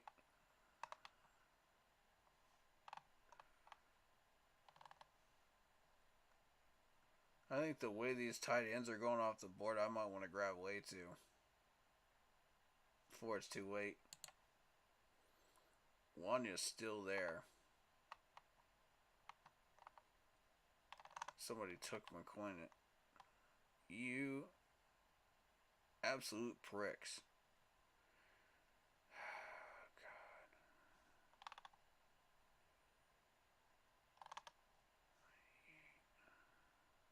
Good chance he's still there. Okay.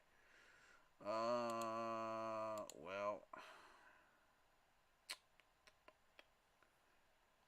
There's a good chance that Lay2 might still be there at 188.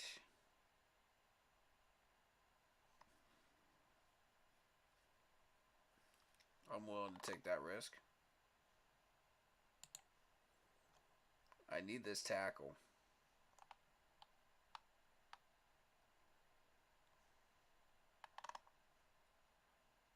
I need Wanya.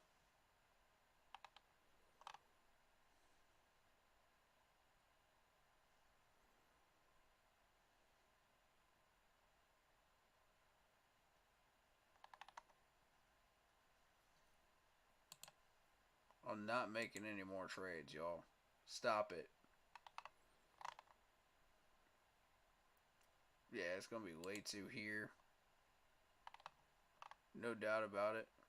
201, 203.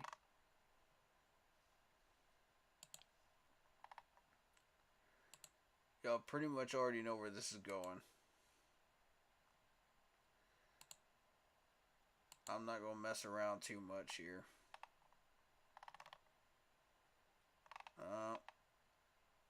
He is gone. As per usual.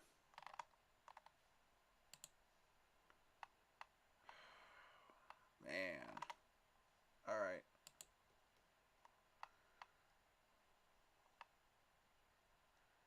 That was not what I signed up for on this draft.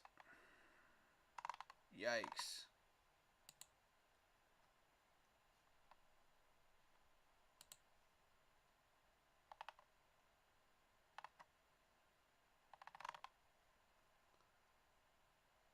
Yeah, that was not what I signed up for, guys. Not at all.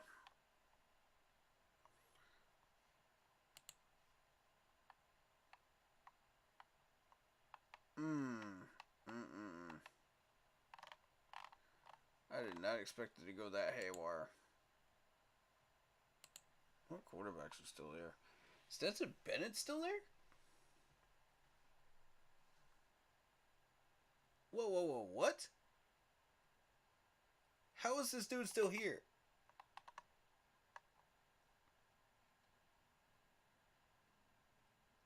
Are you serious?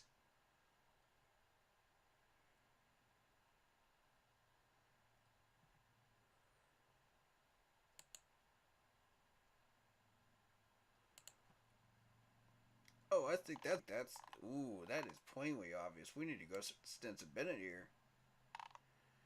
Yeah. Yeah, yeah, yeah. We can't pass that up. We can't pass that up, y'all.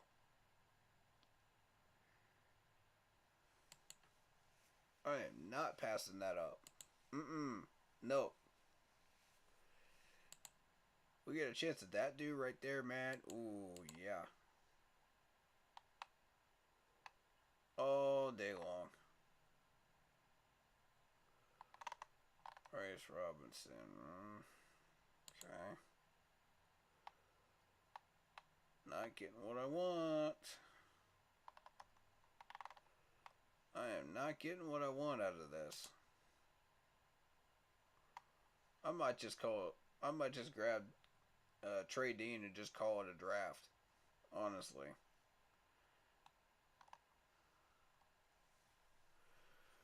This is some garbage. That's still on the board right now. Ooh, Malcolm Blackman. Okay. Linebacker. Cam Jones. Nope.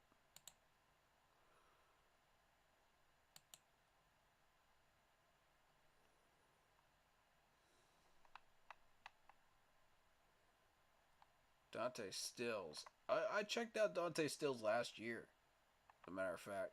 And Cameron Young. And DJ Dale. All three of these guys. Last year. And Jared Clark. I remember Jared Clark as well. Imagine that.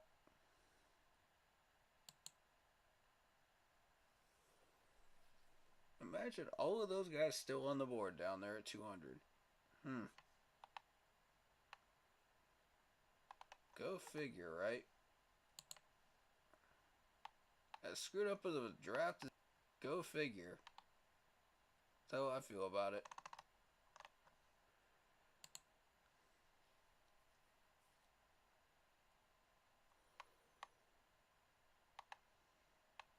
Nah, we good. We're good. We're good. We don't need none of that. Let's go grab Trey Dean. I know that's going to be a weird pick, but I'm grabbing him. We could always use that safety help.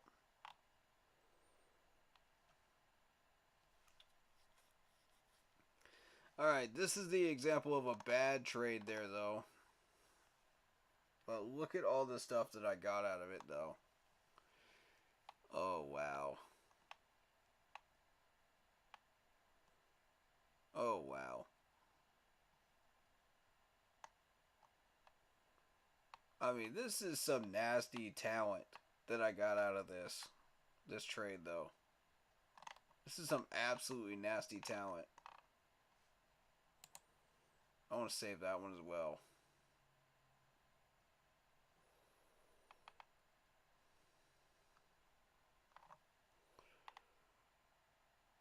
Alright, so here's my trades.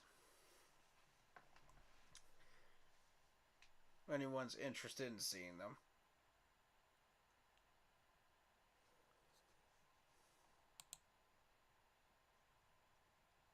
That made this possible.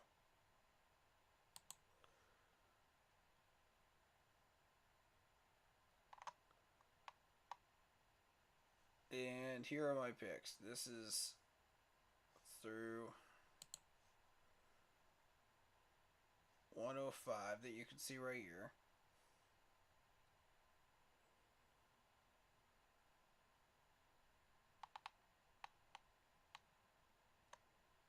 And here are the rest of them.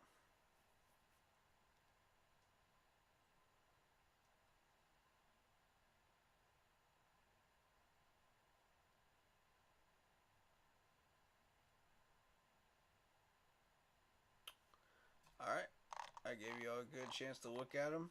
There we go.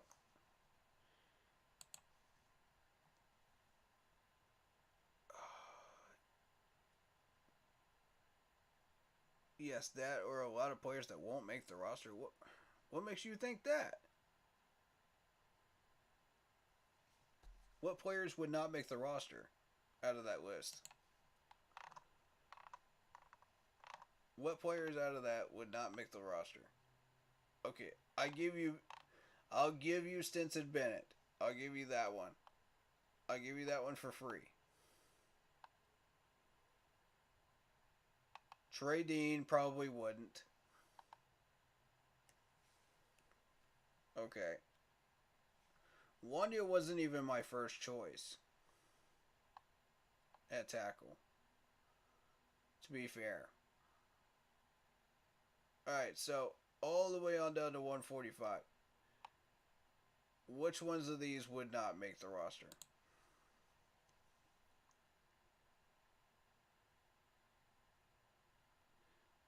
Yeah. Okay. I know about the 53-man roster and the 20 practice squad. I know.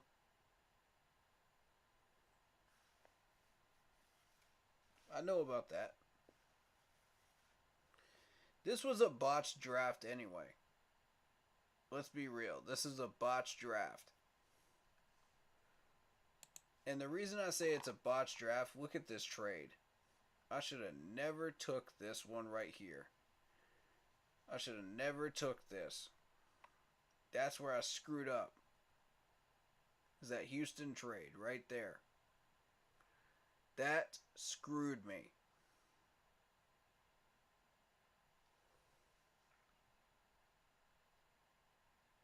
I had to make some real tough choices after that right there. And that made me very, very grumpy.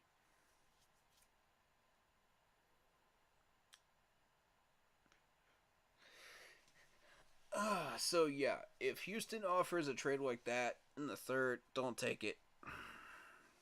Don't take it.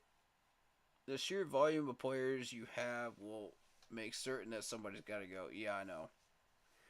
We're going to be replacing a couple of these players depth-wise anyway on this team. So, that would ensure YGM is gone. That would ensure that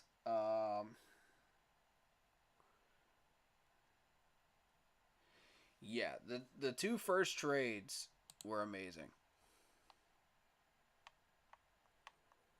Those two were amazing trades.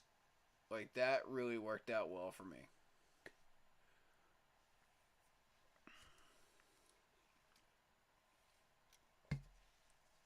And here's the deal. You got to make sure that you know when to stop trading. This is the line. This is the line. This is where you stop trading. After the second one. It can get addicting.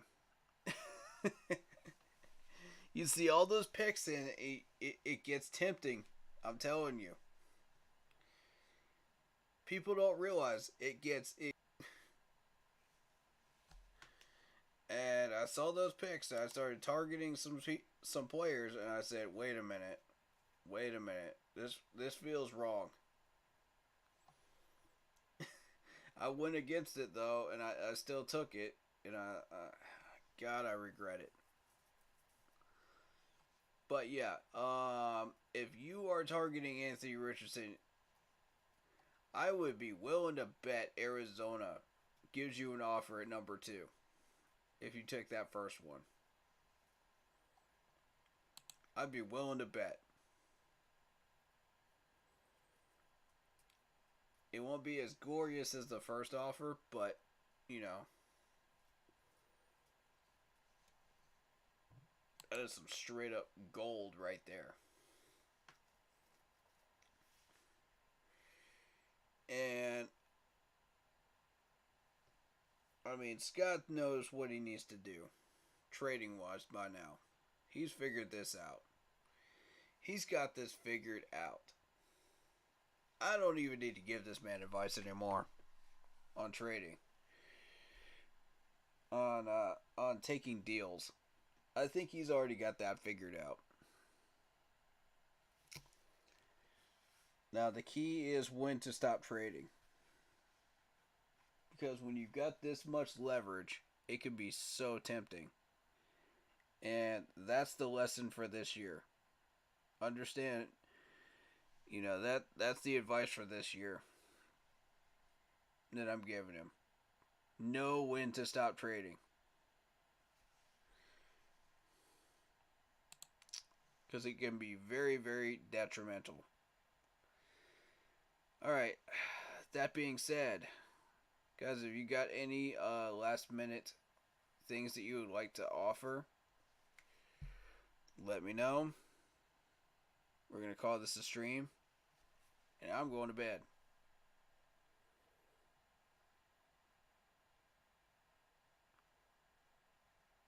Alrighty.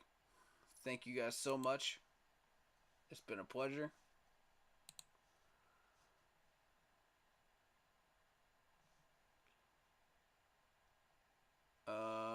Facts, YGM, Smith, Sullivan, Keith Taylor, Roy, Ian Thomas, and maybe even D-Jack if he gets hurt. Yep.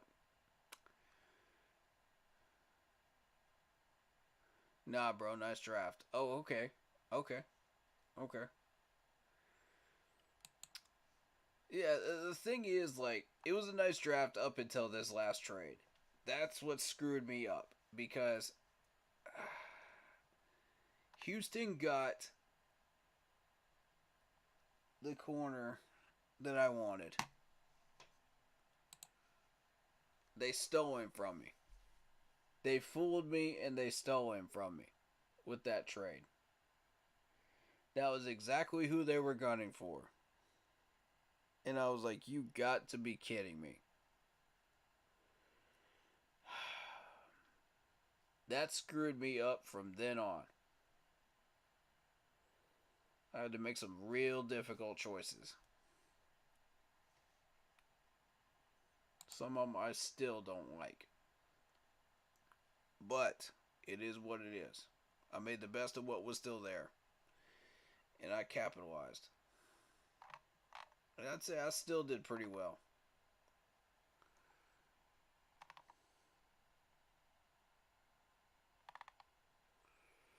Alright. Well, guys, it's been fun. I gotta call it a night. Next mock draft stream that we're doing is Mock Draft Monday. And I will see you guys then for that.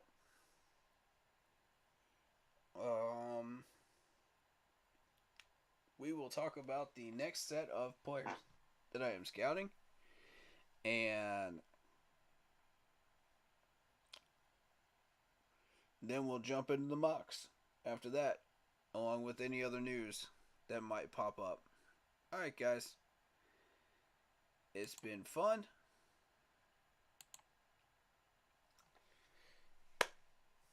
Stay happy, healthy, and well. As always, keep pounding.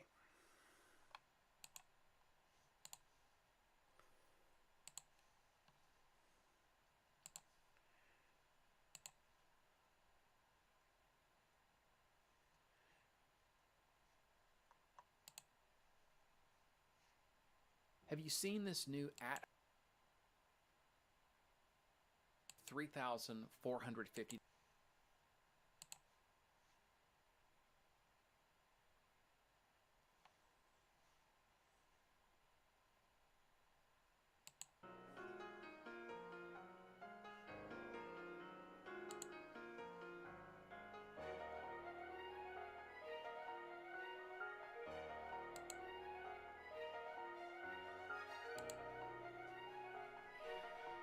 Shout out to Vietnam. Shout out to Lock Poppy. Shout out to Corey McKinney. Shout out to Corey Rucker. Shout out to Sean Bradham. Shout out to everybody else that came by and checked out the mock stream and is checking out the VOD right now. Appreciate y'all for hanging around and watching all of that. Hit that like button if you stuck around for 5 hours worth of content. Appreciate you guys so much. Much love. As always, you know what time it is. Keep pounding, baby.